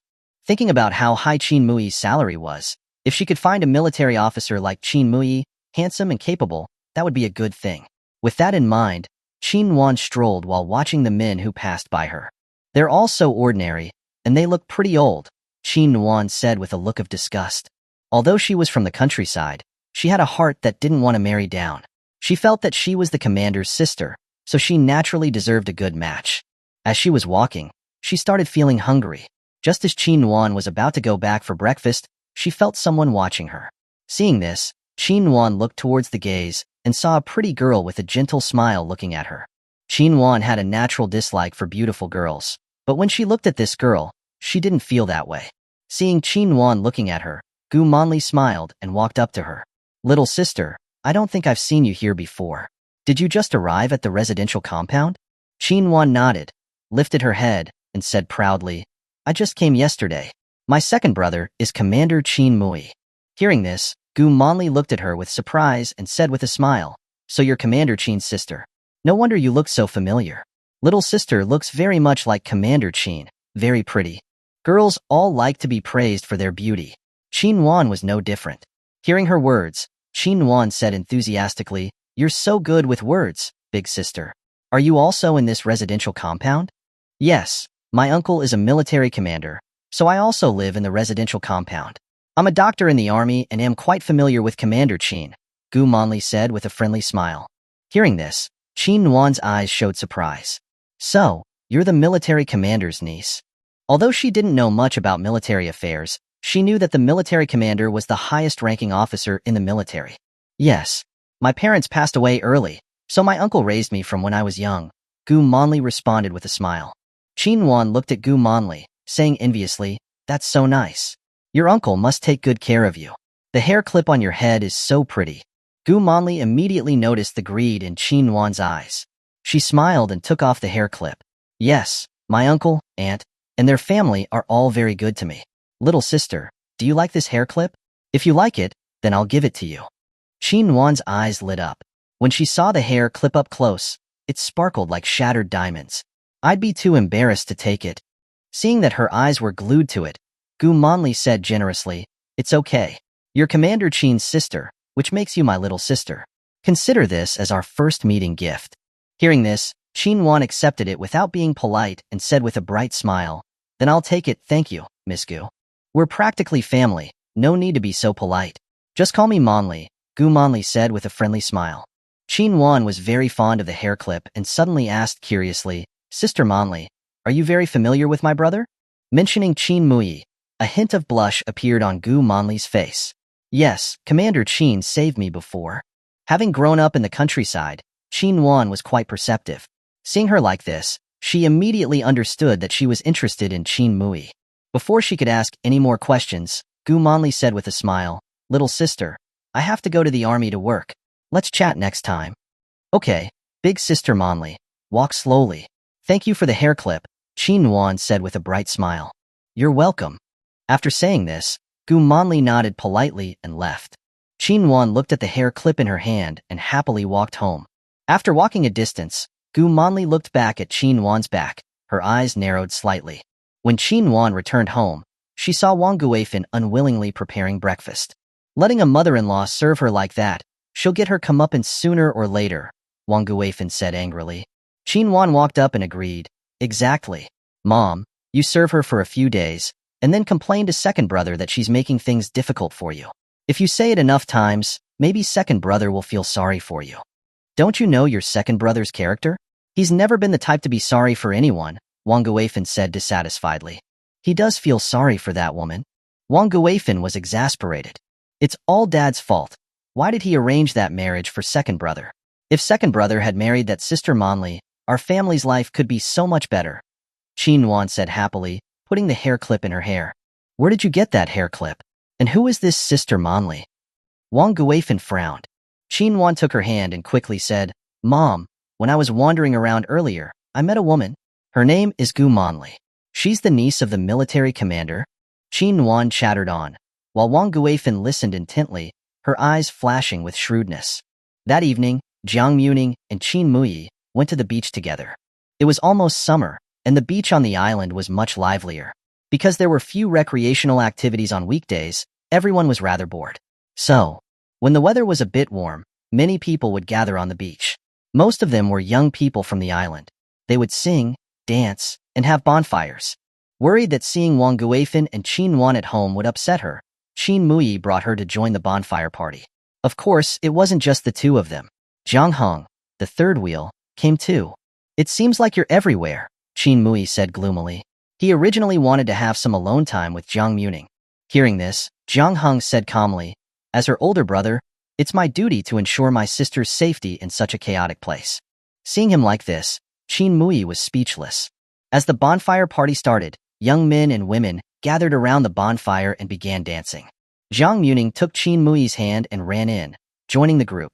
Jiang Hong, what are you still standing there for? Jiang Muming asked while singing and dancing with the others.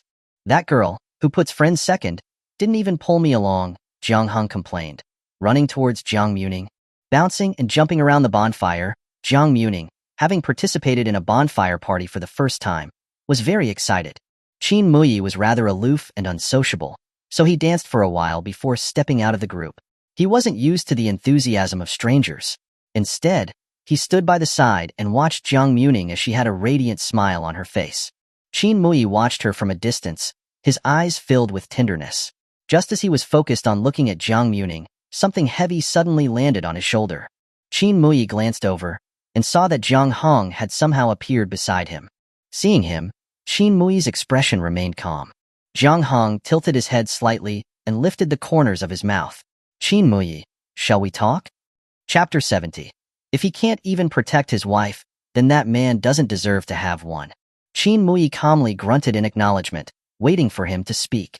I heard that your mother and sister came to the residential compound, and they've even moved in? Jiang Hong said bluntly. Qin Muye nodded. Yes. I've also heard about what happened before. Those two weren't very polite to Jiang Muming, Jiang Hong said directly, with both hands in his pockets. Understanding his meaning, Qin Muye seriously promised, I won't let them bully Muming again. It's best that you don't, or you'll lose her, Jiang Hong said straightforwardly. Hearing this, Qin Muye's heart skipped a beat. Perhaps, in the eyes of many girls, marriage is a lifetime thing. Even if the man they married isn't good, they will just put up with it. But Jiang Muming isn't. Like that, if you don't love her, or if you make her feel wronged in the marriage, she will choose to end it and leave. She'll know when to cut her losses. Hearing this, Qin Muye clenched his fists unconsciously. I won't allow it. If you hurt her or make her sad, even if you don't allow it, we will have a way to make you get divorced, Jiang Hong said resolutely.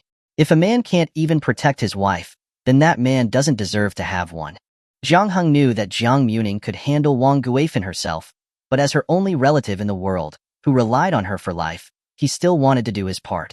Hearing this, Qin Muye pursed his lips and, after a moment of silence, said, I know. It's good that you know. Your mother isn't an easy person to deal with, and you should know what kind of person she is.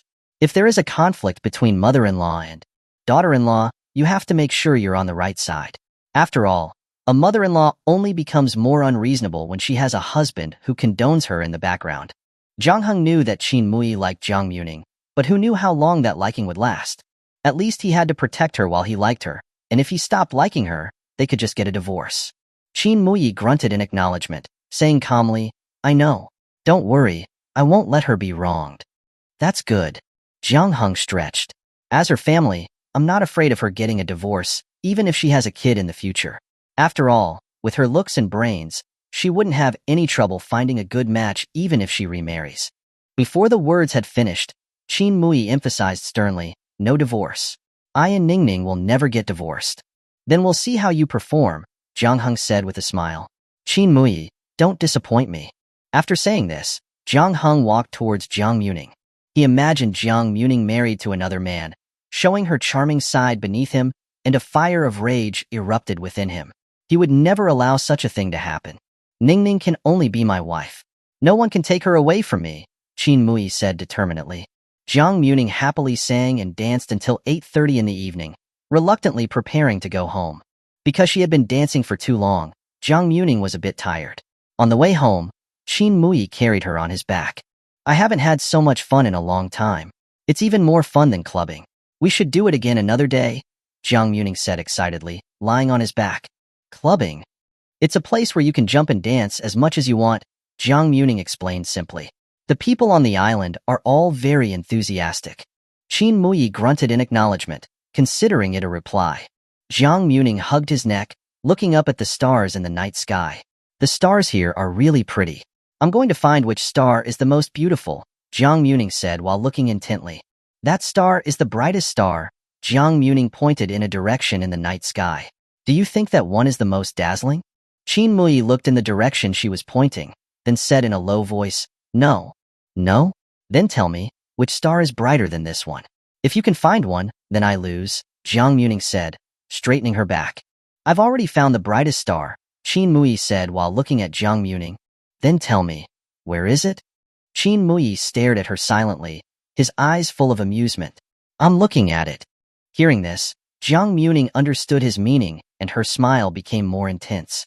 So, he was saying that the most dazzling star was her. Jiang Muming was in a good mood. She held his neck tighter, and then gave him a kiss on the cheek.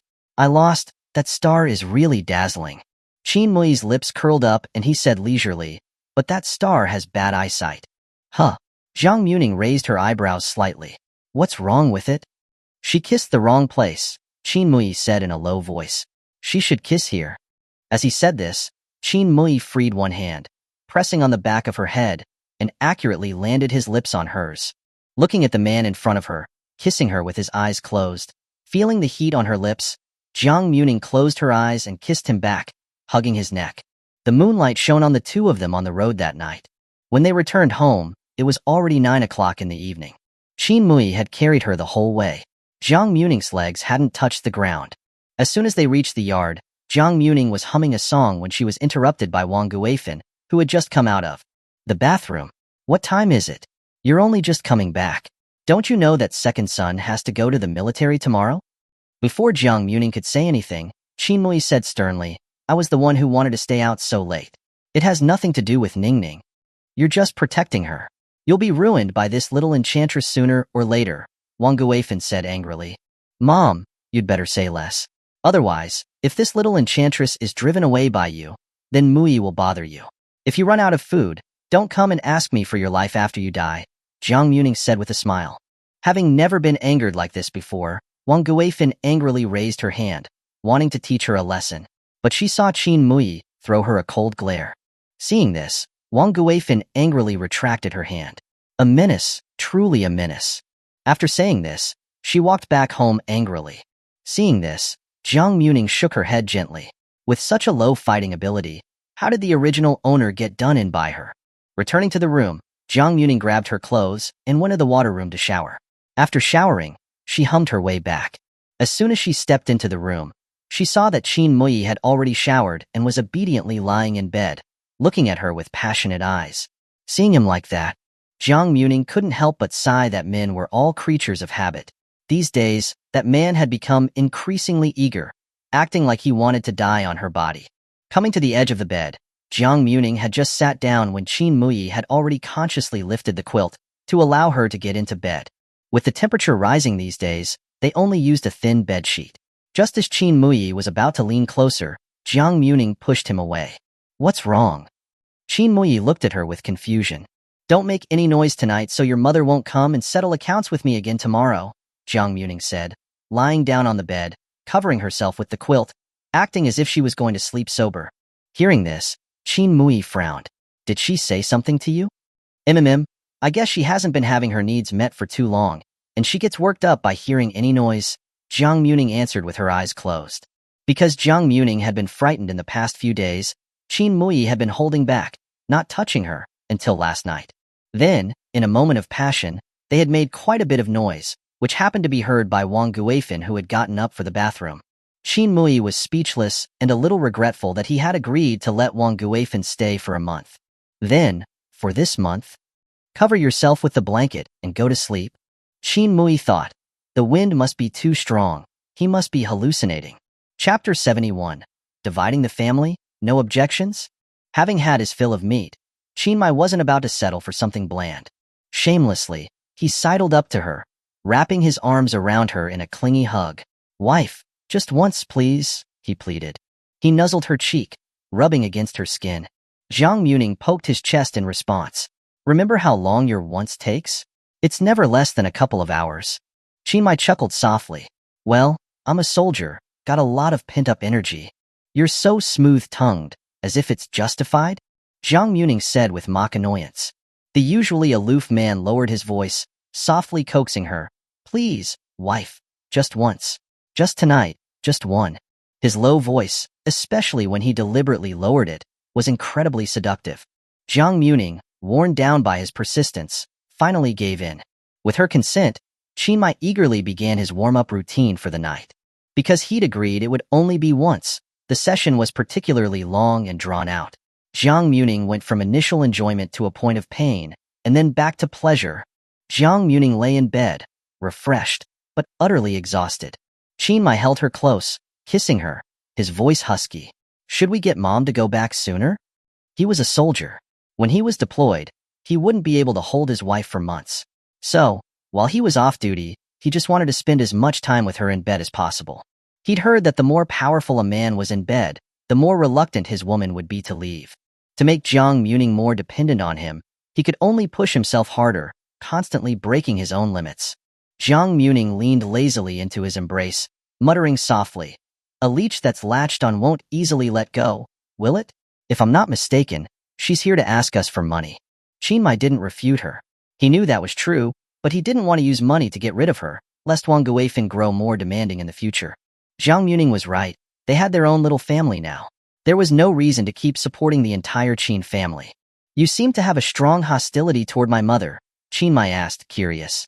From their time together, he knew Jiang Muming was generally gentle. Unless provoked, she wouldn't actively attack. But when it came to Wang Guifan, her fighting spirit instantly intensified, and even her words had a cutting edge. Jiang Muming opened her eyes, looking at the man before her, the drowsiness fading away. After a moment of silence, she finally said, I once had a dream. A dream? In the dream, I married you. But the me in the dream made completely different choices. I didn't follow you to the military base. Instead, I stayed in the village. Jiang Muming recounted the original owner's past, carefully watching Qin Muye's reactions as she spoke. Qin Muye held her hand tighter. So, in your dream, my mother caused your death? Yes. The dream was so vivid. It felt like it had actually happened. Is it possible that I'm a ghost? Jiang Muming said half-jokingly. She was a ghost from another world, residing in this body.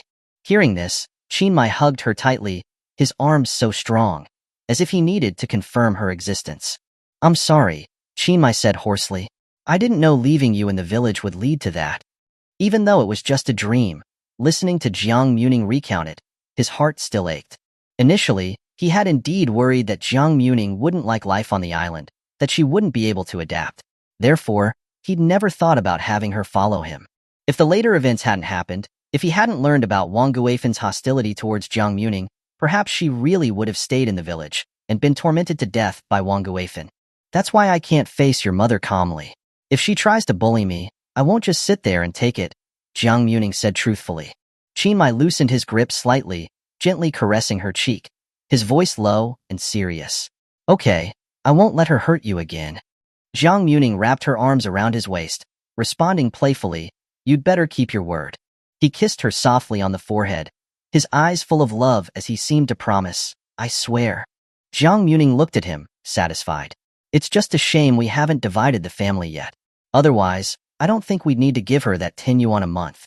After all, she's not so old that she can't work and needs your support. Qin Muye said in a low voice, dividing the family isn't easy. So, if I want to divide the family, you wouldn't object, right? Jiang Muming's eyes lit up. No, it's your home, you make the decisions, Qin Muye said, holding her hand, his fingers intertwined with hers, looking at her with unwavering determination. This was reality, not a dream. He wouldn't allow himself to be like the man in Jiang Muming's dream, unable to protect his own wife. Okay, then.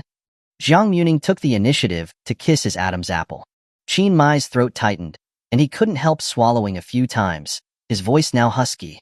Don't tease me, or I won't be able to hold back. Seeing the desire burning in his eyes, Jiang Muming said seductively, then don't hold back. Is that okay? Yes, as a reward, Jiang Muming replied playfully. Qin Muye's eyes couldn't hide his joy at being allowed to eat meat one more time.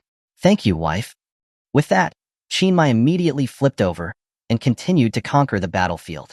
Outside, Wang Guifan, who had woken up in the middle of the night to use the restroom, overheard the sounds of a man and woman from Qin Muye's room. It was too quiet at night, and with the hot weather, the house windows weren't properly closed, so Wang Guifan could hear everything very clearly. The sounds were too stimulating, like a live pornographic show unfolding right in front of her. The next second, she felt a warm trickle of blood flowing from her nose. Startled, Wang Guifan rushed to the bathroom to stop the bleeding, and finally managed to get it under control. That little brat, not sleeping in the middle of the night. Is he really not afraid of dying on that slut? Wang Guifan was furious and wanted to shout, but she was afraid of waking the neighbors and making a fool of herself. That Jiang Muming is deliberately trying to provoke me, Wang Guifan thought angrily as she returned to her room.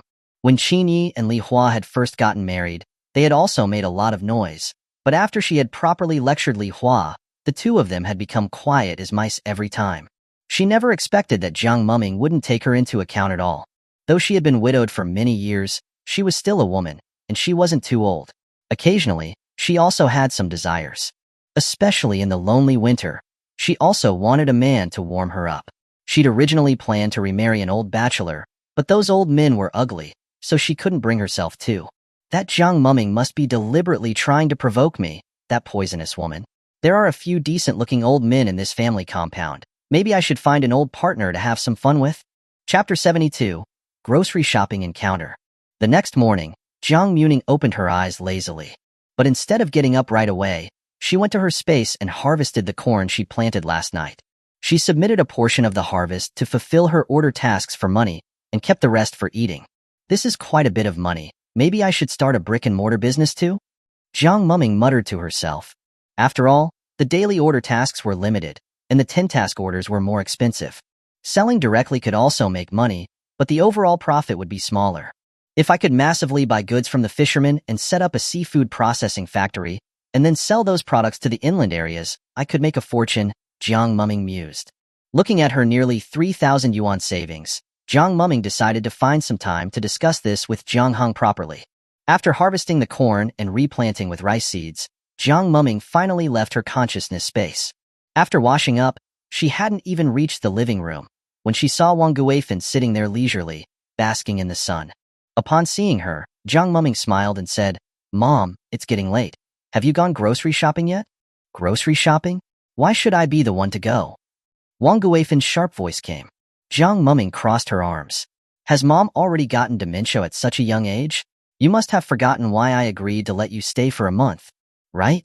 Doing chores is not limited to washing clothes, cooking, and cleaning. It also includes buying groceries, watering the plants, and everything else. Wang Guifan stood up in anger and immediately said, How am I supposed to buy groceries if I don't have any money? Hearing this, Jiang Muming calmly took out 2 yuan from her pocket. Seeing the money, Wang Guifan's eyes lit up. Just as she was about to take it, Jiang Muming moved it away.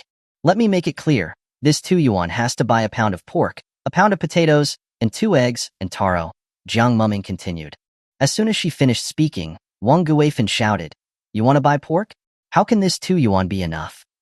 Pork is 1.2 yuan per pound, potatoes are 0.2 yuan per pound, taro is 0.2 yuan per pound, and an egg is 0.1 yuan, Jiang Muming calculated, then said playfully, you'll even make 2 cents. Wang Guifan didn't expect that Jiang Muming would know the prices, but she still insisted, then you go buy it. I can't buy all of that. Either give me more money. Jiang Muming's smile disappeared. I'm only giving you 2 choices. Either get out or go by what I told you. If anything is missing, then you'll all go without lunch. My and Mai's home is not for raising idlers. Wang Guifan's chest hurt from anger. She didn't expect to actually encounter someone so tough. Her hand trembled with rage. Do you believe I'll go to the women's director to report you? Jiang Muming made a please gesture. The door is there. Turn left when you get out. Seeing her stubborn look, Qin Wan rushed over, tugged on Wang Guifan's sleeve, and whispered, Mom, we were just made a laughingstock yesterday. If we go cause trouble today, we'll likely be the ones who suffer. Let's endure it for now and settle the score later. Wang Guifan also thought it was true. The money hadn't come yet, so they couldn't be kicked out so soon. Thinking of this, Wang Guifan snatched the money in anger and stormed out of the house. Be back soon. Mai will be home for lunch at a little after 11, Jiang Muming shouted at her back. There's a scale at home. If anything is short, then Mom should just skip lunch as a way to lose some weight. You vicious creature. Wang Guifan snapped in frustration. Stretching lazily, Jiang Muming said with a smile. Ah, seeing Wang Guifan's face turning dark with anger is such a relief for my mammary glands. Wang Guifan arrived at the small market in the family compound, feeling irritated by Jiang Muming's harshness. But Qin Muye was protecting her, and she couldn't do anything about it. Give me 8 ounces of pork. Wang Guifan paused when she thought of what Jiang Muming had said and reluctantly added, actually, give me a pound. With Jiang Muming's personality, if she found out that something was missing or short, she could truly not let her eat. Just as she was waiting for the butcher to cut the meat, a voice rang out, Auntie, give me a pound of pork bones. Oh, you're Commander Qin's mother, right? Wang Guifan turned her head and saw Gu Manli looking at her in surprise. You are? Hello, Auntie. I'm Commander Qin's friend. My name is Gu Manli, Gu Manli said with a smile. Hearing her name, Wang Guifan's eyes lit up. You're that Miss Gu Manli who sent a hair clip to our Qin Wan. Gu Manli smiled sweetly. Yes. I saw that your daughter liked the hair clip, so I gave it to her. It's not a rare thing, only a little over 1 yuan. Hearing that tone, Wang Guifan's eyes gleamed with happiness. As expected of the military commander's niece, she was not short of money. Miss Gu, you're so thoughtful. Our second child is so lucky to have a friend like you, Wang Guifan said with a beaming smile. Oh, not at all. Commander Qin is a great man. Everyone in the army looks up to him. He's so young and accomplished, Gu Manli replied with a smile. It must be because you raised him well, Auntie, that Commander Qin is so outstanding. Wang Guifan, being praised, smiled even more brilliantly. That's right. I've been very strict with my second child since he was little. Gu Manli chatted with her until the butcher gave them their pork bones and pork. How much is it in total? I'll pay for it, Gu Manli offered generously. Oh, how can I possibly do that? Wang Guifan said, out of politeness, but had no intention of reaching for her purse. Gu Manli responded gently, it's fine. It's fate that we met today. With that, she handed the money to the butcher. You're such a good child, virtuous and gentle. Whoever marries you would be incredibly lucky, Wang Guifan said kindly. Gu Manli smiled shyly. Auntie, you're flattering me. Well, I'll leave first, Auntie, goodbye. After saying that, Gu Manli waved at her and continued shopping. Seeing that she'd gained 1.2 yuan for no reason, Wang Guifan's heart was filled with joy as she hummed a tune. After buying the groceries, Wang Guifan went home to cook. Jiang Muming had given her a list, and Wang Guifan had no choice but to follow her instructions and make a stir-fried potatoes with chili, a stir-fried pork with chili, and a taro soup. Today, none of these are spicy. They don't taste good, Jiang Muming said, displeased with the dishes. Qin Muye knew that she liked spicy food and said in a low voice, Mom, make the dishes at home a bit spicier next time. Ningning likes spicy food. No, she likes it, but we don't, Wang Guifan protested. That's right, big brother. The minority should follow the majority. You can't spoil her, Qin Wan echoed. The money for these groceries was given by me. Otherwise, would you two buy the groceries yourselves? Jiang Muming said with a smile. As soon as she finished speaking, Wang Guifan's face turned stern. How can that be? You said this was your home, so of course, the grocery money should come from you. We provide the money. Then we get to say how the food is cooked. Jiang Muming said this, then picked up the 2 fried eggs and put one in her bowl and the other in Qin Muye's. Seeing this, Wang Guifan's head ached with anger. Second child, are you just going to watch your wife bully your mother like this? Qin Muye didn't say anything and kept in mind what Jiang Hong and Jiang Muming had told him. He needed to be on the right side. Jiang Muming put down her chopsticks and blurted out, "Since Mom dislikes me so much, why don't we divide the family?" Chapter 73. Wang Guifan gets beaten up. Hearing about dividing the family, Wang Guifan and Qin Wan looked at her at the same time. Divide the family? What do you mean divide the family? No one in our village ever divides their families. Do you want our Qin family to be looked down upon? Wang Guifan scolded. Exactly. If others found out we divided the family, they'd laugh at us. How would my brother and mother live in the village? Qin Wan added. Jiang Muming raised her eyebrows. She knew they wouldn't divide the family so easily. After all, they all knew that if the family was divided, with Jiang Muming's personality, she wouldn't let Qin Muye send money to Wang Guifan every month anymore. Oh right, second child. You promised me 10 yuan a month, and it's been 2 months since I've gotten any. Wang Guifan changed the topic. Qin Muye gave a sound of agreement and looked at Jiang Muming. Wife, give Mom 20 yuan later. Okay. Jiang Muming agreed readily. But Mom, since we haven't divided the family, and we all live and eat together, then starting tomorrow, I won't be paying for groceries anymore. As soon as she finished speaking, Wang Guifan's voice rose suddenly. What? You won't? Jiang Muming blinked her large eyes and replied innocently, That's right. Since we're not dividing the family, why should the daughter-in-law pay? For groceries? Especially since my gives you 10 yuan every month, which is equal to our living expenses. How can I pay more? That's not fair. Wang Guifan's voice trembled. No, the grocery money definitely has to be paid. I don't need this 20 yuan now. I'll get it later. What's been said can't be taken back. It's true we haven't divided the family, so we've already paid for living expenses. Mom has to be responsible for the household expenses. So, in the future, Mom will have to handle all the grocery shopping and if the family needs anything. Jiang Muming spoke with a bright smile, which made Wang Guifan's face turn green with rage. She looked at Qin Muye for help. Second child, say something? Qin Muye said solemnly, Mom, I'm married now. I have to listen to my wife. You brat, you don't care about your mother anymore? Wang Guifan was exasperated. Qin Muye said, Dad said that I should take care of my own wife. I should mind my business when it comes to other people's wives. I disagree. There's nothing you can do if you disagree. If we don't divide the family, we have to follow the rules, Jiang Muming said with a smile. The brighter Jiang Muming smiled, the angrier Wang Guifan became. She slammed her bowl onto the table. Jiang Muming, you're so vicious. I'm not eating anymore. With that, Wang Guifan left the living room in anger. Jiang Muming looked at Qin Muye, wondering what his reaction would be, but he was still eating his meal as usual. Jiang Muming was pleased. After all, in this battle between the mother-in-law and the daughter-in-law, Qin Muye was also a key link. After eating, Jiang Muming said to Qin Wan, Little sister, remember to wash the dishes. Qin Wan stared at her with wide eyes. Me? Your mom's good daughter, her thoughtful little cotton jacket. Do you have the heart to watch your mother do all the housework by herself? Jiang Muming asked in surprise. She did, actually.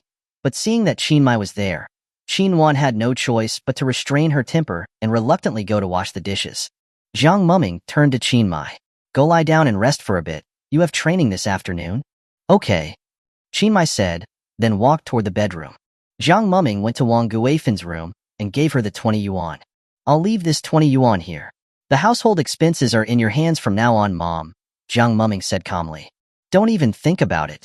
Wang Guifan glared at her. Our family must be cursed to have married a jinx like you. With a playful laugh, Jiang Muming tucked her loose hair behind her ear and said coquettishly, I guess it really is. Mom did a lot of wicked things. That's why she's being punished by me. Hearing this, Wang Guifan's anger soared, and she raised her hand to slap Jiang Muming. A crisp sound echoed in the air, as Wang Guifan incredulously clutched her face. You dare to hit me? Jiang Muming put on a look of concern. Oh my, Mom, I'm so sorry. When I saw you wanted to hit me, I just couldn't control my hand. I'm going to fight you. Wang Guifan's anger surged, and she lunged at Jiang Muming. Upon seeing this, Jiang Muming moved quickly, grabbed the woman's head, and slapped her hard twice. Recently, Jiang Muming had been drinking spiritual spring water every day. The spiritual spring water could strengthen the body. Under the nourishment of the spring water, Jiang Muming's physical fitness had improved greatly, and she'd become a lot stronger. Wang Guifan wanted to teach her a lesson, but couldn't get the upper hand. Jiang Muming was pressing her head down firmly on the table. "It hurts. Jiang Muming, let me go." Wang Guifan exclaimed in fear. "Mom, I'm the type to be tough on those who are tough on me. Before you provoke me, you should first measure your own strength," Jiang Muming said, then released her and disgustedly clapped her hands. Wang Guifan was in pain all over her body from being beaten and looked at the person in front of her in horror, who seemed like an evil ghost that had crawled out of hell. This woman was really cruel, and she intentionally chose to hit her everywhere except her face. "Jiang Muming." Wang Guifan's eyes turned red with anger. "Yes, I'm here," Jiang Muming replied with a bright smile. "Take this money, okay? If you lose it, you'll have to pay for it yourself." Leaving those words behind, Jiang Muming stretched and walked back to her room. Wang Guifan pounded the table in anger, feeling wronged. "It's a disaster. Why did we marry such a woman? It's all because of that old man. He's dragging me down." Qin Muye had rested enough and was ready to go to work at the army base. Just as he walked out of the door, Qin Muye jogged to catch up with him. "Second brother." Qin Muye stopped and looked at her, waiting for what she had to say. Qin Muye said shyly, "Second brother, can you give me some money so I can buy some pretty clothes? I'm not getting any younger, and I want to find someone while I'm here to visit you." Hearing this, Qin Muye said matter-of-factly, "I don't have any money." Qin Muye was stunned for a second. "Your salary is so high. The money is with your sister-in-law. If you want some, you can go ask her," Qin Muye replied calmly. "In our family, your sister-in-law makes the decisions." With that, Qin Muye began to walk away. Qin Muye quickly grabbed his arm and said in a panic, "Second brother, do you really not have any? With second sister-in-law's personality, she won't give it to me. I only have 10 yuan of pocket money each month." "Then give me." "No," Qin Muye refused righteously. "If I give it to you, I won't be able to buy anything for my wife. Ningning is a good person. You have to behave yourself and don't cause trouble." After saying this, Qin Muye left with long strides. Qin Muye looked at his back in disbelief. This Qin Muye, who was a commander, was living such a miserable life. Returning to the room, she saw Wang Guifan groaning in pain. "Mom, what's wrong?" Qin Muye asked with concern. "It's all because of that damn Jiang Muming," Wang Guifan replied angrily. Thinking about how Qin Muye had refused her, Qin Muye said resentfully, "Mom, second brother gave all his money to Jiang Muming. I just wanted to ask him for money to buy some clothes, but he wouldn't let me. With Jiang Muming around, second brother won't care about whether we live or die." "You're right," Wang Guifan said, worried. "So, the most important thing now is to quickly get another wife for second brother." Qin Muye's eyes flashed with a scheming light. "That Gumanli looks easy to handle. Why don't we find a way to match her up with second brother?"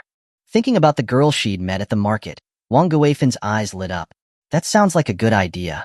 I have to think about how I can get rid of that slut Jiang Muming." Chapter 74. With me, you're not alone.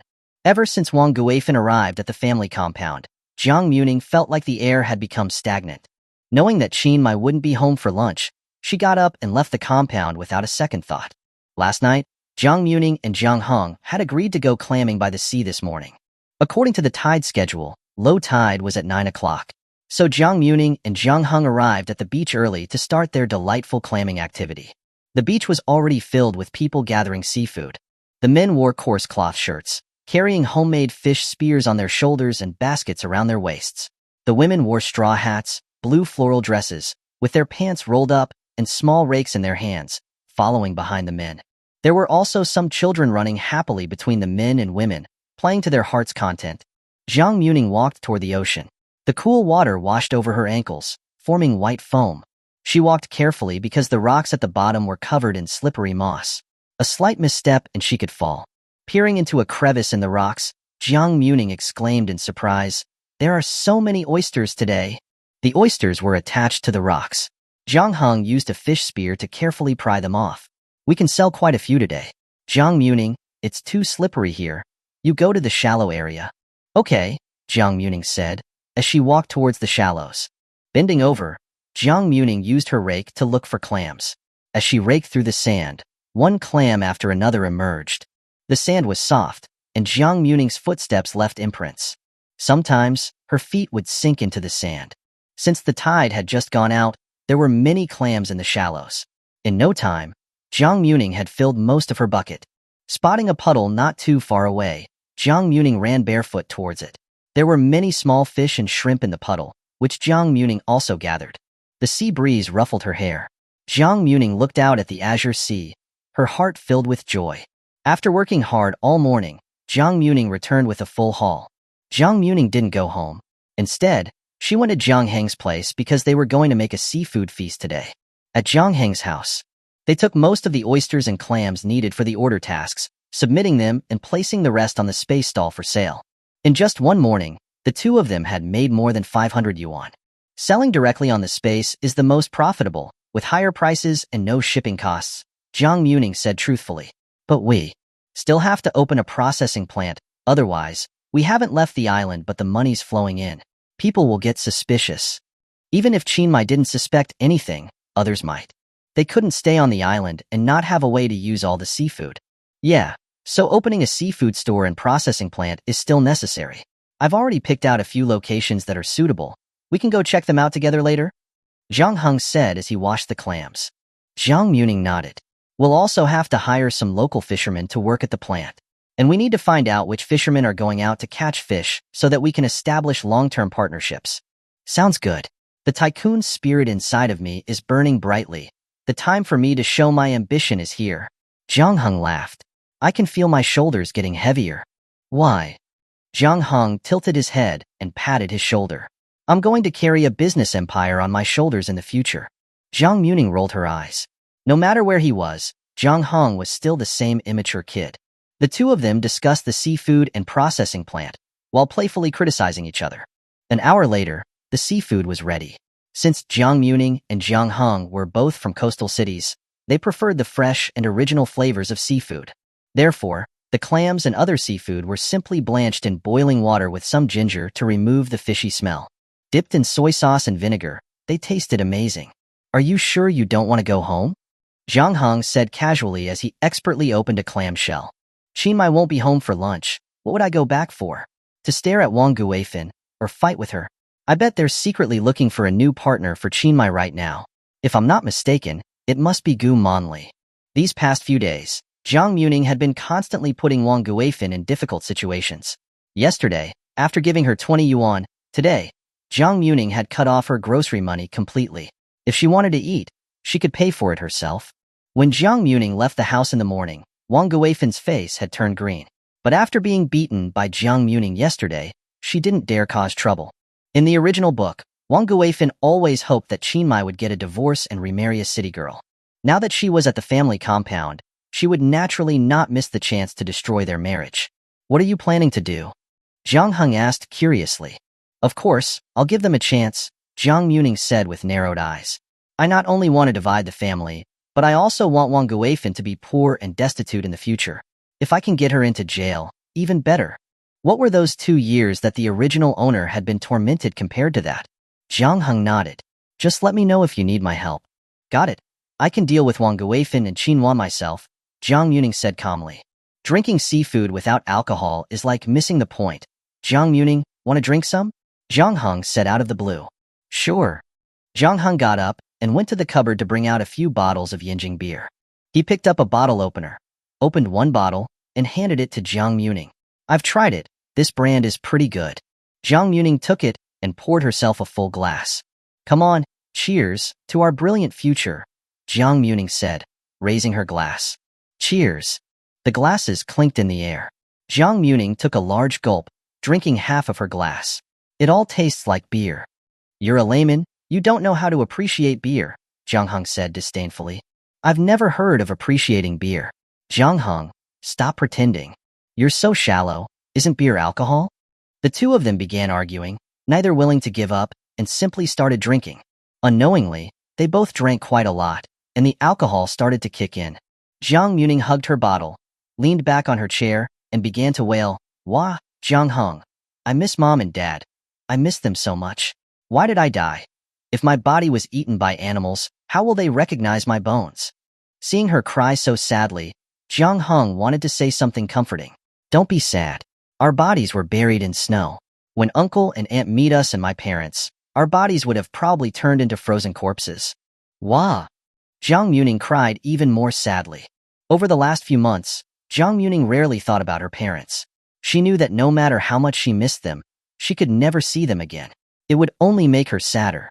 Jiang Muming, if you cry anymore you'll become ugly, Jiang Hong said, picking up a cloth and wiping her face with it. Get out, the cloth stinks. Oh, this is the tablecloth? Jiang Hong, you deserve a beating. Jiang Muming cried as she kicked him. We can't go home anymore. Without parents, we're orphans now, all alone? Remembering his parents, Jiang Heng's eyes also turned red. Just like Jiang Muming, he had a happy family. Watching her cry and cry, Jiang Hong felt a heaviness in his heart. He raised his hand and placed it on her head. Jiang Muming. What? Jiang Muming looked at him with teary eyes. With me, you're not alone. Chapter 75. Let you experience rootless joy. Jiang Muming stared blankly at him, forgetting to cry for a moment, with tears clinging to her eyelashes. Jiang Hong. Although we've been fighting since we were kids, we're still family, Jiang Hong said with a smile. In this world, he was the one who had known Jiang Muming the longest, so it was natural that he wanted to protect her. Jiang Muming was moved. Wah! She cried again. Jiang Hong laughed and scolded. Jiang Muming, I didn't expect you to be such a crybaby, so embarrassing. Mind your own business. In the evening, Qin Muye returned home, but the familiar figure was nowhere to be seen. Looking around in the yard, Qin Muye asked in confusion, Where's Ningning? Speaking of her, Wang Guifan was furious. Who knows where she ran off to? Knowing you wouldn't be home today, she left early in the morning and hasn't returned. She must be fooling around with some man. Thinking of Jiang Muming, Wang Guifan was filled with anger. This morning, she really didn't give her money for groceries. It forced her to spend her own money. Was that slut really planning to make her support her? Before she could finish her sentence, Qin Muye scolded her. Mom, stop being so mouthy and spouting nonsense. Seeing that Qin Muye was blaming her, Wang Guifan said angrily, How am I being mouthy? Would a good woman run out all day and not come back? Would she leave all the housework to her mother-in-law? That girl is just pretty, but she's a whore in bed. Comrade Wang Guifan. Qin Muye shouted angrily. Wang Guifan's eyes widened in disbelief. She slapped him on the arm. Qin Muye, you brat. You dare to call your mother by her name. Do you know that that's disrespectful, and you will be criticized for it? Qin Muye's face was tight, and his eyes were filled with obvious anger. If you don't want to stay in the compound, you can go back to the village. The reason why Muming doesn't want to stay at home is that seeing you makes her annoyed. You. Oh, my chest. Do you really want to kill me? Wang Guifan said, clutching her chest in distress. A scourge lives for 1,000 years, Mom. You'll live to be 100. Qin Muye said coldly. I'm going to find her. Wang Guifan shouted furiously. Qin Muye, you stop right there. I brought you up with so much hardship. Is this how you repay my kindness? I am your mother. Qin Muye turned his back to her, looked ahead, and said in a cold voice, Brought me up? Mom, you're exaggerating. I grew up on my own. You didn't actually do much. With that, Qin Muye walked forward expressionlessly. You brat, come back here. Wang Guifan stomped her feet, but Qin Muye acted as if he didn't hear her and kept walking. Wang Guifan clutched her chest and took a deep breath. It's all because of Jiang Muming, that troublemaker.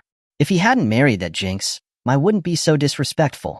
We have to get rid of her as soon as possible. Qin Muye left home and went directly to Jiang Heng's place. On this island, Jiang Muming had no relatives or friends, only Jiang Hong.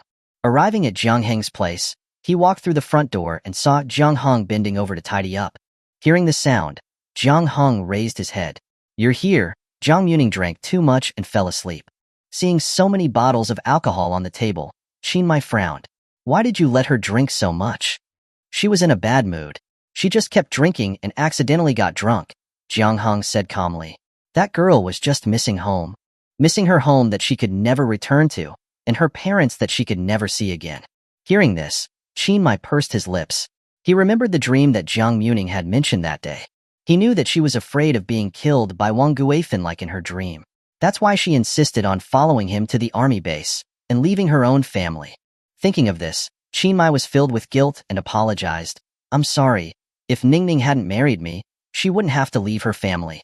She wouldn't have dragged you here to this remote island. Seeing his misunderstanding, Jiang Hong didn't explain. He just patted him on the shoulder. Qin Muye, I hope you treat her well. Don't make her regret her decision to come with you. Qin Muye's eyes were filled with obvious determination. I know. Jiang Muming is my only relative. If you dare to bully her, I will fight you to death. Don't underestimate me. If I use my inventions to kill you, it won't be difficult. Jiang Hong said with a smile. He used to enjoy messing around with inventions, and he had successfully created gunpowder. Oh, Jiang Muming isn't a pushover either. If you dare betray her, she'll definitely find a chance to castrate you and make you experience the joy of being rootless, Jiang Hong said casually. Looking at his eyes, Qin Muye felt a chill between his legs. Luckily, he didn't have any intention of cheating on her. I won't get a divorce, and I won't betray her. If I betray Muming in the future, let me suffer the consequences, Qin Muye said with a determined look. Seeing the firmness in his eyes, Jiang Hong nodded with satisfaction. I'll believe you for now. You can take her now. Sorry for disturbing you, Qin Muye said before entering the house and picking up the sleeping Jiang Muming. Looking at their departing backs, Jiang Hong muttered, I hope Qin Muye is a good man. In female-focused novels, the male lead is generally not bad, so I hope this Qin Muye is a good guy too. Withdrawing his gaze, Jiang Hong continued to clean his house. Qin Muye carried Jiang Muming back to the family compound. Wang Guifan could smell the heavy scent of alcohol. She was standing at the door and scolded, running around during the day, getting drunk and coming home. How can you behave like this? How can this world have someone like you? Before Wang Guifan could finish her sentence, Qin Muye stopped in his tracks and looked at her with a piercing glare. If you don't want to sleep on the streets tonight, then shut your mouth. You. Wang Guifan was about to explode in anger, but Qin Wan quickly stopped her. Mom, don't shout anymore, otherwise second brother will really kick you out, Qin Wan whispered. Since childhood, she had always been most afraid of her second brother. Seeing that she had shut her mouth, Qin Muye carried Jiang Muming back into the house. Jiang Muming, who was drunk, was very well behaved. She obediently lay down on the bed. Seeing her slightly red and swollen eyes, Qin Muye knew that she must have cried just now. He gently stroked her face. Qin Muye got up and went to the water room to fetch some water to wipe her body, so she could sleep more comfortably. Seeing that Qin Muye had left, Qin Wan secretly slipped into the room. Jiang Muming was lying on the bed, sleeping soundly. You little brat, it's all your fault for causing trouble, making second brother not give us money. Watch me not teach you a lesson, Qin Wan said as she came to the bedside, preparing to give Jiang Muming a good beating. Just as she was about to slap her face, she was afraid that Qin Muye would find out. So, she decided to hit her on the head instead. She thought that Jiang Muming was sleeping like a dead pig and wouldn't wake up.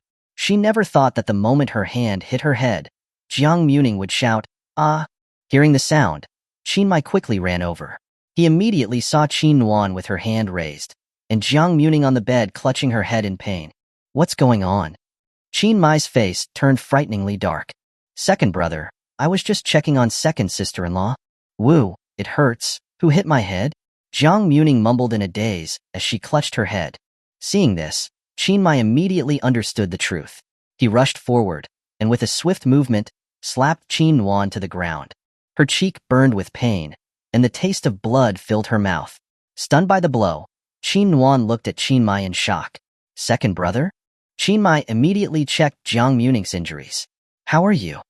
Jiang Muming slowly woke up and pointed at Qin Wan to report her crime. My head hurts so much, she hit me while I was drunk. His fist clenched, his eyes turned red, and his voice sounded like it was coming from hell. You either slap yourself, or I'll slap you. Chapter 76, Jiang Muming is my bottom line. Qin Wan's eyes were filled with fear. She never expected to hear such words from her second brother. Although she was a daughter, as the youngest child in the family, Qin Wan had always been spoiled by her parents and brothers. But now, Qin Muye was willing to slap her for someone else? Qin Wan pursed her lips and didn't say anything. Wang Guifan heard the commotion and came rushing over. Seeing Qin Wan clutching her face, she excitedly rushed forward. My dear, what happened? Who dared to hit you? I did. Qin Muye stood up. His whole body was radiating a repressed anger as he walked towards Qin Wan step by step. Qin Wan was intimidated by his gaze. She quickly pulled Wang Guifan in front of her. I just tapped Jiang Muming on the head. I didn't mean any harm. Seeing this, Wang Guifan pushed him away angrily and scolded. Nuan Wan said that she didn't mean any harm. Are you deaf? Qin Muye, Nuan is your family. Jiang Muming is an outsider. Qin Muye clenched his fist so tightly that his knuckles turned white.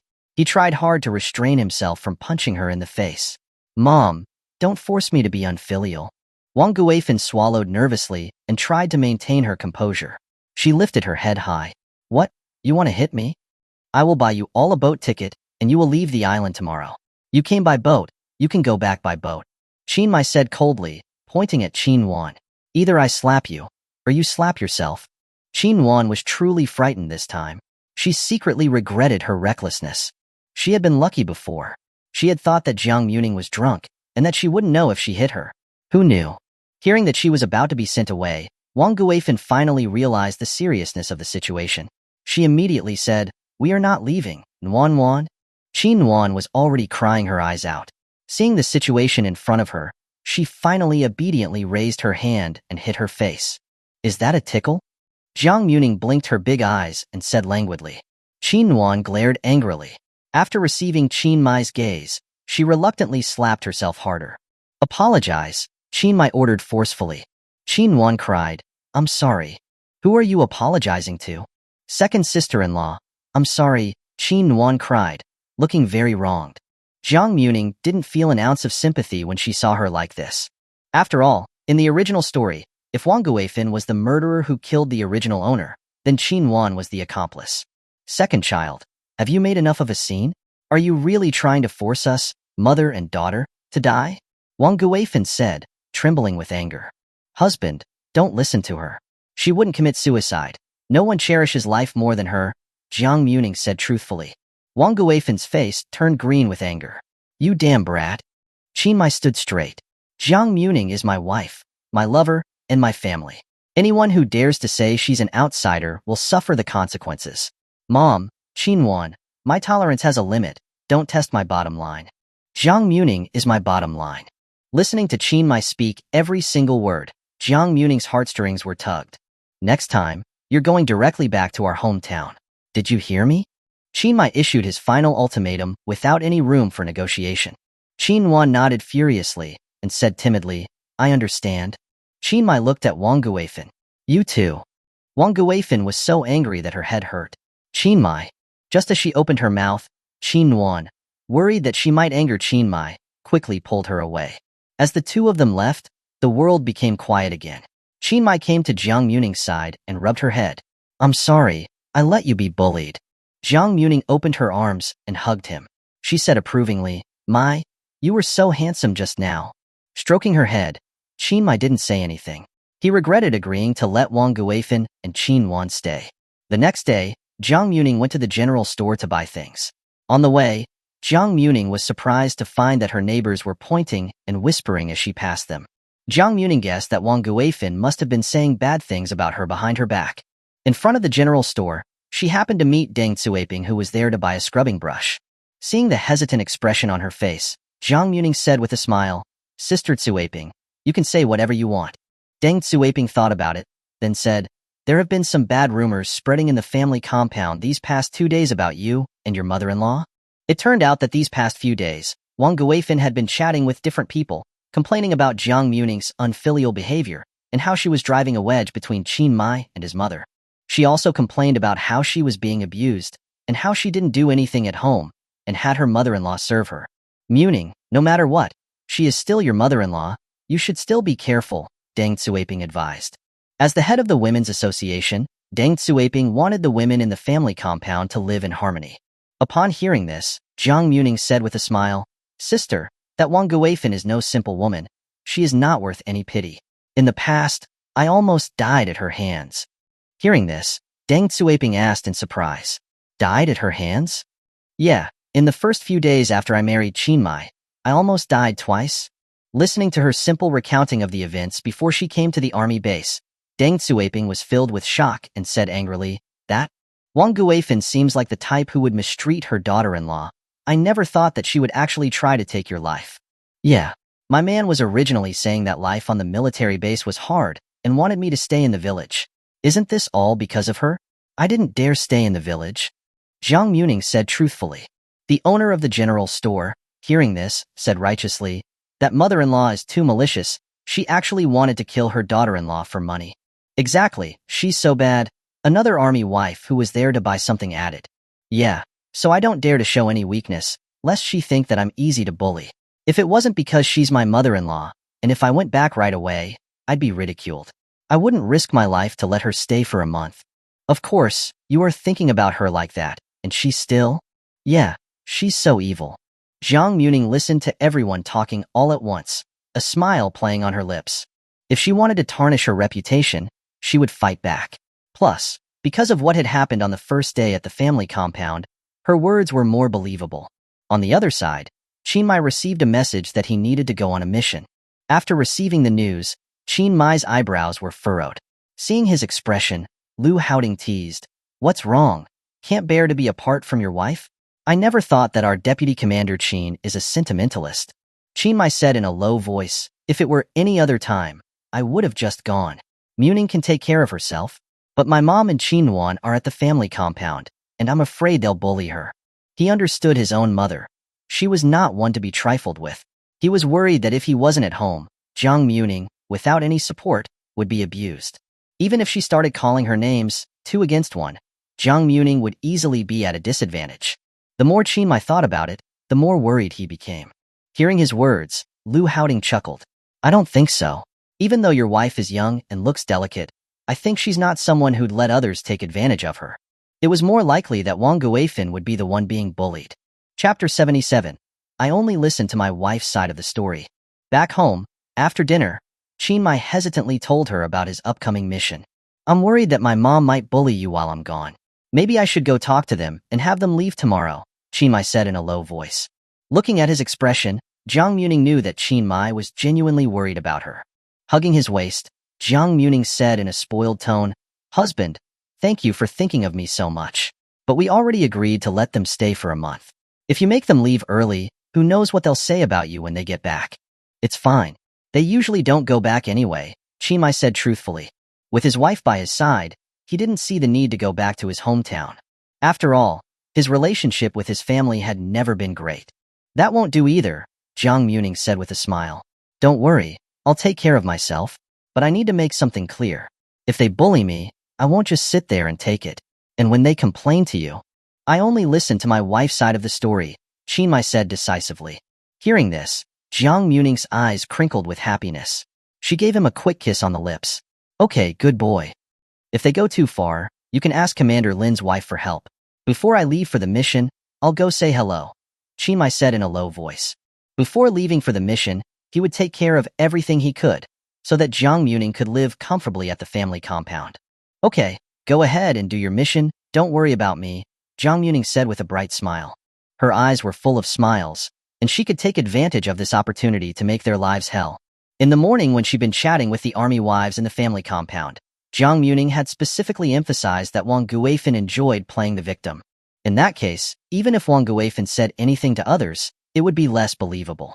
Seeing her gentle demeanor, Qin Muye nodded. Because he would be leaving tomorrow, Qin Muye was very energetic tonight.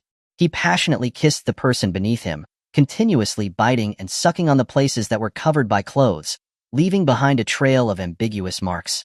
The bed began to shake. Because he was leaving at noon, Qin Muye went to the army base in the morning to take care of things, and also paid a visit to Commander Lin Jiangwo. When he returned home, he began packing his bag. Jiang Muming wanted to pack him a lot of things, but he stopped her. "When I go on a mission, the most important thing to bring is equipment. For food and clothing, just pack the basics," Qin Muye said in a low voice. Jiang Muming adjusted his collar and said softly, "Take care of yourself, okay?" "Okay, there won't be any danger," Qin Muye said in a low voice. Hearing him say this, Jiang Muming was relieved.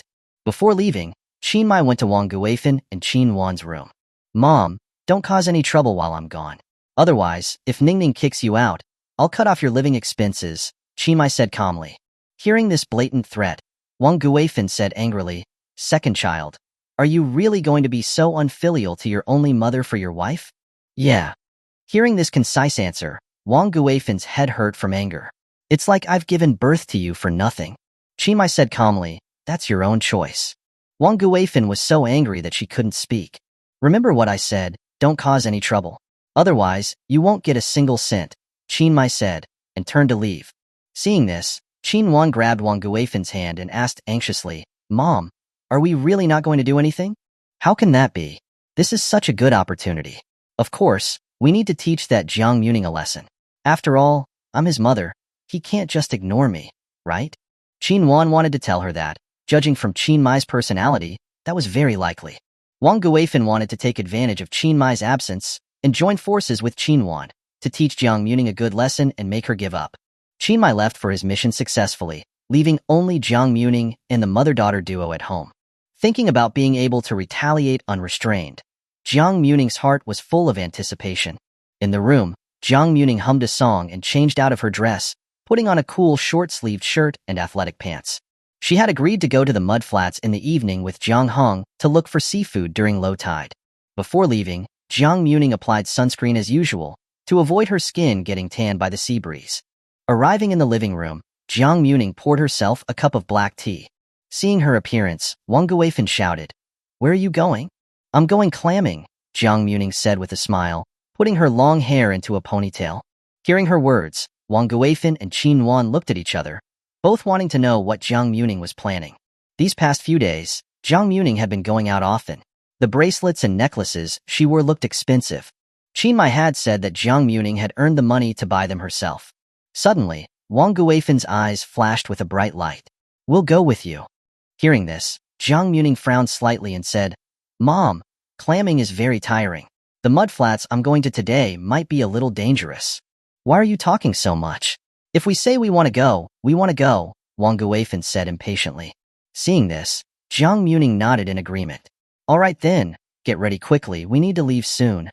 With that, Jiang Muming turned around, and a brief smile flashed in her eyes. "Mom, what are you trying to do?" Qin Wan asked, puzzled. "In a while." 10 minutes later, Jiang Muming, Wang Guifan, and Qin Wan arrived at the mud flats by the sea together. Seeing the two of them, Jiang Heng said in surprise, "Why are they here?" "They were bored and decided to come," Jiang Muming said casually. "The tide just went out. There are a lot of things on the mud flats right now. I'm going to go see what's available." Wang Guifan didn't expect Jiang Heng to be there. She said, "We're going to look too. This is the first time Nuan and I have come, so we'll follow you." Jiang Muming ignored her and walked into the mud flats by herself. The mud on the mud flats was soft, and her feet sank in with each step. As Jiang Muming bent over to look, she saw Qin Wan following beside her. She casually looked not too far away and saw Wang Guifan following Jiang Heng. Withdrawing her gaze, Jiang Muming continued to bend over, searching for seafood in the mud. Thinking about Wang Guifan's words, and then thinking about how she'd been beaten because of Jiang Muming, Qin Wan narrowed her eyes slightly. With this in mind, Qin Wan continued to follow behind her. Just as Jiang Muming was bending over to carefully search through the mud, Qin Wan reached out her hand. Unexpectedly, she pushed Jiang Muming forward. Jiang Muming staggered and fell on the mud flats. Seeing her fall, Qin Wan said happily, "Oh, I'm sorry, it was an accident." Jiang Muming curled the corner of her lips. Without saying anything, she quickly grabbed her arm. Before Qin Wan could react, Jiang Muming pulled her forcefully. Qin Wan directly fell towards her. The next second, Jiang Muming's sturdy hand pressed on the back of her head, pushing her face directly into the mud. Chapter 78. If you want to harm me, you have to see if you have the luck. Qin Wan's eyes widened in fear. Just as she was about to speak, mud instantly went into her mouth. Qin Wan struggled and groaned, but Jiang Muming just held her head firmly, pressing it into the mud. Woo! With each breath, the mud filled her nose, and Qin Wan struggled in pain. Seeing that she was having trouble breathing, Jiang Muming grabbed the back of her head and pulled her face out of the mud. "Ah! Help!" Before Qin Wan could finish her sentence, Jiang Muming pressed her face into the mud again. Wang Guifan heard her cries for help. Seeing what was happening, she was shocked. She quickly tried to rush over to help, but Jiang Heng stopped her. "Mother-in-law, there's a fish here. Let me go," Wang Guifan said furiously. "Jiang Muming is trying to murder my daughter." Jiang Heng said with a straight face, "My sister is having a friendly exchange with your daughter. If anything happens to my daughter, I will never let you go." Wang Guifan tried to rush past him, but Jiang Heng just blocked her with his arms, not letting her pass. Wang Guifan was both angry and anxious. Jiang Muming continued to play with Qin Wan. She knew that Qin Wan's face and body were covered in mud, and that she was almost dead. Only then did Jiang Muming let her go. When Jiang Muming released her, Qin Muye fell weakly into the mud. Her eyes filled with fear as she looked up at the towering Jiang Muming. She had never imagined that Jiang Muming would really be so ruthless. During that time just now, she had really thought that she was going to die at Jiang Muming's hands. Jiang Muming squatted down, clapped her hands, and smiled. But it was a smile that sent chills down people's spines. Qin Muye, if you want to harm me, you have to see if you have the luck. Qin Muye only felt a coldness creeping up her spine. Seeing that she had let go, and knowing that she'd already given Qin Muye enough of a lesson, Zhang Heng didn't stop Wang Guifan anymore. Wang Guifan moved with difficulty through the mud, and quickly rushed to Qin Muye's side. "Mom!" Qin Muye cried as she hugged Wang Guifan. "She was trying to murder me." Wang Guifan's face turned red with anger. "You poisonous woman, you really want to kill Nuan Wan?" Jiang Muming tilted her head playfully. "Oh, Mom, my sister and I were just having a mud fight. I'm someone who holds grudges. Qin Muye pushed me first. Isn't it normal for me to fight back?" Zhang Heng also walked over, waved the rake in his hand, and said with a smile, "That's right. Your Qin Muye started it first. Don't blame my Jiang Muming for being impolite." Wang Guifan's face was pale with anger. She wanted to teach them a lesson, but when she saw the rake in Jiang Heng's hand, she swallowed her anger. Helping Qin Muye up, Wang Guifan said viciously, "Jiang Muming, you just wait." With that, Wang Guifan helped Qin Muye leave. "Come back and play again sometime." Jiang Muming shouted at their retreating backs. Qin Muye stumbled and almost lost her footing. "You're really not afraid of causing a death, huh?" Jiang Heng chuckled. "Don't worry, I have my limits." "I left her a breath," Jiang Muming said calmly. "I'm very kind, you know." Jiang Heng nodded. "Yeah, you're the kindest. Let's hurry up and work hard to earn money." "Got it," Jiang Muming said, as she got down to work on the mudflats. Qin Muye returned to the family compound in a disheveled state, covered in mud from head to toe. Thinking about the scene just now, Qin Muye felt lingering fear. She hurriedly took a shower and washed her hair, finally managing to clean herself up. "That Jiang Muming is really too bad. She really wanted to kill me," Qin Muye said fearfully. Wang Guifan was so angry that she slammed the table. "That Jiang Muming doesn't take me seriously at all. While the second child is not home, I must teach her a lesson. Otherwise, she'll think that I, her mother-in-law, am easy to bully." Thinking about the near-death experience just now, Qin Muye said carefully, "Mom, maybe we should stop provoking her. Jiang Muming is not easy to provoke. What are you so afraid of her for? I don't believe that she'll really dare kill you." Qin Muye nodded. "She really dares." Wang Guifan slapped her head. "Silly girl, if we don't get rid of her, if the second child doesn't give our family money, what will? Your older brother do. What about me? What about you? You still want to buy clothes and change to a better house? In your dreams?" Hearing this, Qin Muye stopped talking. Seeing her daughter's useless appearance, Wang Guifan turned around and left. After a while, Qin Muye said softly, "Being sent back by second brother is secondary. If I actually get killed, that's the end. That Jiang Muming is really ruthless." After what had happened today, Qin Muye developed a fear of Jiang Muming and didn't dare to provoke her. In the evening, Jiang Muming finished clamming and returned home. Every day, she was able to earn a lot of money from the sea, and she was in a good mood. Back home, she spent a long time choosing from her wardrobe, finally taking out a plaid dress. She liked to be lazy.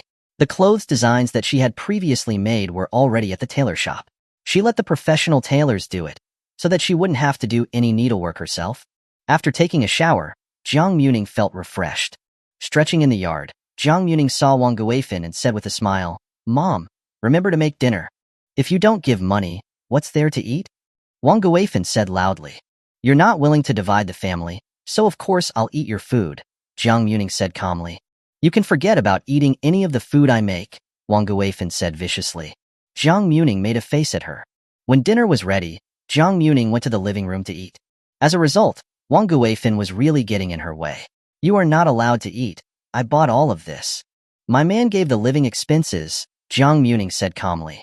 "That was given to me. If you want to eat, then pay for it separately," Wang Guifan said haughtily.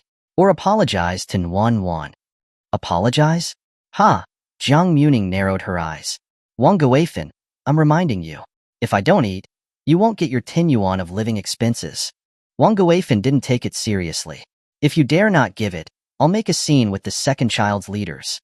"Then go make a scene. See if I'll give it to you," Jiang Muming said, turning to walk out. Where are you going? With money. Am I afraid of going hungry? Jiang Muming said with a chuckle. She had just reached the door when she said to a passing neighbor, Sister, is there a cafeteria in the family compound? My mother-in-law is not letting me eat. Hey uncle, do you know where the cafeteria is? My mother-in-law is not giving me food. Because of Jiang Muming's constant questions, everyone in the family compound knew that Wang Guifin was not letting Jiang Muming eat. This made Wang Guifin extremely angry. Seeing this, Qin Wan said worriedly, Mom, let's stop provoking her. If second brother comes back and knows that we didn't let her eat, not only will he kick us out, we won't even get our 10 yuan of living expenses each month. She had a strong feeling that they couldn't win against Jiang Muming. Wang Guifin said indignantly, in the end, it's because we're alone and have no one to rely on that Jiang Muming dares to be so unscrupulous. So the most important thing now is to find a partner. Who doesn't want to find a good partner, but we can't find one, Qin Wan said gloomily. I've already asked around. The officers in this family compound are all married. There might be some officers' brothers or younger brothers, but they're all useless. Hearing her words, Wang Guifin looked at Qin Wan, narrowed her eyes and said, Then let's not look for those who are not married. Qin Wan looked at her in disbelief. What? Chapter 79. Has she really fallen for Qin Muye? Qin Wan thought she was hallucinating. She never expected to hear those kinds of words from Wang Guifin. Mom, what nonsense are you talking about? You wouldn't want me to go after married men, right? Qin Wan asked, shocked. Wang Guifin grabbed her hand. Wan, Mom thinks, if we can't find a good unmarried man, then it's okay to go after someone who is already married. Those who are around 30 years old and capable are also good, aren't they? Qin Wan was so scared that she pulled her hand back. Mom, that's a military marriage. Destroying a military marriage is against the law. Moreover, I'm only 20 years old. Why would I go looking for an old man? Some of those married men already have kids. Are you trying to make me be a stepmother? Qin Wan felt that Wang Guifin must have gone crazy to even think like that. It's not us trying to destroy the marriage. If the soldier takes a liking to us, then it's the soldier who's in the wrong. Older men will be more caring, and they can also make money. Marrying an officer, getting such a high salary, is better than marrying a poor man, right? Mom, look at the farmers in our village. They aren't as good as those who are married. The young ones are poor. They can't even buy you a pretty dress. You'll have to take care of kids and do farm work. Do you want to live that kind of life? Qin Wan didn't say anything. Of course she didn't want that. Otherwise, she wouldn't have come all the way here with Wang Guifin, hoping to find a man in the army. Think about Jiang Muming marrying the second child. With his salary of over 100 each month, she can live very easily. Wang Guifin continued to persuade her. Qin Wan's eyes lit up. Jiang Muming's current life was exactly what she longed for. But, I don't want to go after married men. That's destroying someone else's family, Qin Wan said with a frown. Then find a man whose wife has died. No matter how old he is, as long as he's caring and can earn a lot of money, Wang Guifin continued to say. Thinking of those old faces, Qin Wan still couldn't accept it. Suddenly, she thought of something. Tomorrow, I'll go find Gu Monli and ask her to help me find a partner. I'll tell her that if she can help me find a good partner, I'll help her get my second brother. Wang Guifin's eyes lit up. That's a good idea. Since she's the military commander's niece, she must know many people. Qin Wan's eyes were filled with anticipation. If Gu Monli could really help her, then she would recognize her as her second sister-in-law. On the other side, after leaving the family compound, Jiang Muming happily went to a restaurant. After eating the food she loved, she went to the store and bought a pound of candy to take home. Seeing the candy in her hand, Qin Wan was very envious. Jiang Muming strolled in front of her, then went into her room without giving her a single candy. It made Qin Wan so angry. Back in her room, after showering, Jiang Muming carried the dirty clothes to Wang Guifin. She said haughtily, wash all the clothes clean. Otherwise, tomorrow, I'll pack you up and send you back. Wang Guifin stared at her. Jiang Muming, you lazybones. Mom, I'm being kind. If you don't even have this little bit of value, there's no need for you to stay here and bother me, Jiang Muming said. With that, Jiang Muming turned around arrogantly. Make sure to wash it clean. If you tear my clothes, I'll make you pay. You, why don't you just die? Wang Guifin shouted angrily, but she didn't dare to attack her. There was no way she could win. Jiang Muming said calmly, I have to see you off on your last journey. How can I die first? Wang Guifin snorted. See me off? Are you really that kind-hearted? Of course, I will see you off properly. When the time comes, I'll take you to the crematorium to be cremated, and then scatter your ashes into the sea. Won't you be happy, traveling in the ocean? Wang Guifen's eyes widened like copper bells. This woman actually wanted to scatter her ashes in the sea. Slut, slut. Don't be angry. Your old bones. Getting angry might give you a stroke. When that happens, you'll be paralyzed in bed, peeing on the bed, and pooping in your pants. I'm not taking care of that, Jiang Muming said kindly. Wang Guifen's chest hurt. Oh, it's a disaster. Why did our Qin family have such a malicious daughter-in-law? It's probably because you've done too many wicked things. Heaven sent me to eliminate you on behalf of the moon, Jiang Muming said. Then, she hummed a song and went back to her room in a good mood. Clutching her chest, Wang Guifen panted. No, I must get the second child to divorce her soon. If I can't get him to divorce her, I'll just kill her. Otherwise, this old life of mine will be lost because of her sooner or later. Jiang Muming returned to her room and laid leisurely on the bed. Today, it was a little stuffy. Jiang Muming took out a fan, put it on the chair, and turned it on to the lowest speed. She closed her eyes and went to her space. After months of construction, the once deserted island had changed dramatically. There was an orchard on the island, and many fruit trees were planted there. There was a peach forest. From afar, it looked like a sea of pink flowers. There was also a farmland. Jiang Heng, based on his memories, had made a water wheel for irrigation, so they wouldn't have to come to the space to water the crops frequently. A spring of spiritual water was not too far away, and a thatched cottage had been built next to it. It felt like a paradise.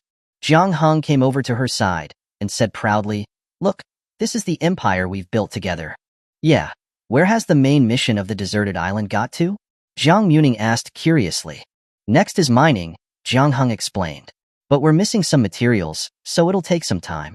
"Okay, then let's go look for materials another day," Jiang Muming said as she walked to the spring and idly drank some spiritual spring water. With the nourishment of the spiritual spring, Jiang Muming's body was getting better and better. She didn't even catch a cold or get sick. "Oh, by the way, can the spring's level be upgraded? I also want to use it for beauty and skincare," Jiang Muming suddenly remembered. Jiang Heng opened the system panel and saw that the materials needed to upgrade the spring were already in the warehouse. "Then let's upgrade it," Jiang Heng said, manually clicking the upgrade button. As the upgrade button was pressed, the spring seemed to be covered in a golden light. The upgraded spring has the effect of detoxification and temporarily enhancing physical strength. "It seems a bit lackluster," Jiang Heng muttered. Jiang Muming rested her chin on her hands and looked into the distance. "Lackluster or not, we still have to upgrade the level." Seeing her appearance, Jiang Heng asked curiously, "What are you thinking about?" "Thinking about Qin Muye. I wonder what he's doing now. Communication in this era is really inconvenient. I can't even send a video." Hearing this, Jiang Heng chuckled. "Girl, you wouldn't have fallen for Qin Muye, have you?" As soon as he finished speaking, Jiang Muming sat up straight. She said anxiously, "Who said that I fell for him? I just like his body. It's all physical, no feelings involved." Seeing her appearance, Jiang Heng teased. "Stop trying to fool me. Is this the first day I've known you?